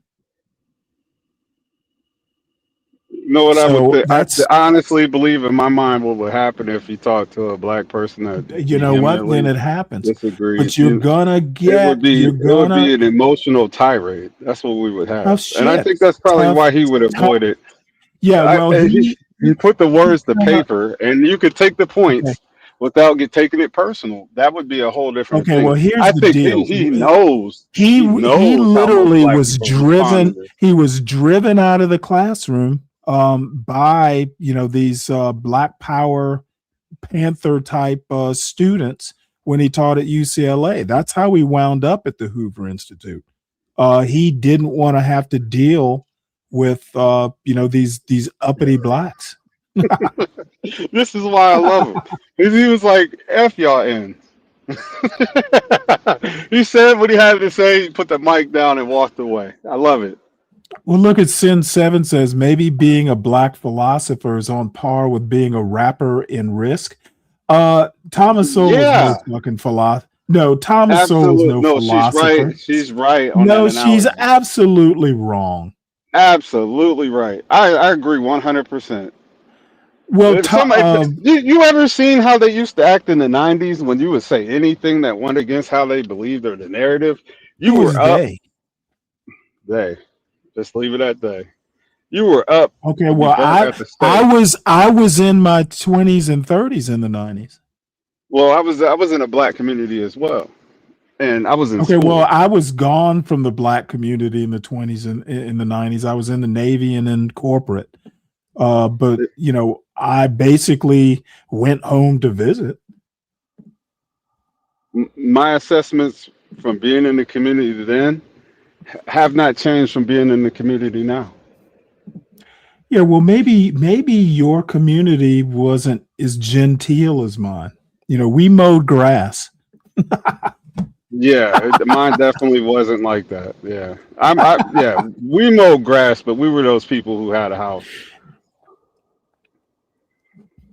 Well, here's the deal. Let's listen to a little bit of Zanu, and I'm very interested in Dave's reaction. I can't believe he didn't keep calm and cool, dude. Zanu is nothing special. Dude, all you got to do is challenge his knowledge of American history, and you're going to cook him. He should have stayed there, but he didn't. He did run Yeah. through it, but he should have been asking questions to expose how much he doesn't know. Once you found out that he don't Exactly. know, you're supposed to exploit Exactly. that. Exactly. Say, oh, And so the you other don't know thing, nothing, so shut the f up. You know what I mean? and the other thing is, dude, Nigerians or Asians, dude, you know what? Yeah, maybe I won't get some big time engineering job, but you know what? Don't fear competition, and don't expect people to be thankful just because you know you got a civil rights law passed. These people probably couldn't even tell you about any of our civil rights laws. They could No, they care less. absolutely couldn't. Well, I do think maybe where he came from, where he's hiding from this, hiding from that, or whatever. Where is he? You know, look Where at is Sim. Frank? I forgot where Frank said he was from. Kenya, I think. Fred, do you know? I think he said he's from Kenya. Don't His you ever coming up find or yourself his debating history is with probably Taz? I think yeah. I know who Taz is. As a matter of fact, I'm supposed to watch. Big J told me about CT getting cooked. CT got, from what I hear, CT got cooked, and so did Jay Prince. Yeah, that turned into the Jay Prince Asia, questionnaire. That was pretty good. Oh well, we might have to watch that too. Europe, Africa. And so and now, of course, I live in the United States of America. So I have a link. It seems to be the only bridge who can compare what I know. Oh, and anyone who wants to hit the link, it is pinned. Go ahead and hit it. The more the merrier. Soul is in the new. Oh, is that right? Oh, okay. Yeah, we'll definitely have to have a look at that, Fred. You know what? It wouldn't be surprising if Skip Gates at this age probably has complimentary things to say about Thomas Sowell. I mean, I would actually say if Thomas Sowell did anything, he kind of greased the skids for someone like what's his name, Glenn Lowry, to be in the Manhattan Institute, that sort of thing. So. I mean, Soul isn't totally without merit, just mostly without merit. From and then seeing people that were taken from that place now, so I can look. I'll at be the right two back. I'm and listening. Be able to spell out the similarities and what the root cause of some of the problems are. The first topic I want to get into is how do you define culture? And under your definition, do Black Americans have a unique culture? Let me start here with Frank. Well, I'm glad you used the word unique culture. So yes, I'm sure you all saw the episode, that got everybody on my case, except this gentleman who was the only one brave enough to say, well, look, before I cut him into pieces, let me give him a chance to come into the studio and explain, to the audience. So it's interesting. People say, oh, you're from Benin. And I'll say yes. And they say, what's Benin culture like? Oh, he's And then I from freeze. Benin. Because there's nothing like a Benin culture. Oh, by the way, there was a coup attempt. Was it in Benin? There was a coup attempt in the past couple days. He needs to have his ass over there. You know, he's over here. That is He's over. the tether plate. It's like why are you here? Why don't you go back and fix your own shit? He's over here criticizing Black Americans, and they're fucking doing coups in Benin. Or if you're from Ghana, or if you're from Nigeria, Sierra Leone, Liberia, there is no such thing. But if you say, oh, you are Yoruba, he said, yes. What is Yoruba culture like? Then he or she is able to start to talk about it. So there are similarities which I'm going to really explain, and you can see it. So I'm first going to ask. He's been on my show. He's seen my. I do not put together that show, which I fund from my own pocket because I just want to say things.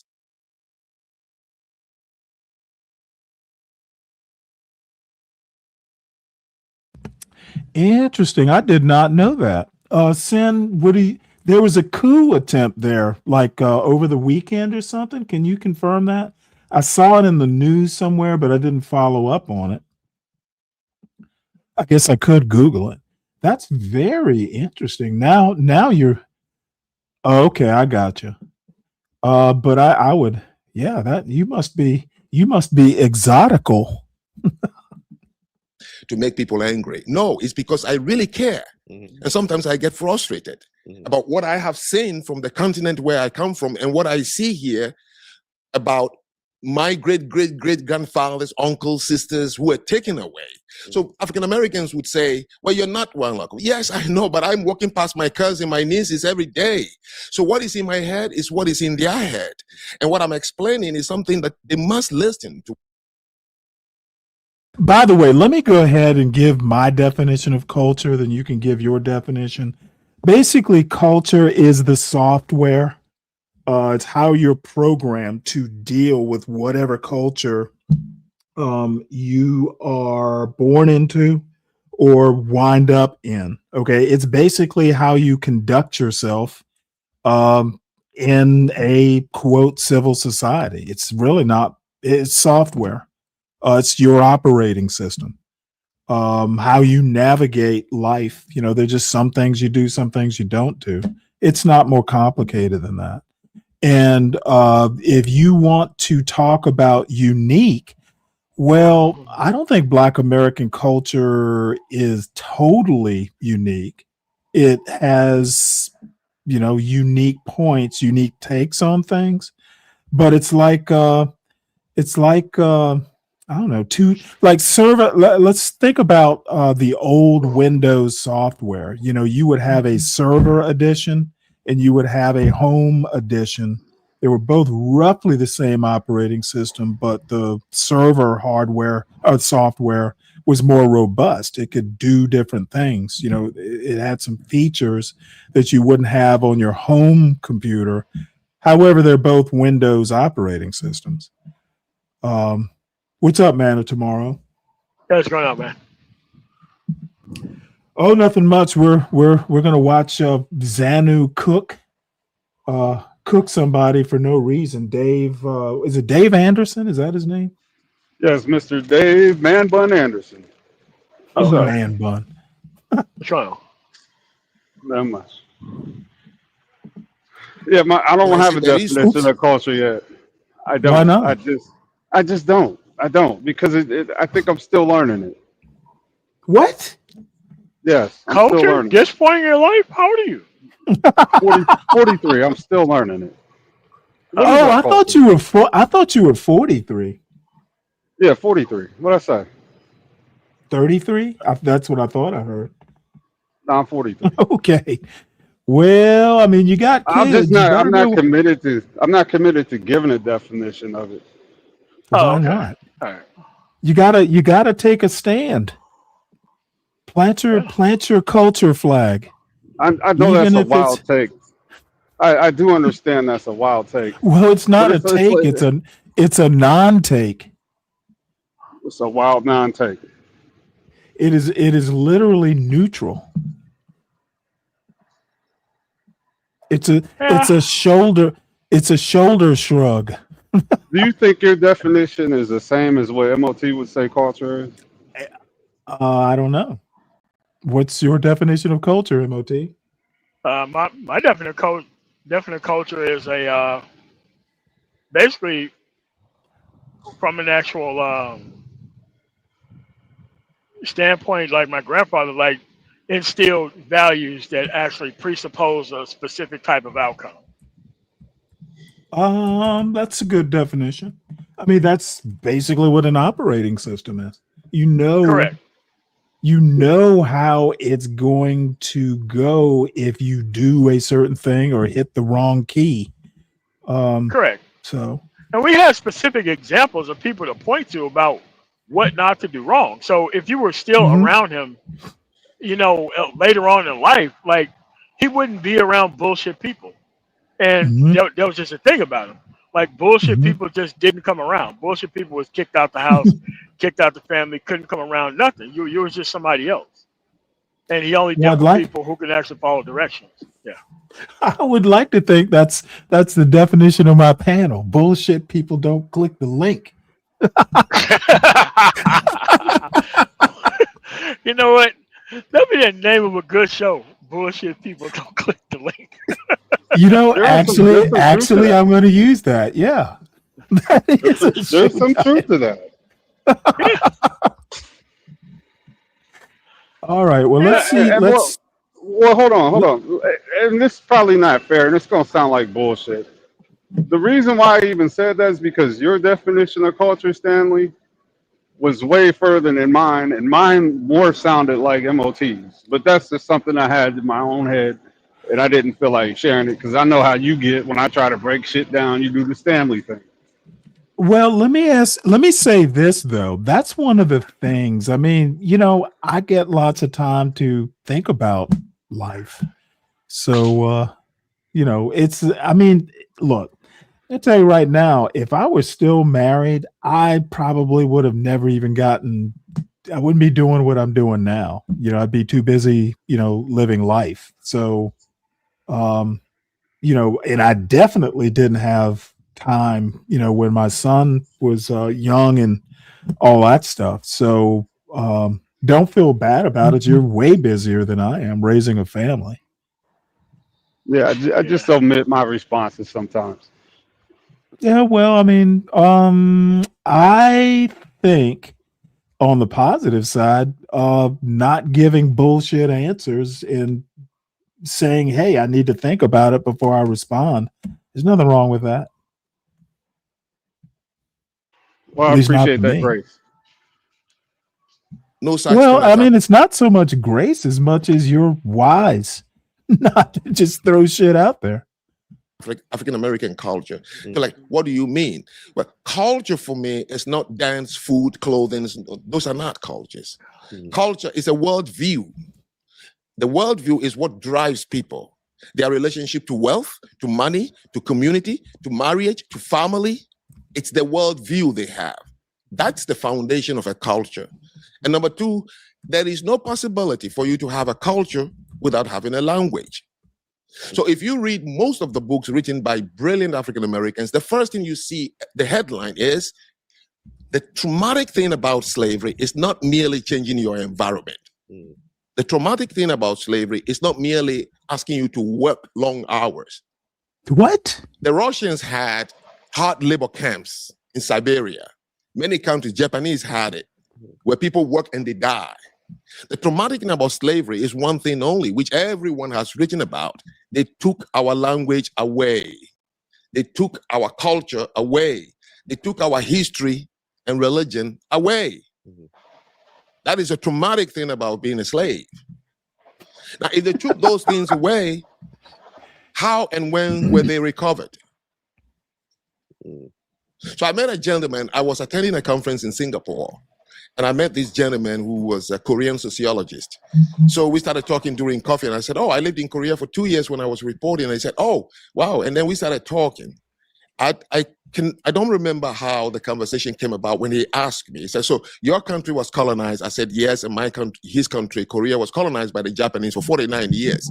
And he said, what did you guys, meaning referring to people in Benin, what did you lose as a result of colonization? And I froze and I said, whoa, nobody has ever asked me that question. So I said, Prof, you tell me, and that will give me some idea. And he said, no, we're Koreans, we're colonized by the Japanese. So when they left, all we lost was time. We just went back being Koreans. And from that day, I could tell clearly, what did we lose as a result of colonization in Africa? What did you lose as a result of slavery? If you don't fix that which you lost, you're not going to make any way forward. So in Africa, the countries that exist today were never there. They forced a group of tribes that have their own distinct cultures to become a country. So they've lost their distinct.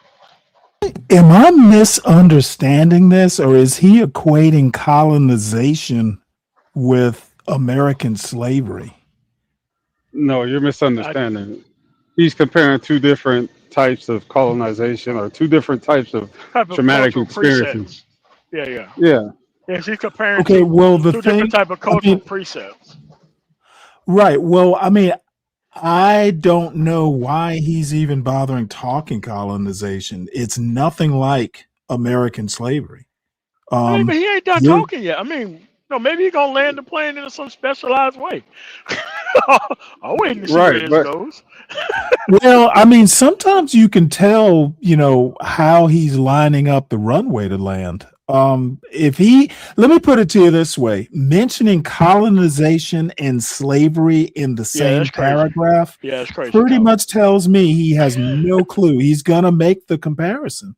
Okay. And the thing is it wasn't just one tribe that was brought over here. It was intentional that they would, have people from different tribes not speaking the same language. There was nothing.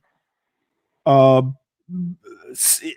don't even know how you could mention them in the same paragraph.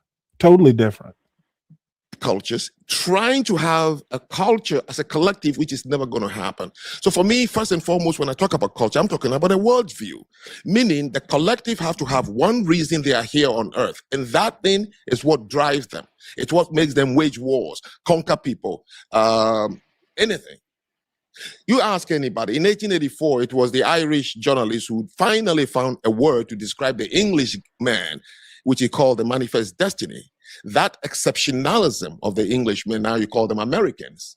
The American exceptionalism is the American culture, that they believe that God put them on this earth to colonize and civilize others. And that's what drives them to go out there and try to give freedom and fight for freedom and do all the things they do. Now, good or bad, I'm not giving any value. You ask the Japanese, he will tell you their worldview. So their dance and food, and no, those are not. I came from a place where, as a young boy, I was given a worldview, and it guided me everywhere I went. So when you meet me outside my culture, you can tell from my behavior, he must come from a culture that believes in XYZ. So a culture becomes more pronounced when you are outside the group. As an individual, outside your group, people must be able to tell. Okay. Dave, what is your rebuttal to that? It's not so much a rebuttal, it's a difference in philosophy, right? It is, and I think we got to thank Frank for even coming here, because I know for some people, this would be very adversarial. Frank and I, we talk all the time. We're very, very good folk. And there's a couple of things that I got to push back on simply because they were not available to us. See, when Frank was born, he inherited a culture. We had to make one with what we had. Some of us, if I were to swab any one of you, hey, bookmark this moon slide through history real quick. You would find some Ghanaian. I mean, he's right. He's about to do it. Okay.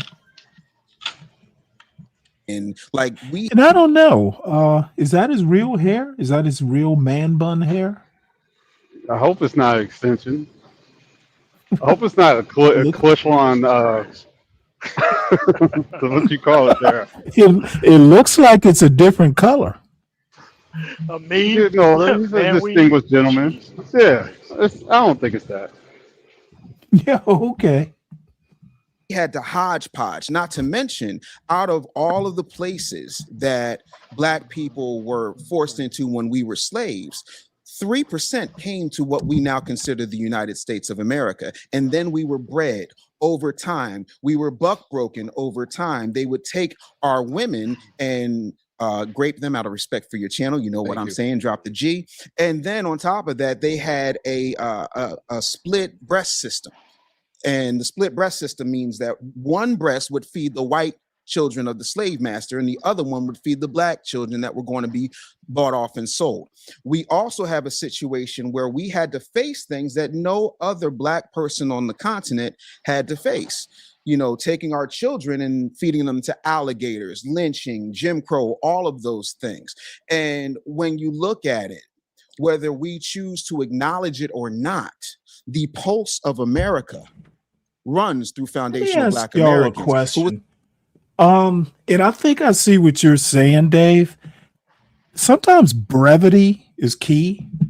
He could have just stopped at, we had to invent our own culture. You don't have to go through the list of atrocities.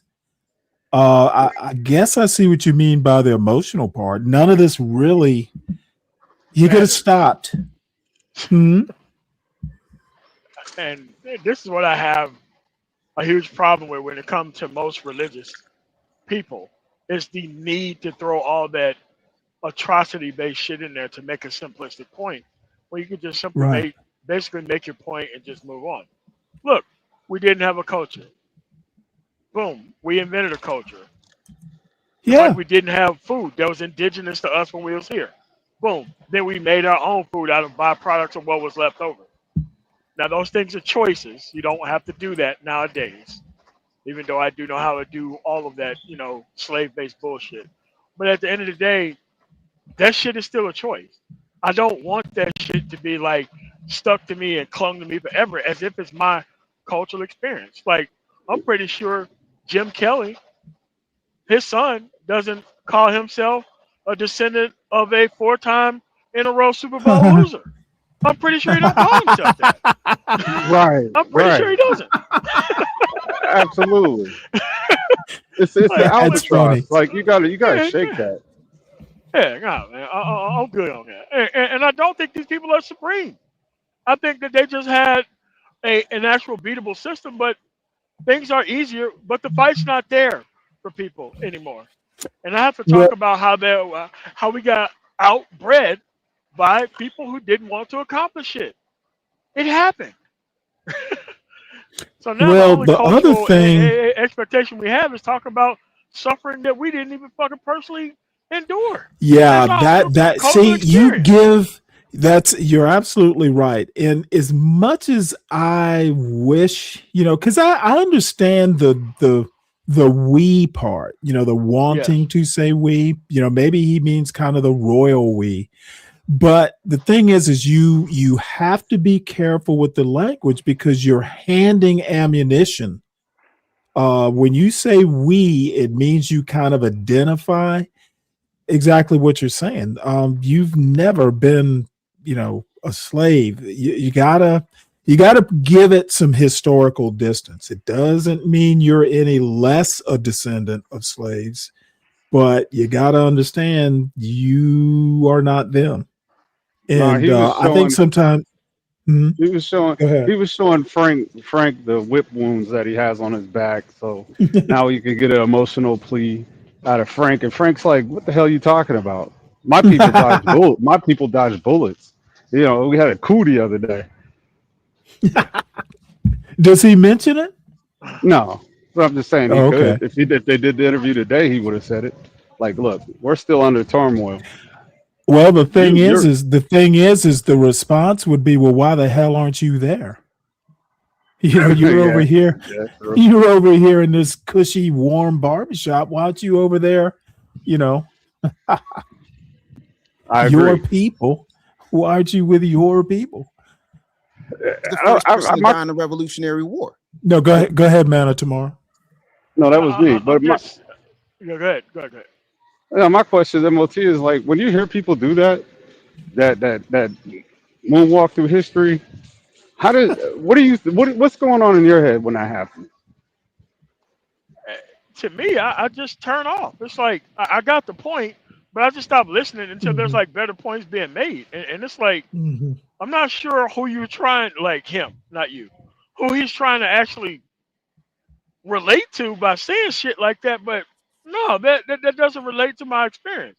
And this is how my grandfather taught me history, because like when my grandfather taught like my uncles and let's say older cousins who's like 50 plus right now, they taught them history. They use history as an excuse to be like, well, you know what, the world owe me shit. Well, you know what, I ain't got to do shit. The ancestors put in all the work. I'm about to just ride off on this shit, and that I'm not gonna put in no work unless these motherfuckers give us everything that we owe. And when it came to us and teaching us about history, it was teaching us about, it was kind of like a history as in a debrief, like setting the expectation first. No matter what we talk about in this room, you still got to do this, you still got to do that, you still got to do all these other things. Now let's talk about what happened in the past. Now these are not your experiences. These are experiences that other people went through that look like you, not you. These are not supposed to be cultural excuses of not achieving greatness yourself. This is what other people went through, so that way they couldn't achieve greatness. Right. That's kind of how he set up the actual historical base, conversation. So that way, because my grandfather seen how a lot of like the bullshit niggas went into like the pro-black grift con hustle shit. That's why I'm so inoculated against listening to bullshit niggas in this fucking space when it comes to that emotional talk shit. Because I know that emotional talk only work with people who are unaccomplished. It doesn't work with people who have went out and fucking actually challenged power and done shit with their fucking life. But it's the only way they can have power is to actually depower everybody around them. Right? So it's kind of like they're using history as a weapon to kind of, crowd surf the actual people from actually making sure that they don't live up to their greatest potential, so that way they can keep their quote unquote spot within the culture, which they don't give a fuck about, or the future, or the people Right. that they're ministering to. Yeah, that glass ceiling installation. That's what Oh that yeah, is. man, fuck that. Yeah. You're right. Glass ceiling, like, look, they could accomplish shit. You ain't gonna be great either. Like, man, fuck out of here, bro. Come on. But then as you listen to this, that's when Dave Anderson makes that comment about foreign people. Hold on, I'm in Walmart, so I can't say it out loud. But how foreign people come over here and practice the white supremacy part. Let's see that. They do, That's what turned. because it's easy. I was already Because it's turned off. easy. It's easy to No, do. it. I don't even call it that. I wouldn't refer to that. It's the working way to do it. It's what works. It is, and it's the fastest way to get there. It's by kissing white people's ass and Nah, I'm actually not saying that pretending. part. I'm not saying that No, part at all. no, no. What I'm saying is that being white identified will get you in a hell of a lot more groups faster than it is hard work and everything else. That's what I'm saying. It's That's kind of like right. how But Italians got here, and then they became white at some point and forgot all about their issues and struggles. Like Irish people came here, and then once they became the majority people at the police departments and fire department, they started acting a weird sort of kind of white protective ass fucking way. Like everybody goes, well, not really black people per se, but most white identified cultures come here and do that shit. Like Latinos come here, like I see these people in Texas who do everything they can to disassociate themselves from the Latino experience by acting more whiter than they actually normally would is be. that not giving validity to that argument by saying that that is just white supremacy acting, instead of saying that that's the American way to do it? No. That's what we refer to it It as. is. I mean, but it's It's a an method American actor way, but way. you're misnaming it. Yes. It is a method actor way of bypassing a whole bunch of bullshit by acting like you're already part of the power group that's in charge here. That's how. Well, wait a That's how. minute. Wait a minute. Yes. Wait a I'm gonna minute. repeat that. So you're just suggesting. So what you're suggesting is that doesn't work for anybody in this group. No. I gotta camouflage what I'm It saying because I'm in the store. You know what I mean? yeah. So Okay, so it doesn't work for dark-skinned black people unless you're like the bullshit. only black conservative on stage. That's bullshit. Okay, It does work. give me an example. No. It does I work. never said that it didn't work. I said that it does work, but it doesn't Oh, work for okay, okay. everyone in that position. Well, no, I it's just by like the way, just a quick aside. I was thinking today that I'm going to add like a segment to the show called the Clayton Bigsby of the Week or something like that. Something on that order. So just stay tuned for that. I need did to. that move you? Did that move your heart to make that statement, Stanley? Because you see what I'm Oh trying no to no say. no! You don't see the screen. I literally have a picture of Dave Clay Chappelle Bixby. Yeah. Oh, as okay, my bad. Clayton Bixby, and I just decided because the reason I decided it was something I was watching that was just it was your buddy Hood Conservative. This morning he had a morning show, and what he said about Donald Trump getting a Donald Trump deserves a basically a black card so he can say the N-word anytime he wants. For what? You take And him you literally know as if what? it's not just joke. Oh no. That's joke. He shoot, you know Hood Conservative. He doesn't tell jokes. He really doesn't have a sense of humor. He What does. he No. It's says. This called is the who lean he in. The is, man. lean in game. This is who he is. It's No. This is who it's he called is. a lean in. You gotta be Well, able to understand the lean in. he inspired me to come up with, you know what, we need a segment called the Clayton Bigsby of the Week. So he's in the running for this week. That's all I'll say. Oh, He okay. has he he He's has gonna run the every inside. week. Hey dude, you got to know this particular sector. It could be anyone, the John Galt, it could be Hood Conservative, it could be CT, You should have seen how much time we wasted on this dude like 6 years ago. Hood Conservative, Cool. man. Jesus Christ. Still there. He's still there. Oh, CT? No, Hood Conservative. No. Hood Conservative. Oh, yeah. Has he been? Wow, he's been there for that long? I had no Oh, He's been here. He's been here longer than Oh, yeah. that. Yeah, Wow. I think he 2017, 2018. Because he was Yeah. a chat guy for a while before he became a content creator. So we talking about chat, like he was David Monroe back then. So, damn, dude, you talking about 8, maybe 9 years. Wow. He jumped off the porch and running. Oh yeah. That's what they call it. That's what they call it. That's what the kids are saying these days. Well, I'll put it to you this way. Like I said, because I showed the clip I'm talking about at the beginning of the show, he always manages to surprise.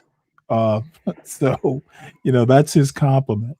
Hospice addicts, black men, foundational black American, right? Harriet Tubman made the Underground Railroad and stopped it in FBA, dumb Philadelphia. niggers. There are all of these things that have happened that make it who we are. Now, as a person who was the first black youth president of an organization called the National Conference of Christians and Jews, to Frank's point, I do agree, you don't really see your culture until you're out of it. So I'm a raisin and buttermilk in a conversation where there's a bunch of white Christians and a bunch of You don't see Jewish your people, culture and they're till like, you hey, we out do of this. it? I'm like, no, black people don't do that.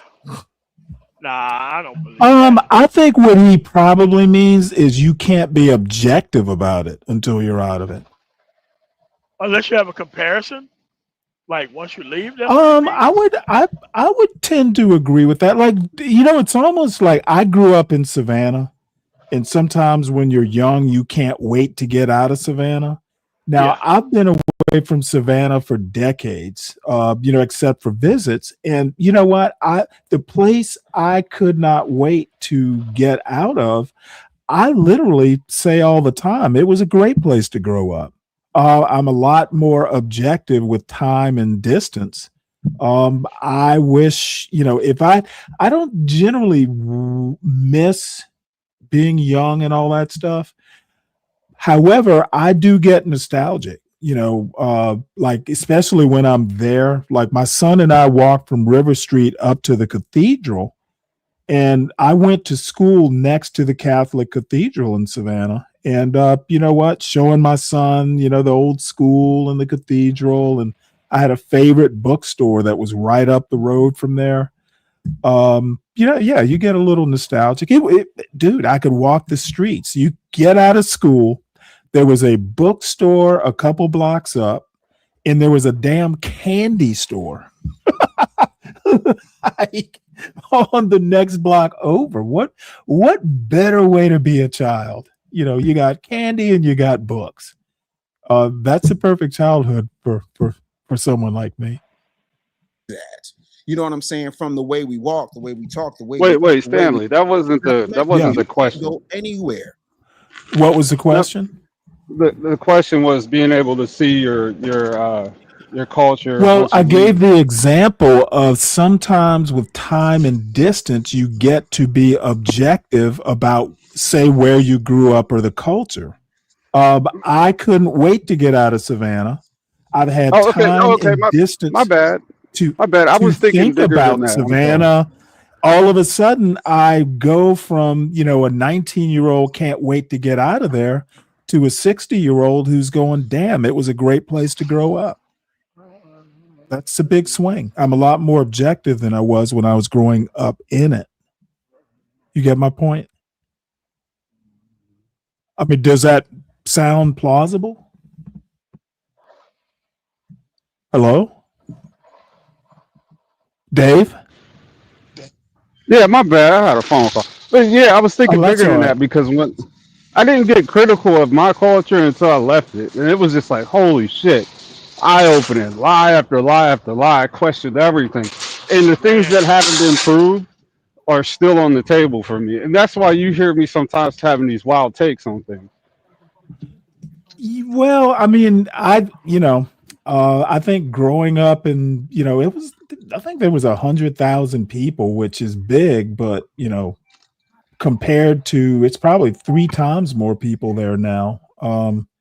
It was a small city. It was, you could walk it. No one cared. You get out of school, no one was worried about kids being snatched or anything like that. You could walk around as a 7th grader without even worrying about it much. So, I don't know. Maybe it's a convincing argument. It is to me. I think you're more objective about a culture once you're out of it and you can look back on it. So I agree with Dave on When this I went little to point. Germany, that was a culture shock for me. When I went to Germany, I'll bet. What's up, JB? Hey, it was the best thing for me. The best thing. Well, I mean, you miss Mississippi sometimes, don't you? No, I mean I still go there like multiple times a year. I'm there like probably 10 or 12 times a year for very short periods of time. By the way, Right. I'll go there for like a 4th of July. Go there for the Blues Festival in September. I'll go there for homecoming. Depends on where it's at or what school they're going to afterwards. If they're going to Mississippi Valley or Jackson State, I'll go to homecoming. But if we're going to Alcorn or any of that shit that's way down there, no, I'm not going to any of that shit. So yeah, I still go there a lot, but I'm in and I'm out of there. And it's much different when you have money and you kind of just visiting on some monopoly shit versus you in the jail that is the goddamn place. Yeah, but what that's a about a big complete? difference. What about a complete leave? Like you leave these black issues behind. Like you're in a completely different area where now you're just American. You're not black and white, because they say, oh, the gringo or the whatever other pejorative that they have, for an American man or whatever. When That's that's how I all actually you got live. to. Like most of my life, I live outside of this black context. Most of it. I'm I approaching do. that. I think I might be past the halfway point, and it is so much better on this side. Like, And that man, well, I'm tell not. me, tell me about I am not considering that black shit at all, bro. it. Look, that black shit is a choice. It becomes an albatross. Like I don't have time to be talking into what's up, fam, and like, dude, I'm not trying to do that shit at this point in my life, dude. Yeah, You don't I'm use not. your native language. You don't speak with your No, native tongue anymore. no, no, no, Yeah, no, no. I don't. I don't speak with my native Maggle tongue anymore. right. Well, I guess my experience is different. This is literally my native tongue. I've never code switched. Just didn't see the point in it. I You've mean, never but been criticized for growing up, being proper. Yeah. Go yeah, ahead. man. Like Go ahead. Well, I my grew mother up. was an English teacher. Oh shit! Well, you ain't gonna fucking do nothing wrong then. Yeah, man. But I was pretty much speaking like fluent dumb nigga. Like once I left like Mississippi and shit. Hey man, like everywhere I went, man, I was speaking fluent dumb nigga, and then I had to like go off into speaking like real English and shit, man. Like once I went to Germany and shit. Right. And, you know, Elocution. I learned what actual genuine interest in men was from women, which was great. I actually had to learn or actually see what happened when women are flooded with choice and not really give a shit about men. I actually got to see that shit up front and how it unfolded continually. So it was like an education of life. You know, on top of like all the military families that get together, divorce, fight each other, have kids, break up, all that kind of bullshit that goes on. Yeah, man, it was a really eye opening experience, dude. But once you're out of it, it feels like you're about 50 fucking years old, like you're aged so far, and you just a young ass dude, and you could just bypass a whole bunch of bullshit. Yeah, the wisdom is just instantly. Oh yeah. Yeah, because you leave that burden, and you turn around and you see the people who are still carrying it, and it's like, yo, I can't feel sorry for you because there are other environments that you could thrive in. If you're choosing to stay here and do the same things you've always done and getting the same results, you can't complain about it. Well, you I have had to this make my this cousin see that shit. I had to make my cousin see. I'm like, look, lady, you get $5,000 a fucking year, and you still live in the west end of fucking Louisville, like first 48 Louisville, Kentucky. Why the fuck are you here? Why are you here? But that side of town becomes their fucking identity, and then they can't leave because they think right. that they don't fit in nowhere else. I'm like, you're supposed to be raising your kids in somewhere the fuck else. That's why you're doing this shit. And it's like, okay, she didn't have her shit together for a while, you know, working at like, you know, the Family Dollar, the Dollar Generals and all that kind of shit. And then like the summertime, she finally went to a fucking nursing course 3 weeks. She'll make it like 3 times the fucking money she was making at, you know, minimum wage. Dumb nigga jobs. And then she still wanted to live in the West End of fucking Louisville. I'm like, look, man, you gotta get the fuck out of here. And it's like, you know, it had to come down to one of her sisters getting killed over some bullshit for her to Oh fucking wow. actually leave. Yes. And it's like a lot of people think that being around that hood shit is black culture. It is not black culture. It's dumb nigga culture. Dumb nigga culture Okay, has well, nothing to do with black culture. yeah, you and I agree on that. Yeah. Why stay somewhere where it's dangerous? No, I'm not On doing this that. earth. Yeah, and I can tell you right now, if you have kids, a family, it's irresponsible. Then a motherfucker. And it always have been. But you can't say that to people because most of their masculinity is caught up in trying to recover from consequences that they shouldn't have been gone through over a bitch. Most of their masculinity is like keyed in on that shit. It's crazy. Well, I have to compliment Dave here for wearing a quarter zip with no, as George C. Scott once said in a movie, no alligator on the tit. Without seeing our influence. The problem is, unlike any other black Candy culture Cane, what's on the up, face of the ma'am? How planet, you doing? we have been colonized and monetized for profit by everyone, including the Koreans. K-pop ain't nothing but R&B. Let's call it what it is. And it's R&B under duress, because if you look at what happened with Megan Thee Stallion when she was dealing with those K-pop girls, she was like, oh, it's serious up in Hey, here. Kimmy, Because how if you they miss doing? a step, they get what Joe Jackson gave Mike and them, but worse. There are all of these things that take place that no one wants to talk about. So no, we don't have a language because we weren't allowed to speak our language under penalty of death. When you talk about This sounds you weak. can't come to the cookout and things Man, of that that's nature, picnic is I have a visceral reaction to weak shit. God damn.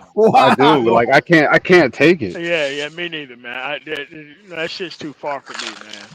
Like, oh, Right. you know what, man? We couldn't even speak, not amongst each other. It's just Right. slavery. It's like, nigga, what are you talking about? Shut the fuck up. And he's admitting it to a guy that doesn't know what he's talking about. Like he's just looking at him like, bruh, are you serious? You couldn't talk? Well, do you think he's actually talking to Frank, or is he really talking to the other people in the room? He's talking to everybody. It's a dog whistle of weak shit. Yes, it is. It is. It's what the entertainers do. You know, they dumbing up the fucking point so that way everybody can, yeah, show this type bullshit. It's like, man, bro, I can't. I can't. We couldn't even speak our own language. It's like, nigga, you don't need English. You could have learned any other language, like you learned English. Yeah, learn Spanish. Yeah. learn anything. Bro, But it's like these limitations, they're just so limited. I can't do anything. The white man's on my back. There's nothing I can do. It's like, what the fuck is this nigga talking about? Well, see, the thing is this is kind of annoyed. surprising from him, though. It's kind of surprising because when he was on Jeff St. James, the Ask a Brother podcast, he didn't sound this way to me. It's weak. I know. I was impressed by what he said in other places, but this is what a lot of people do. Yeah. A lot of people got to do this. Like this is what we were. We were nothing. Like stop. He's a whiny dude in a man bun. Yeah, it was like every time we look around, we just getting exploited everywhere we go. It's like, oh God. Make it stop. You ain't lying. You are not lying. That's exactly what it does. I have an allergic reaction to this type of shit. It sounds fucking weird. Oh God. It's like, yeah, and look at all these people. Like, yeah, all those people are entertainers. Entertainers a choice, right? Like nobody was, hatched out the fucking womb, some buck dancing and talking about stupid shit. No, dude, you have to go in and specifically do that and sign that contract to specifically fucking do that. Yo, you want to know how bad it is, Stanley? If you was to just read the comment section on this, I guarantee it, everybody was fist pumping for this. And this is the section that got them the most. Like they have timestamps on it. Yeah, Frank don't understand how weak we was. I hate to laugh at niggas, man, but you just got to. It's like, dude, what are you talking about? Like, you feel appreciated because dudes are calling you weak? You okay with that? I'm like, oh, nah, man. And this is why, this part is why history is dangerous. History in the wrong hands will have you reciting it without context. I can kind of see your point. I don't know if the live chat is going to work here. Abbreviated. The comment. There it is. Picking to lynch. Postcards came from pictures that they used to take the back of and mail for people who couldn't see the lynching that they had. All of these things we survived. And the funny thing is, everyone's coming over here and benefiting from the fact that we put out the 13th, 14th, and 15th Amendment. All of those things that started as the Black Liberation Movement, but then got shoehorned into civil rights because everybody wants to come off of our pain. It's still a part of who we are. American culture is Black culture. The problem is not only did we the thing is they are using the methods. It's not I don't know that I agree with that. They're just No, like, using the methods. yeah, but what they don't understand about the amendments meant for everybody. Correct. Yeah, Correct. yeah, Correct. and they try to make it look like, oh, well, you know what, the 13th, the 14th Amendment, that shit's just for us. Like, no, when it was challenged Well, in the fucking Supreme Court, it was anything but black people. well, All the let me challenges was about point this everybody else out but black though. people. Yeah. Donald Trump himself basically doing the same thing. Yes. His argument, before the Supreme Court is going to be that it was specifically for black people and not anyone else. So, Yeah. But that Clarence means that he Thomas, wouldn't be here. well, Yeah. Clarence Thomas specifically says the Constitution is colorblind.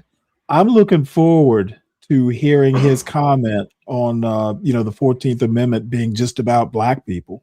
No. I mean, like the 14th, like once they get rid of the 14th Amendment, then there is no Constitution. Yeah, exactly. There's too much in it. It's going to be interesting. I'm definitely going to be listening to that live. I mean, but there's like been 9 challenges to this case, and no one has Yes. read any of the cases and what it meant at every single turn. In every single Yep. turn, it was on some conservative shit, trying to make the shit seem like something that it wasn't. Look, if you're born in the United States, naturalized citizen, I don't see what the big issue is. but now you have these fucking nativist fucking, black people who don't know shit about history. Imagine that. Nativist black people all of a sudden who don't know shit about history, black or otherwise. Just so that way they can make the 14th Amendment just about them and not anybody else. That's the main character syndrome. Yeah. Okay. Yeah. Or else, you call it like the infinite side quest syndrome. You fuck with them side quests that are like grayed out that you get no experience in, and you just gotta get stunned locked into doing them fucking dumbass quests that don't fucking lead nowhere. Oh yeah. Oh yeah. Yeah. You go through all these long ass trips, no experience points, nothing. Does No nothing for experience you. points. I like that. Put the game reference in there. Yeah, man, like these niggas be on some new game plus shit and fucking up everything. Like, bro, we got all like the best weapons, the best armor, and the niggas using like first level shit on new game plus, getting his ass whooped. Like, what are you doing? Right. All the answers are here, man. All the answers are here. People think that being stagnant and stuck and having this infinite struggle is black culture. That shit, Yeah. that's not part of black culture. That's some shit that they fucking kind of, clip themselves too, man. Like, being a fucking black bumpkin ain't no motherfucking cultural responsibility of mine, nigga. Fuck out of here, dude. I want to go see and do some great shit. I ain't got time to be trying to be listening and fucking infinitely watching my back from these untrustworthy ass fucking niggas. Man, fuck out of here. I'm not doing that shit. That's not part of my cultural responsibility, man. My cultural responsibility is to make sure I don't have any of these fucking problems and isolate my fucking surroundings from even this shit, period. It's going to be an academic lesson, not a live fucking experience. Right. Right. Hey, Stanley, Yeah. like, does that ring bells with you? Like, because sometimes if you don't have that experience of being in, you don't understand what it takes to maintain out. Yeah, it makes sense. Is that something that I had to shed? I had to shed the, quote, dumb nigga, brain. I Well, had to see, shed it. I'm not the best person to comment on it. I had. That's what I'm saying. That's where the conversation went. Like, it took for me to leave my environment to see exactly what it was in all areas of my life that it actually affected. That's why that was the greatest experience I ever had. leaving the Well, I mean, environment, they say, seeing how that functioning they say society goes. traveling is something people should do. So, yeah. Now, granted, I do have an example of a loving family. My parents are still together. They've been together my whole life, doing good, living strong. I wasn't like most people who approach this situation that come from a broken home, but going in the public schools and adapting that way of life, and I had to let that go. Yeah, see, I didn't have that. I didn't have that experience. A lot of people suffer from that backwards adaptation bullshit too, where they don't have the experience and then they go adapt to some shit that they don't need to be adapting to. Right. Or get into some shit they don't know how to get out of. This would be the same conversation that immigrants have if they ever speak about, because I've heard that they have the talk. They have their version of the Yeah. talk. You're brown in color. You go to America. Don't get involved with them. Yeah, that's yes, exactly. But it's a certain type of them that I don't think that they understand, because there are a lot more people who don't buy into the culture that I avoid. Right. But you have to avoid it in total. Like they want to avoid the man part of it, but they want to be with the woman part of it. That Right. supports the Yeah, man part of it. that's a whole nother side of it. Yeah. Well, see, I was lucky. Most of the girls that I dated in high school, were either from my neighborhood. Well, most of them were like people, like I knew their parents or my parents knew their parents. Pretty much everyone I dated, I knew, one way or the other. It was it was a good thing and it was a bad thing. Most of the girls I dated in high school, my mother didn't like. She, she knew more than she did, she should have, about their parents and the grandparents. That's a bad, one of the drawbacks. And you probably know this as well as I do, MOT. Growing up in a smaller town can be a little bit of a challenge. Oh yeah. Everybody knows everybody. Oh yeah. Like I said, But man, like the bacon ass whooping that we used to go through. 7 kids in the house, pies getting baked, dudes copping pleas, nobody's trying to come home. Everybody know there's somebody about to catch hell, right? Yeah. everybody else got to monetize it. We don't own major forms of media. So the message that goes out to the world about foundational Black Americans is very lopsided. It's very negative. Even Frank said to Nancy, he said, well, what is your culture? Twerking? Negating the fact that twerking started in Africa. Here we go. Mating rituals, things of that nature, tying of the hip, stop me when I go wrong. All of these things get put out as if that's who we are. And it's a very limited, very narrow-minded, very sore and Let me very ask y'all a disingenuous question, snapshot of who we are. This is kind of one of the things. Okay, if everybody thinks that, but you know better, why are you upset about it? I mean, sometimes you have to not give a fuck what other people think, especially ones who don't know. I mean, you tell them, hey, that's not the case, and move on. You don't need to sit there and brood about it. No. But the thing is that quiet as is kept, they want to be defined by those fucking things, even though they say that they don't like being defined by them. They love when people have low expectations of Black people and they just blow past those bullshit expectations, man. A lot of people fall prey to that shit. But I'm just saying, look, all this shit is about entertainer or entertainment, dude. That's not, Yeah. dude. It's only a small group of people who is into that, and there's an even Right. smaller group of people who even get to try to do that. That's why I try to get people to be working class, man. So that way you have a nearly 90-something% success rate being blue collar versus the less than 1% success rate of being some type of fucking sports based entertainment athlete. Exactly. because Just we like get you could put be a into mediocre running pillars. back, you could be a mediocre motherfucker who put tires on and make the same amount of money, make a good living, man. and not risk the injury.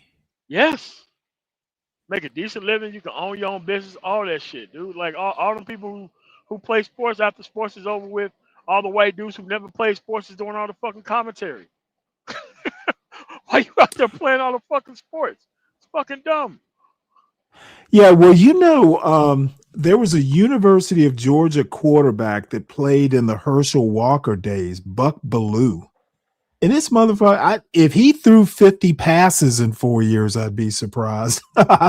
Every play was handed off to Herschel Walker, but you know what? He's a minor celebrity around in Georgia. Just like the dude who threw to Jerry Rice. Nobody knows his fucking name, but he's a fucking celebrity when it comes to Mississippi Valley. Because he threw to Jerry fucking Rice. Yeah. Baby mamas, this and that and the other. And then when you look at how the media is weaponized, right? They'll take people throughout the diaspora and then put them on platforms and then bring them here. I'll give you an example. There's a show on CBS called Bob Hart's Abishola. And she said things that were much more incendiary than what Frank said.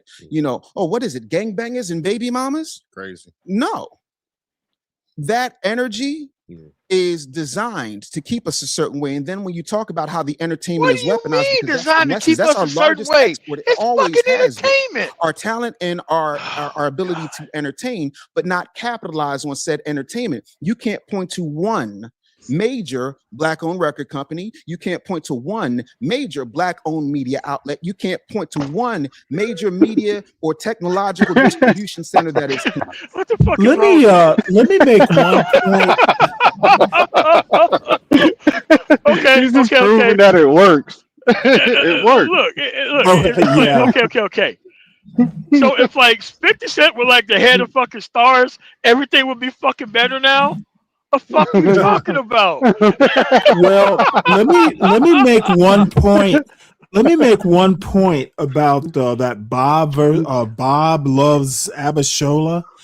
You know what? I've watched maybe a season or two. It was on for a long time, but you could catch a couple seasons on Amazon, dude. It was really just making fun of Africans. There wasn't a whole lot of opinions about Black Americans. I don't know that I agree. Now, I didn't watch every season, so maybe he knows something I don't. But the parts I caught, it was really just making more fun of Africans. So, yeah.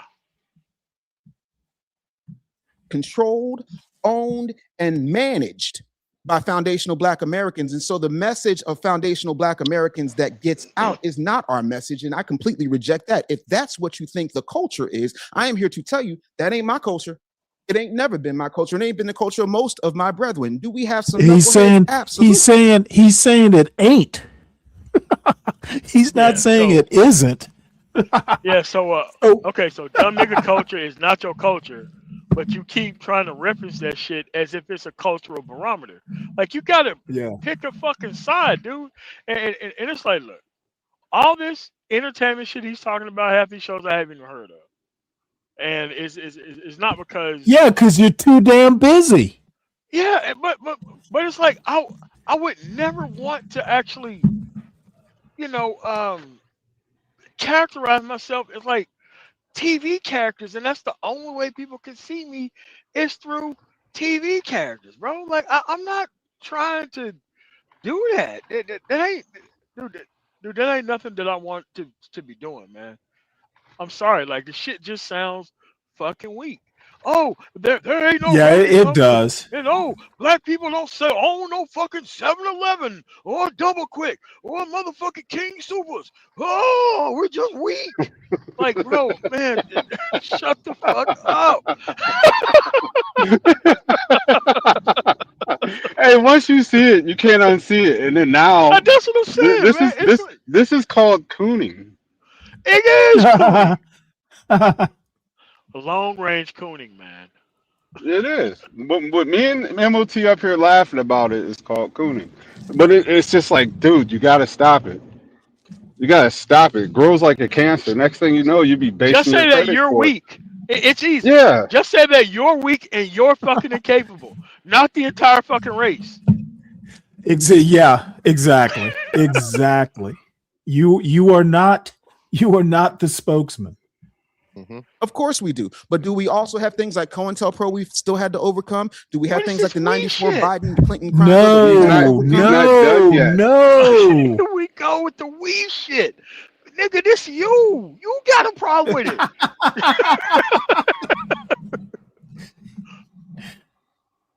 Yep. And throughout history, I have yet to see anybody from any of those 54 countries come back for their brothers that they say that they love so much. I don't remember the warships coming to get us. I don't.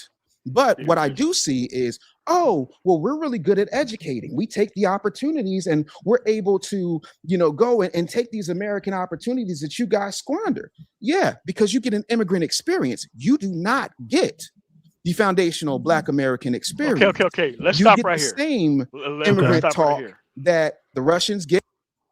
Most people who come here are the best of the best in their fucking culture when they get here.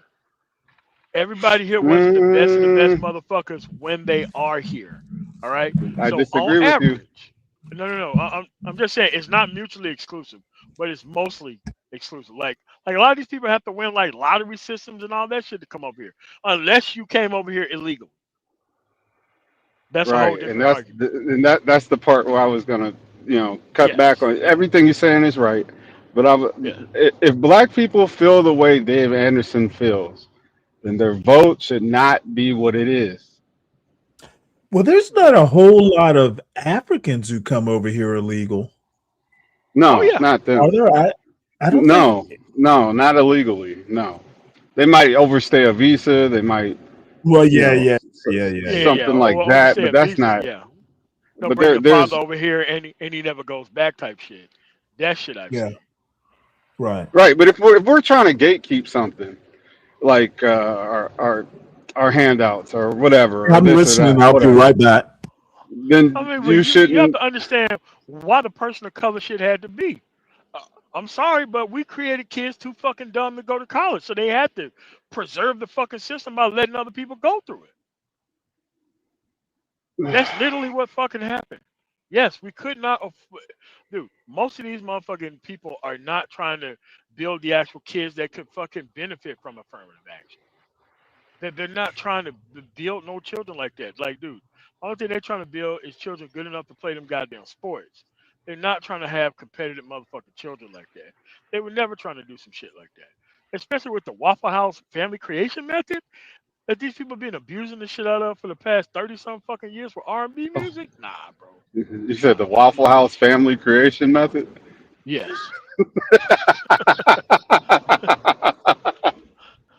I love it.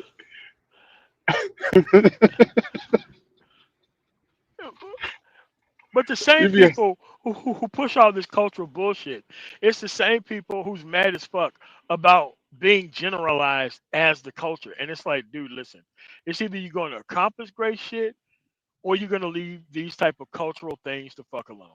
And he leverages these bad cultural outcomes so that way he can feel some type of fake rapport with the fucking audience. And I'm like, you don't need to do none of that shit.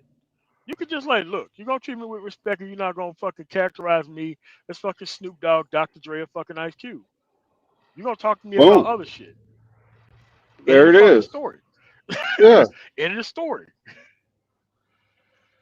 totally agree with that, man. Can't disagree with that. But but at But the end of people the day, don't see it the way we see it. Like you're gonna have to like no. really check out, turn around and look at what you're involved with. But the thing is, they're But putting too what? much onus on them. They're not trying to be that responsible for shit. They just want to try to jump up and grab some shit whenever it's available. This is why when people start talking about fucking image, I start backing the fuck up and away from the type of people. Because those motherfuckers are not trying to put no work in. They're trying to watch everybody else put work in, and then what they want to do after the work is put in is they want to come and fuck up the actual quote unquote image that was built up over time, right? And not add Hmm. anything to it. And that's why I tell people who try to leverage this fucking image shit. It's like, dude, that shit's crazy. Hey man, you can build substance a hell of a lot faster and it'll last a hell of a lot longer than fucking image and fucking bullshit. All right. Well, yeah, me and Sin, the Waffle House family planning method. Yeah. What is it? You go to the club, you go to the Waffle House, and then you wake up with a baby. Oh, Yeah. okay. All right. No, that makes perfect sense. Yeah. Now, with me, it was crystals. Oh. I mean, them singular hamburgers had you like that out there, man. That's right. That's right. Little square steam buns.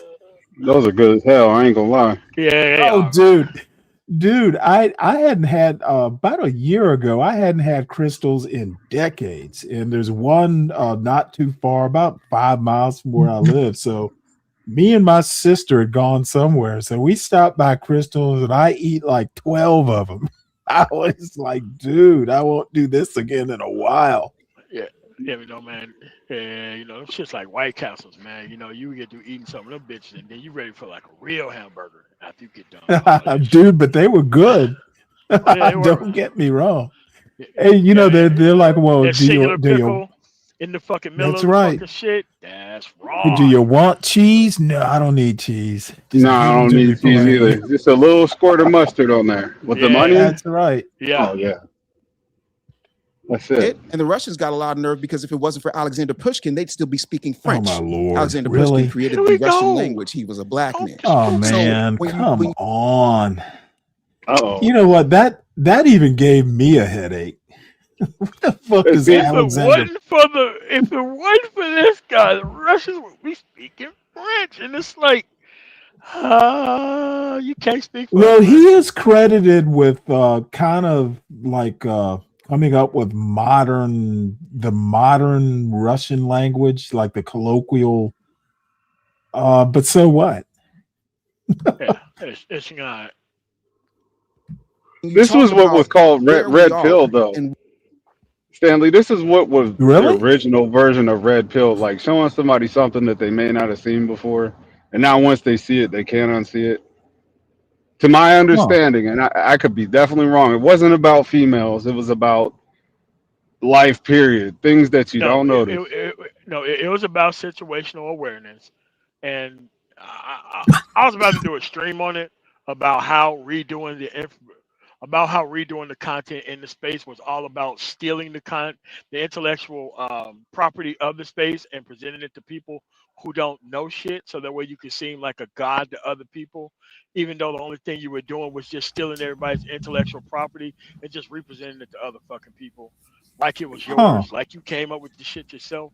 Yeah. But can't you do the same thing reading a damn book? We're not going that far. You gotta put it in. You gotta put it in video. You gotta put it on a video. Come on, bro. Yeah, You or gotta- a bouncing ball. You got to do a bouncing ball thing too. What's up, Big J? What's What up, going Jay? on, Stanley? Why you block me, Big J? What's up with that? I blocked What? you. When? Nah, I'm joking. But I didn't see a comment in the chat. It was like 3 You, chats. I you seen didn't you didn't acknowledge his presence in the chat, so he's been butthurt ever since. No, I didn't see his comment in the chat on like 3 different. I was like, this dude blocked me. Yeah, Kimmy, he is talking to Xanu. He's doing a lot of talking, but he is basically debating Xanu, whether they're talking about Xanu says Black Americans have no culture and Africans do. And Dave here is basically saying you're wrong about that. Or Yes. maybe what he's doing is trying to explain why we don't have a culture. I get a little I mean, but confused. there's 'Cause a lot of he's a little- victimhood shit that's going on here. Yeah. That I don't. It's like, okay, if you was talking to a bunch of Delta Novembers This is the type of talk that I would expect for some person who sound like they woke would actually talk about, right? But once you bring like accomplished men on the fucking stage to speak, they're not gonna talk like this. And I'm Right. sick and tired of black people being like emotionally exploited through this type of talk. And it's like, dude, we could talk about normal, regular human being based shit without trying to go Right. back to the 1800s and oh my God, the fucking slavery was so wrong. And look, man, this nigga had to fucking dig up a fucking ditch. Man, that shit was good. It was fucking bad for a brother back then. Well, It's like, that's nigga, kind of what he's doing. He's basically acknowledging what Xanu says. He's basically just making excuses. He's so used to doing that. I can't. I'm sorry. Frank Zanu's a coon ass nigga. I'm sorry, because the thing is, Zuno does. I see them white people propping up Zuno. They trying to prop him as the next Candace Owens or or Really? another. Well, he's a Yeah, little old for that. really? I know that. Yeah. Go on the white channels when they talk about Frank Zuno. Yeah, they're using this same video to prop his ass on top. Yeah. Oh wow. No, before he hit the white space, he's just pretty much laying it out, putting up a mirror for people Well, to see how are they what it looks showing like. Dave at all? No, they're actually showing this, and then they, Mhm. and then they say, yeah, man, Frank Zuno's right. Yeah. Oh my God. So You know what? Then I but it know gives Be people Brave the has excuses probably of seen it. what it does. It give people the excuse of being weak and fucking unaccomplished, man. Like that's the shit that I don't like, man. I can't stand that shit. but You know, I thought Dave was the business bully. Why isn't he talking that up? and the thing I have a problem. I know y'all might disagree, but I'm getting really sick of these tethers. I'm going to have to go there with that. Being the ones talking. I mean, they'd be the only one talking about. Well, I remember when Frank Zuno talked about, well, black people, Africans don't know anything about the word maintenance. I remember he was talking about that part. Frank Zuno was talking about the other time. What was the time he said, black people. Name me the last successful black country. There was one. There was none. There were plenty. Yeah, there were plenty of videos. He said, yeah, but he the one saying there was no such thing. And why would that come out of his mouth? And he's black. Like, what would be the point of talking about that shit? And he's black. So that means that he's as much of a failure as the failures that he's trying to fucking explain. I'm not part of them group of niggas. No. That's not my culture. Hell no. And the thing is, the country that where Frank Zuno came from, Zano, what's his name? Benin. Yeah, but wasn't Benin had a coup 2 days ago? Yes. I'm just saying, and he over here trying to talk about black people. Black Americans don't have a culture. Well, you keep having coups every 15, 20 years. But at this point, culture is choice. At this point, culture is choice. Like, you don't have to go through the 20 years or you like a lot of people want to revive like hood culture and dumb nigga culture and trying to make that black culture. I'm like, nah, man. That shit is just an chosen absence of male fucking leadership. And I don't get that these kids are lost forever. They want to, look at street motherfuckers as like the actual masculinity of the actual community. They're like, hey man, look, that's a personal problem, man. Everybody wasn't raised around that fucking bullshit to believe that, bro. And I'm not buying it, and I'm not buying it as an excuse. You know how it was, Big J Triple X, like motherfucking like how like 8 years ago, like when Hillary Clinton was running for president, all of a sudden all these motherfucking supposedly dealing kingpin niggas was in the manosphere, copping pleas for fucking drug peddling pieces of shit in the community. Man, fuck out of here. Yeah, like when Hillary Clinton used that, what's that term? Super predator. Yeah, super predators. Yeah. We gonna vote for Donald Trump because Hillary said super predators. But nigga, Donald Trump. But then, like, the Black Manosphere became super predators. Yeah. That's Yeah. exactly what they did. Yeah. Yeah, so Yeah. they became the very super predators that they kept characterizing everybody else as. You know, like they made dumb niggas to focus. They love lonely fucking men with broken fucking outcomes, and they just keep pumping their head full of fucking, red pill apathy, so the motherfuckers can't function properly. So that way they can go waddle right off into the very woman that they should be staying the fuck away from to have a lifetime of fucking problems that they need to be alleviated from.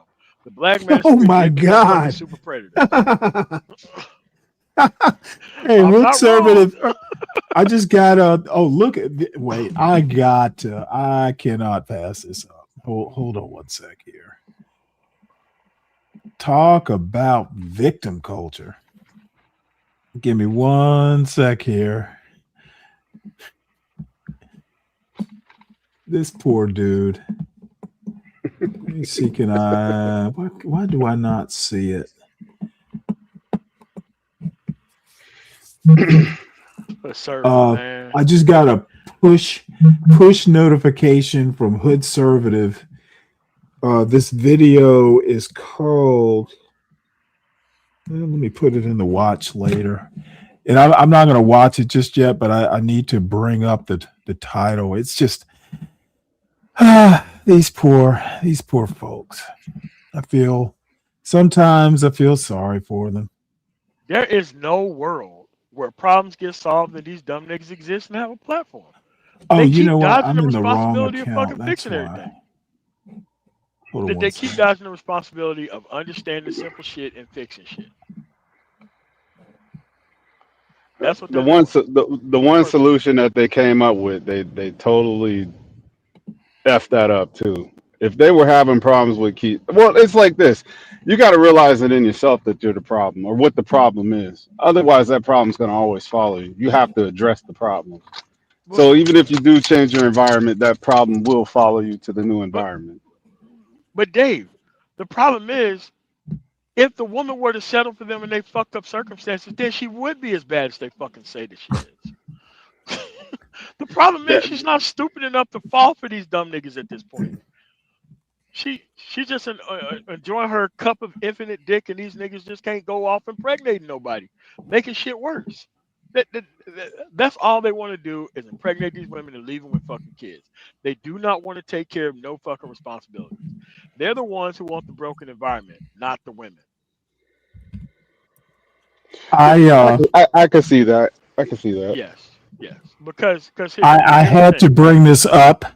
Okay. So Hood Conservative, I guess he's starting another live called "When Mom Is Your First Bully." I'm like, dude, who what hurt type of him? man you think he's trolling for with that type of live stream? I don't know. That's what I'm saying. It's like he's looking for the bottom crust barrel of type of stupid motherfucker that would go through some shit like that. And look, even if a dude went through some shit like that, I'd be like, how they say it in the military, man. Listen, Suck hey, it man, up. yes, all that dumb shit you've been through, hey man, we don't want to hear that shit. These are the motherfucking standards. Get to know them. Look, we got excellent counselors here, but we ain't counselors. And if you keep talking about this shit, we're gonna beat your motherfucking ass. So don't come us with that fucking bullshit, man. Like, bro, I don't want to hear that Mississippi mushmouth shit, nigga. Fucking speak English, motherfucker. Well, yeah, I mean, well, you're absolutely right. I mean, to me, that sounds like, hey, I'm gonna give some folks some justification for, being weak, for why, being dude. unaccomplished. Come on, do something positive. Nah, because at the end of the day, they the ones who need weak men, but they're trying to pass it off as if women need weak men. No, they need weak men for a platform. Women don't need weak ass men, not anymore. I mean, the actual crop of men have been weakened by most men in society, not the women. Because here's the thing: no matter what fucked up society that you are actually have been in, you can easily be past this shit if you want to be past it. But these dudes, they love these weak ass men. They love these broken fucking boys. Like, and here's the thing: they're they're so stuck on loving these fucking broken circumstances. They can't talk about shit else. They can't talk about a future without these problems. Because to them, these problems are endemic and they're gonna be here forever. Yeah.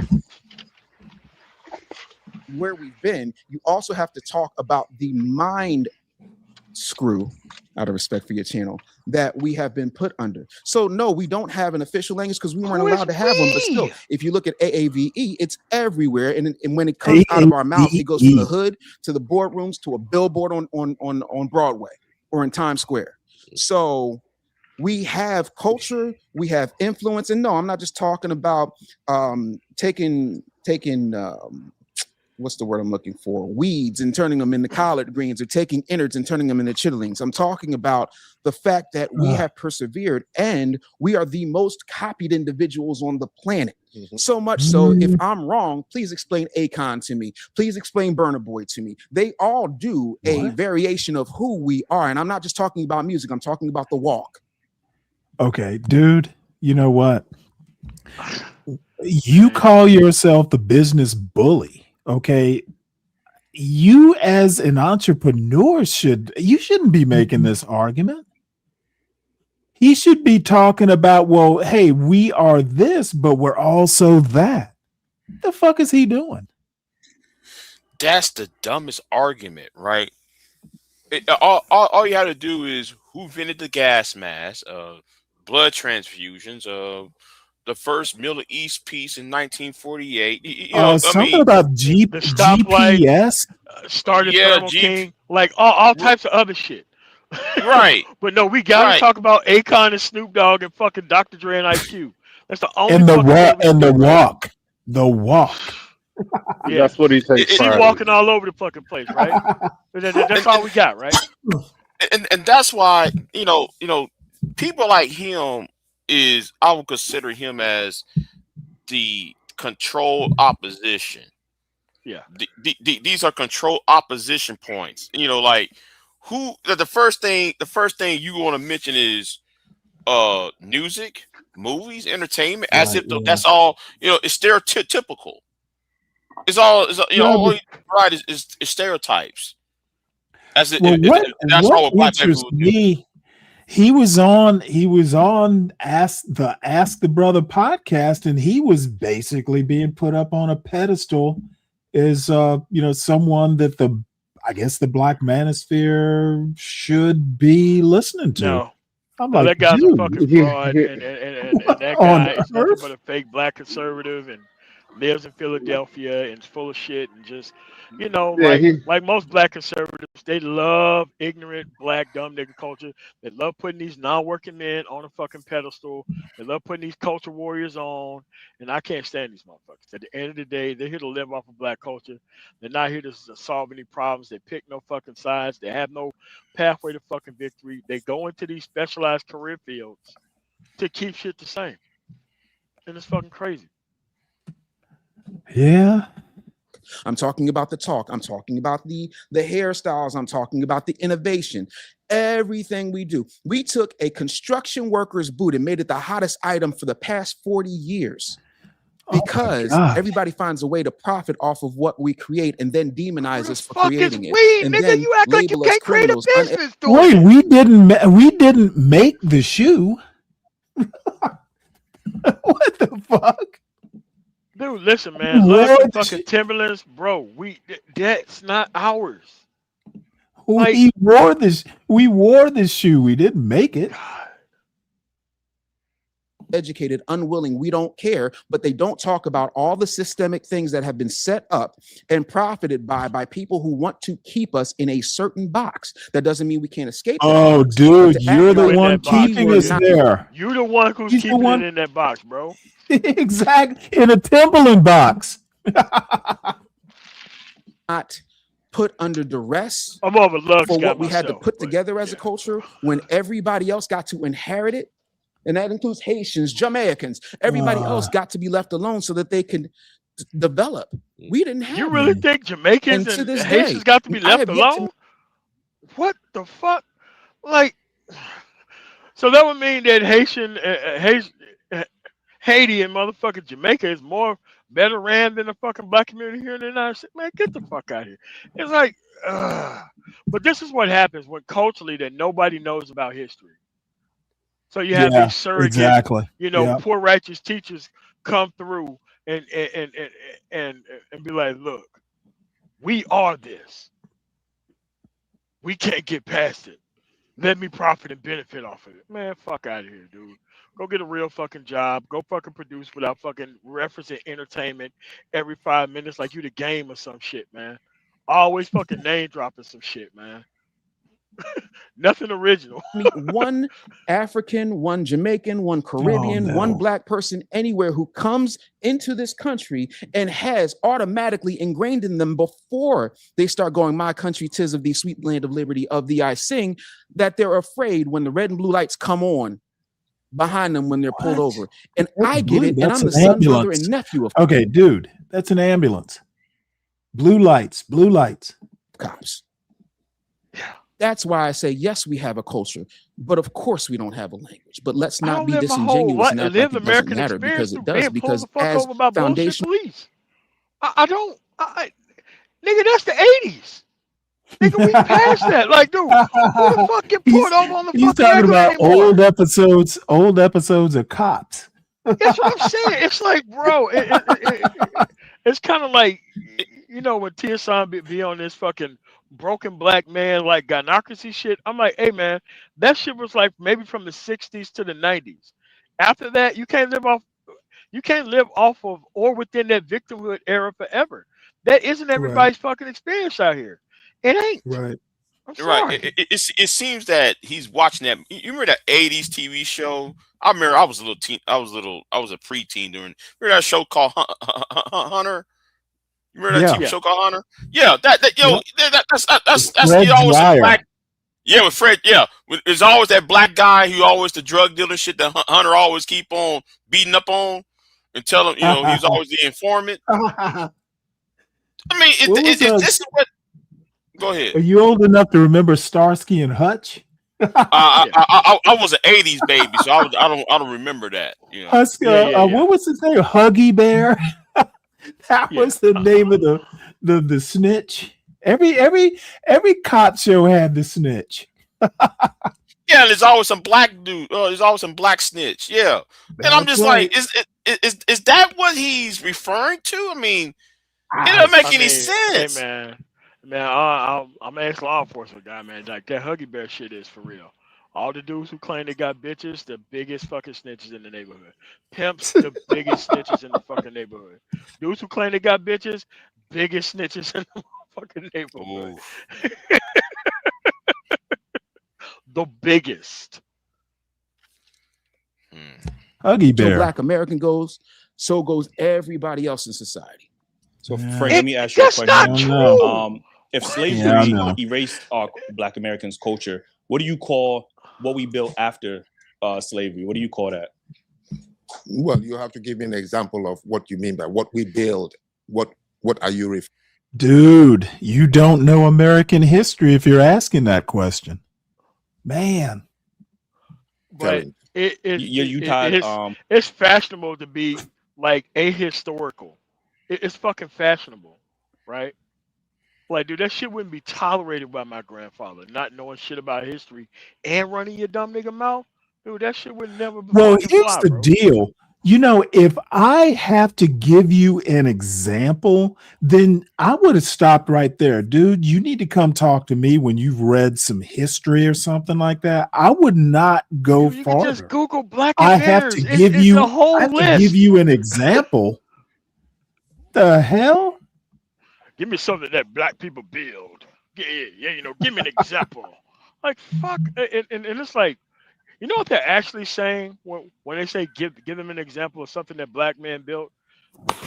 Give me an example of something black man built that I can benefit off of, that I'm currently benefiting off of, without putting in any type of fucking work.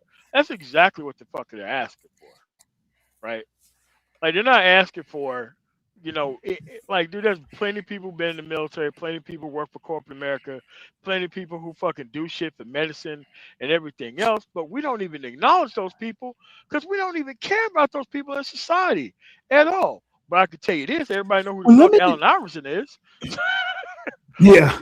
Let me tell you something. I grew up in Savannah, and there was literally the family of this family. I went to school. I think the daughter was my sister's age. She was in my sister's classes. They literally ran a hair care company. Like they had their own version of things like Afro Sheen and stuff like that. And I Yeah. know the company got bought by Clairol or something. This is right local in Oh Savannah. shit, that motherfucker had big It was money. it was right there in Savannah. I went to school with these kids. And they were, I mean, they were, kind of normal people, but I I mean, I would literally bring that up. I'd have to go back because I can't remember the name of the company. I remember the family, of course, but yeah, they're. I mean, shit, right back in little old Savannah, Georgia. But Culture back to Stanley, Africa. look at where we are now, though. We get to Yeah. talk back to these type of people who try to represent our culture to other people. We couldn't do Mhm. this shit 30 years ago. My It's grandfather true. couldn't go and do this shit, 40, 50 years ago. There was no way to get to these people. There was no mass broadcast system to be like, this dude's Mhm. full of shit. This is his Mhm. own cultural limitations that he's trying to make other people's limitations throughout the Yes. culture. The cover for his Yes. lack of fucking success, period, in American society. I'm tired of that fucking shit. No, bro, Right. these are your limitations. They're not my limitations. And when you He telling does. them He to a doesn't even fucking have kid, those limitations. no, but the I don't problem is they understand why act like he's spewing it. Yeah, why is he spewing it like that's his limitation? None of this shit has that none of this effect shit on if him. it's lived life experience. The only thing he's doing is free associating through failed black culture to other people who also don't give a fuck about the future of black culture. It Right. doesn't. It just comes off as incredibly fucking weak.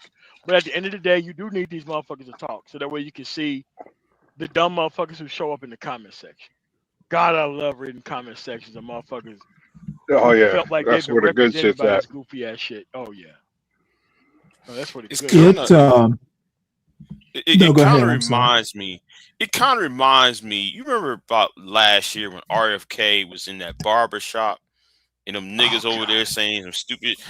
Was This it kind of was it reminds the me of that. Dominican? Was it a Dominican barbershop, or is that something different? One of the politicians. This was back in the 2024 election. Maybe it was even maybe it was even what's her name? Can't even Kamala remember her name now. Uh, from Kamala. Hillary Maybe it was Clinton. Kamala. Oh, okay. No, it was recent because John Galt talked about it. Okay. Some someone was in a Dominican. Maybe it was even Donald Trump in the. Yeah, I think it was Yeah, Donald Trump in some yeah. Dominican. Right. One of them was Donald Trump, and then Donald Mhm, Trump was talking about tariffs, and them niggas didn't even mhm. know what tariffs were. Right. I mean, Okay. I be,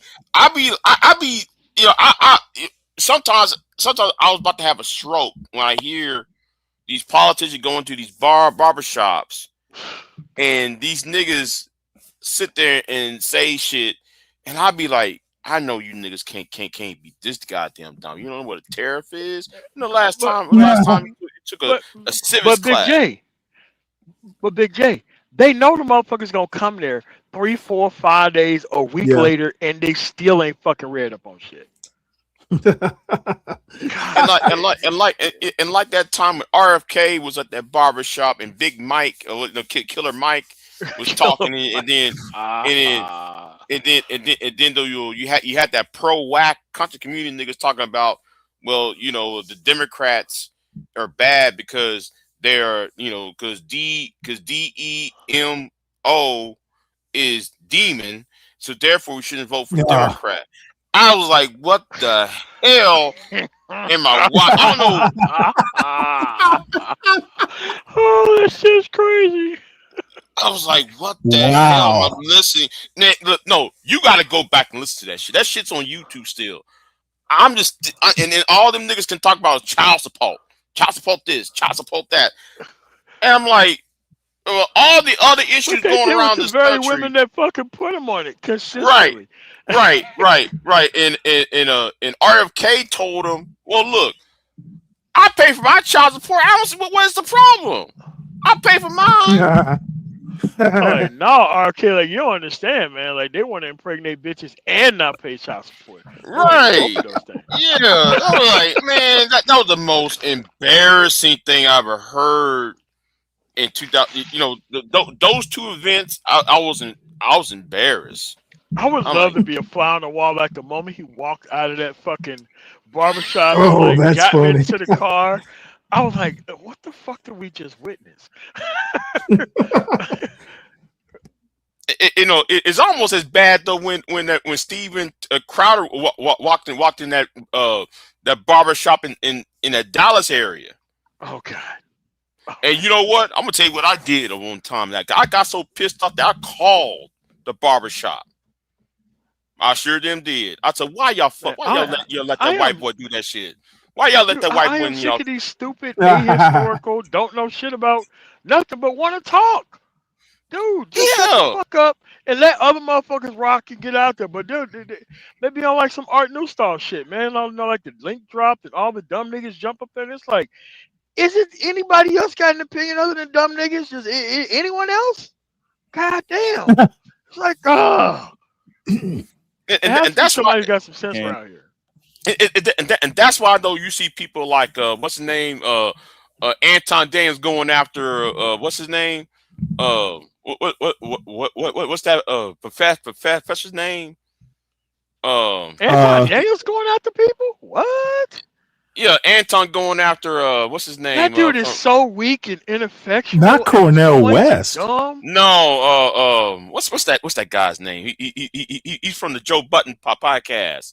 He came from the Joe Button podcast. Yeah, Mark Lamont Hill.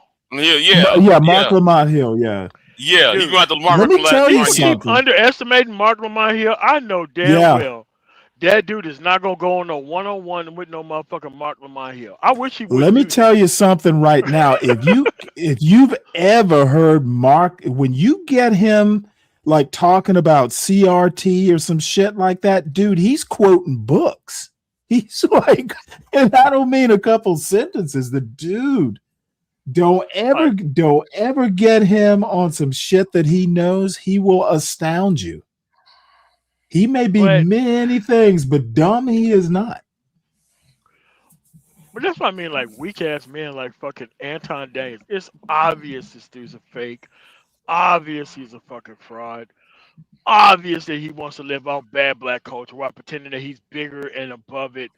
Obvious that he needs these fucking men not being happy, not motherfucking finding a fucking woman in society so that way he can live off that shit. And it's so crazy that people want to sign up and watch themselves have their pain being parroted back to them.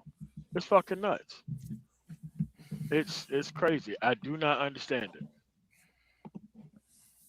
And something that you inherit. But you said that got erased during slavery. But we built something clearly Black Americans have built throughout slavery and the culture that we have currently. What I'm asking is, give me an example so I'll be able to respond to that particular thing. Well, like things like gospel is something that we built after slavery. Songs and how about the 8 senators? How about the 8 Congress people or from South Carolina? How about Robert Smalls basically convincing Lincoln, to this was just listening to Jim Clyburn this morning, wrote a book. Frederick Douglass wrote books. Most photographed man. You got W.E.B. Du Bois. You've got Booker T. Washington built Tuskegee. God damn. It's like Carter G. Woodson. Yeah, God damn, dude. There ain't nobody who built or done anything ever. Oh my God. We just been around here, just African American, man. And let me tell you ain't nobody built something. the You know damn what? thing. Tuskegee never had a white former Civil War general dude, Booker T. Washington built that shit. Now, if there was a lot of white money and sponsorship and stuff, Of course. Booker T. Washington being invited to have dinner at the White House with Theodore Roosevelt. There's a lot of things. Building a whole fucking university that's still around. Come on now. But then again, when they're talking about building, they're talking about entertainment platforms and shit. Yeah. That they can leverage right now because they only see black people as buck dancing motherfuckers who just, sing, dance, and fucking talk about stupid shit. Dude, how about talk about Famous Amos? He built a cookie company. There's some things that, have been done. Mae Jemison, astronaut. I forget the man, Ron McNair died in the Challenger. Refrigeration, air conditioning. Yeah. Like, yes. Really? We gotta tell you about this? Nah, dude, you just don't know. Well, what's a shame is no one who was born here, these three dudes, they're not able to tell them. Dude, Frank Zanu probably knows. He's just seeing if they know. That we can Sure. Songs and music exist in every society. Is that not a part of culture? No. Let me come to that. And first, let me make a little response to. You know what? Was it you who said that somebody said that Zanu won this? Yeah, I'm afraid he did. Dude, we're 20 minutes into it. Well, you haven't heard much of Zanu's argument. I did like the way he defined culture. That's just me. Like I said, I didn't want to answer that question because I'm still. I like the way he defined it. It's not the things that people have across the board. It's your own personal value, not personal. No, that's not right. Culture is shared values. It's not personal. It is something that culture is not one person or your personal feelings about it. It's a group thing. It's group think, to be honest. David's assertion that we were not allowed. So in Benin or Ghana or Nigeria, Oh my God. No. No, sir. We don't want to fucking hear shit about Benin or how about talk about the United States? You're sitting in the United States since you know so much. See, and I know what he's saying. The Africans have a culture. You know what? So do Black Americans. It's called American culture that we help build. They don't want to acknowledge one thing, but they want to be acknowledged for everything that they do. But what they do is they come to the conversation with absolutely no historical foundation and make it seem like, oh, well, I don't know that it exists. Could you bring me up to speed? It's like, no, dude, we're going to talk in 2 weeks. And this is all the shit that black people have done. You better know this shit by the time we come talk about this shit. There are minimum levels of education that you're going to have before we have this conversation. Because one thing I'm not going to do is broker both sides of this fucking conversation. You got to have some minimum level of knowing that this shit exists too. I just can't be the only one person bringing this shit up. I mean, if you actually wanted to talk real history, like ancient history, dude, Charleston, for instance, back during the slave days at the very beginning, dude, they were bringing slaves from specific parts of Africa to grow rice and indigo. I mean, you could argue that slaves built the wealth of a lot of, these plantation owners in places like Charleston. Of course they did. They had to. I mean, they literally didn't know how to do the shit, so they were bringing, people, from these rice growing cultures, indigo growing cultures. Dude, come on. And Zano should know this shit since he knows so much about Africa. Africa, right? If you had gone into a Yoruba tribe, which is now part of Nigeria, they would speak Yoruba. Now, when we were put together forcefully as countries. Okay, let me help you out here. Uh-oh. You know what? They speak Yoruba, but what language do they speak between tribes? Okay, they're speaking English. See, right. And since it's in Nigeria, what is the official language of Nigeria? It's you see, not for Yoruba. here even right. Yeah. It's the same language we are speaking now. So Exactly. I don't know how they can sit there and speak that when knowing that he backed himself to a corner saying that. Yeah, and by the way, in Benin, one of the official languages is French, right? I Right. think it's French. Yeah, it is. Dude. It's actually free. It's a French. It's part of the Francophone Francophone, society. yeah. Motherfucker, your name is Franck. It's in the French franc. And I bet the K, I bet he just added the K. I bet it's FRANC. Today, my nieces and nephews What's up, 12 man? my language properly. L-E-Y. And the French and English, they can't. What? What's up, 12 man? What's up, bro? Oh, nothing much. I Just here. finished up state business, so I thought I'd come over and visit. You came to the right place to talk Black culture, right?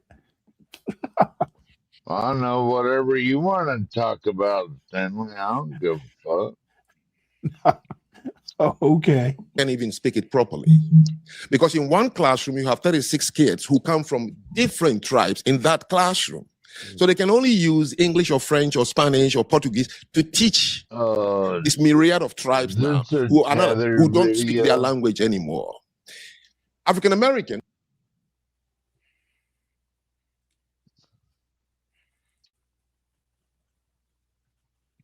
You there, Stanley? Yeah, man. What Oh, I'm sorry. I was on mute. My bad. This might be a good time to listen more than talk. All right, so here's the thing. So it's an argument because we don't have a culture between each other that we speak outside of English, that somehow we don't have a language. Is that what?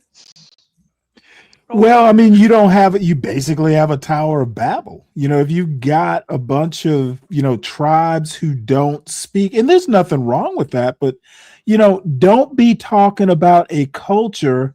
You have ethnicities with their own culture, but Yeah, but I don't think that we're lesser people because we ain't got some gobbledygook bullshit to speak between each other. No, man. Like, dude, I don't think y'all would not have a country if it wasn't for French. There would be no nation. like I'm that, sorry. I said culture. I meant nation. There would be no nation state if it wasn't for French, because the way the borders are drawn cuts across tribal lines. By design, by the way. So his argument is pretty weak, to be honest. I think these people just enter these conversations on bad arguments, even though they know they can't defend it, just so that way they can be up there talking. Period. That's what it seems like. It does. I'm like, shit. I'm not about to come up here and fucking defend some bullshit. Like, look, I'll free associate with you as if that's what my fucking opinion is, but I'm not about to just enter no conversation on a bad argument that I know I can't defend just to be up here on the big stage, man. Fuck that. No, hell. Yeah, that's crazy. Were not prevented from speaking their language.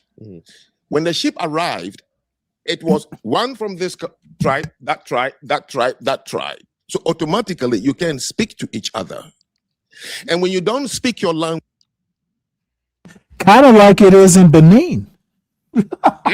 Before the English or French or Portuguese or yeah, it's like, you mean it was kind of like Africa before colonialism? Yeah, okay. Language for a while. Like I've been outside Africa now, going 40 years. If I meet any of my uncles and I start to try to speak my language, I'm interfered by English constantly, and I can't finish it. I can't make a coherent sentence in my own language, because at school, you could not use that language because you are now a bucket of different languages. The same thing happened here. You were brought as a sheep. Oh my God, this dude, they're letting an African teach them about, oh my God, this is embarrassing. Holy shit. Of different languages. That is why Creole and Patois were created.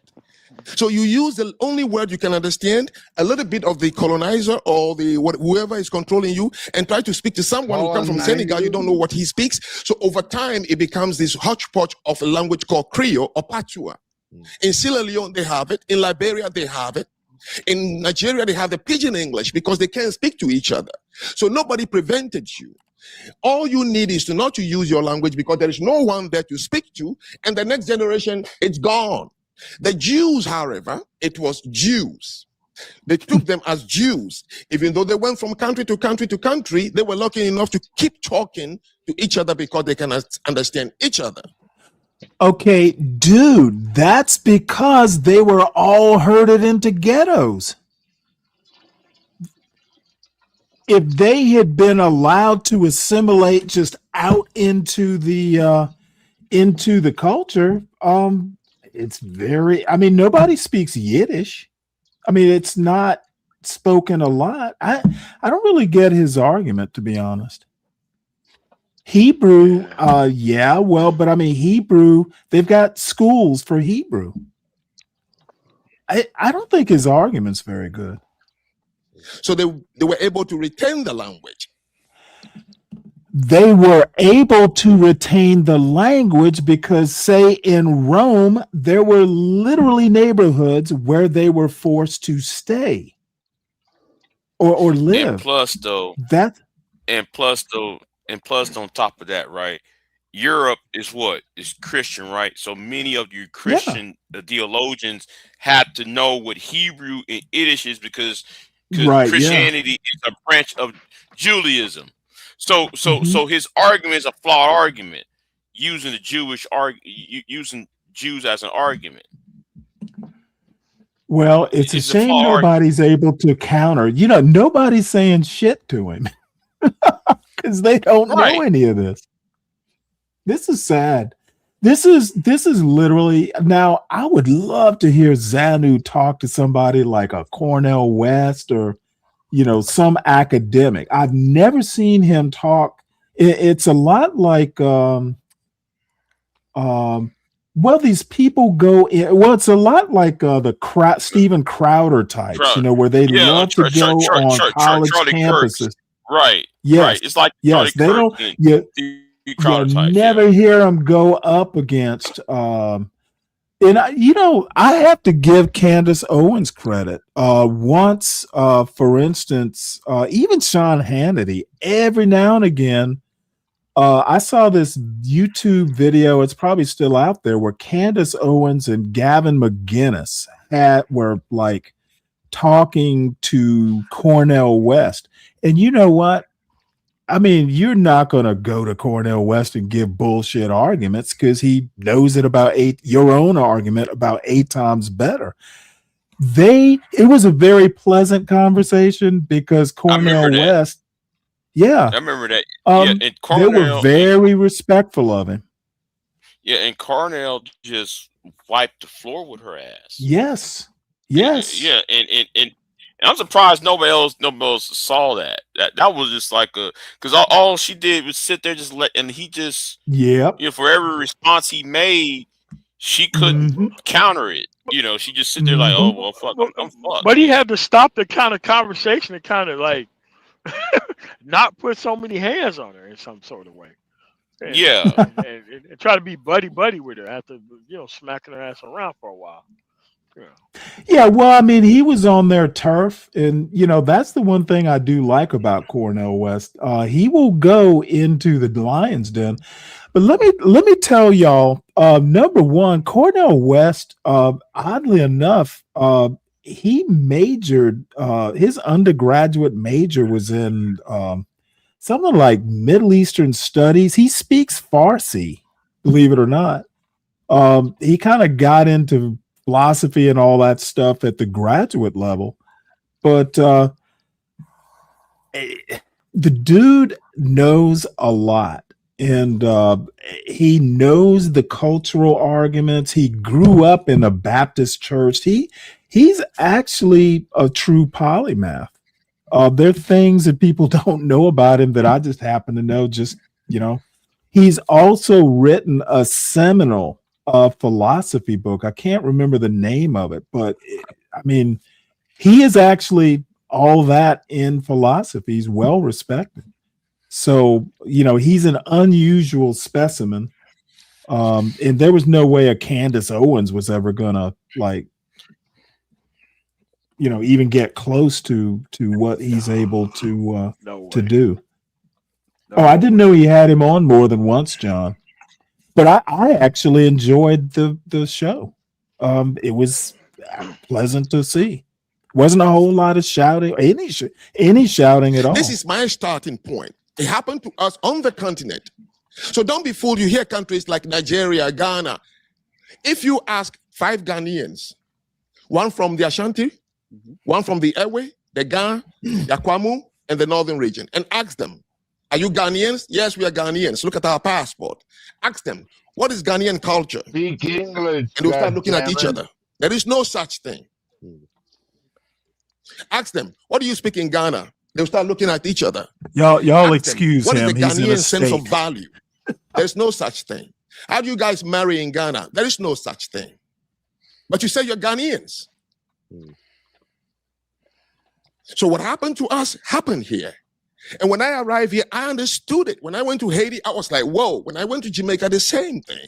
So when I said I was only speaking here, so I said African Americans, I would have said the same thing about my own countries in the continent. We have no culture. Yeah, but from that video, what I got from it is you put Haitians on a pedestal. I didn't. No, let me correct you. When in comparison to Black Americans, you said Haitians, they have a culture. Like you said that out your mouth. I said. So it was a long video about Haiti. And during that conversation, I began to talk about why Haitians can fix Haiti. Because you don't have Haitians. You have just a country forcefully imposed upon you a citizenship, but you are from different places in Africa. But right now, if you go somewhere, you would speak Creole. And somebody would say, oh, that is Haitian. That's what I meant. Not putting them on any pedestal. So they have a language. They created one. So you want to say, and it's not even useful in any way because it's not an international language. So they took French and made Creole, right? I don't know though. I have a friend who I can't remember if he was born in Sierra Leone, but he's got like a deep language, and he basically says that the Creole in Haiti is about the same as the one in Sierra Leone. So I mean, kind of technically, it is international. If they can, the two countries can understand each other. Well, Sierra Leone is an English speaking nation. Well, yeah, but what I'm saying is there is Creole. They spell it CRIO. The Creole they speak in Haiti is very similar to the Creole they speak in Sierra Leone. And obviously, Haiti has West African heritage. I was just saying, Zanu says it has no international, Creole is not international. And I'm like, well, technically it is because there's similarities between Sierra Leone and it's an arcane point, but he's technically wrong is what I'm saying. Oh, okay. It's international. If it's more than one, place that you can understand it, it's international. Is what you're saying. Spanish, French, and then over 200 African tribal languages into one. But Americans would say that they took English and made their own language as well. And what is that? I mean, it's a broken version of English, but it's still something that we could speak. No, you want to be careful about that. There's a guy on YouTube again. He is a linguistics guy. He teaches linguistics at the college level.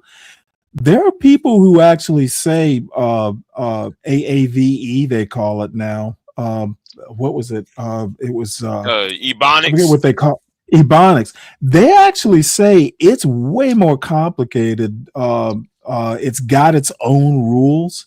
The other thing I want to talk about, What because you my mother's talking side of the about? family is from the Sea Islands of South Carolina. Gullah is a Creole, and it's got its own rules. You There, don't know John nothing McWhorter, about believe it or no not. Ebonic. I'm sorry, what? You don't know anything about no Ebonic. I'm literally telling you about it. I'm not an expert, but I was about to say John McWhorter, for all his problems at one point in time, his specialty was Creoles. So, he's written a book, at least one book, on Ebonics. People kind of give Ebonics a bad name, but you can go, and read about it. It's way more complicated, and it actually does have consistent grammar rules. You never hear about that. And plus though is code talking. It's also talking in Mhm. codes because it's Mhm. trying to prevent the outsider, which is usually a white person, to Mhm. know what's being communicated. It's cut them Well, out of the communication. you could almost compare it to Cockney. It's got its own rules. Speaking in rhymes and stuff like that. People just tend to, sometimes just discount it without actually. It's the linguists, like the actual linguistics people, who give it due respect. Oddly enough. That specifically to us. Oops.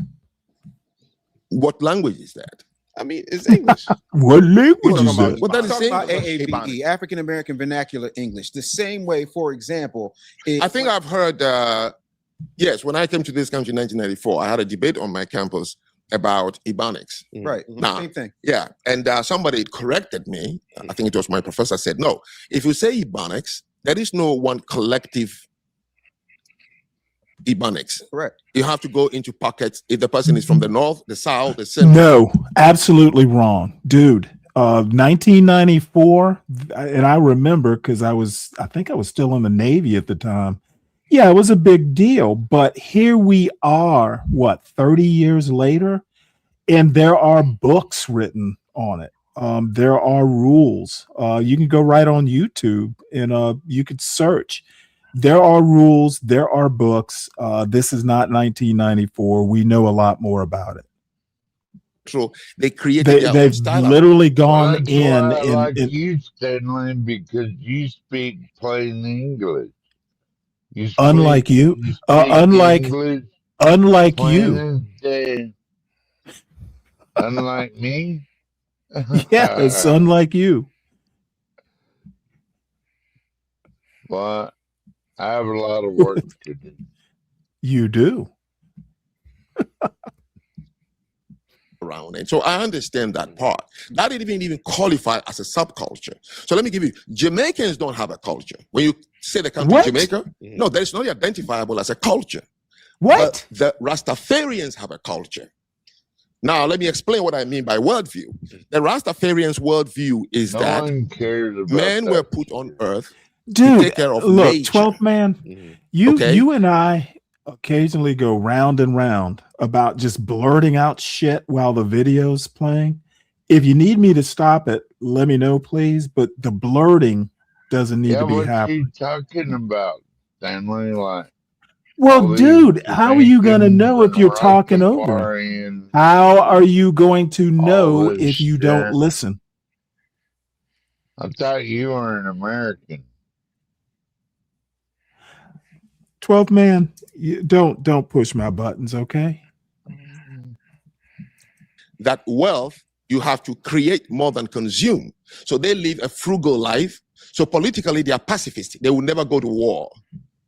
Socially, All right, they're take it easy, communal. Big J. Stop. And what we call Thanks for Epicurean. stopping They by. believe getting high, eat some food, and have deep conversation is what life is about. And then religiously, they are Rastafarians. Hippies are the Western version of a Rastafarians. They also had a worldview. and that dictated their relationship with wealth. The hippies believe that humans were put on earth to create and consume, and that living in actually, I'm coming up on 6.5 hours. I probably need to go and start dinner. But Dave, are you still there? What you gonna make, Stanley? Well, I have a bean, kale. What else is in there? A bean kale stew. So I've got leftover turkey. I've got leftover slow roasted pork roast. So, I'll just kind of hodgepodge it. I'm actually thinking of cutting up a bunch of hot dogs and throwing it in there, and just have like a fancy version of pork and beans. I haven't quite decided. I don't know. Some of this stuff I'm gonna have to actually probably put in the freezer because it's just me, at least for another week. Stanley's going to eat 8 Baby Bell cheese wheels and call it a meal. I do have a block of cheddar, but no, I haven't really eaten all. Well, I did eat breakfast, which is rare. So I guess I haven't eaten since breakfast, but it was a big breakfast. Yeah, I actually made. I made a Jimmy Dean sausage biscuit. Nope, I had grits and eggs over easy. Threw it in the microwave, 2 minutes, boom, and done. So Dave was in Walmart. He may not be able to hear me, but I don't know. I think I might just take this up tomorrow because I find this interesting. And anytime I get, you would find a tether interesting. Well, it's a tether versus American. If you take the time to actually listen, he is talking to 3 or 4 Americans. Wherever wherever this dude lives, I think he lives in. I don't give think a he lives. shit what a tether has to say. Okay, then I suggest you don't come up tomorrow when I'm watching it. Then, all right? Because I'm not gonna alter my agenda just to accommodate you. So, Come on, you are definitely welcome to watch from the audience and type in the chat. That way, you don't disturb everybody else's experience. You know what I ought to do?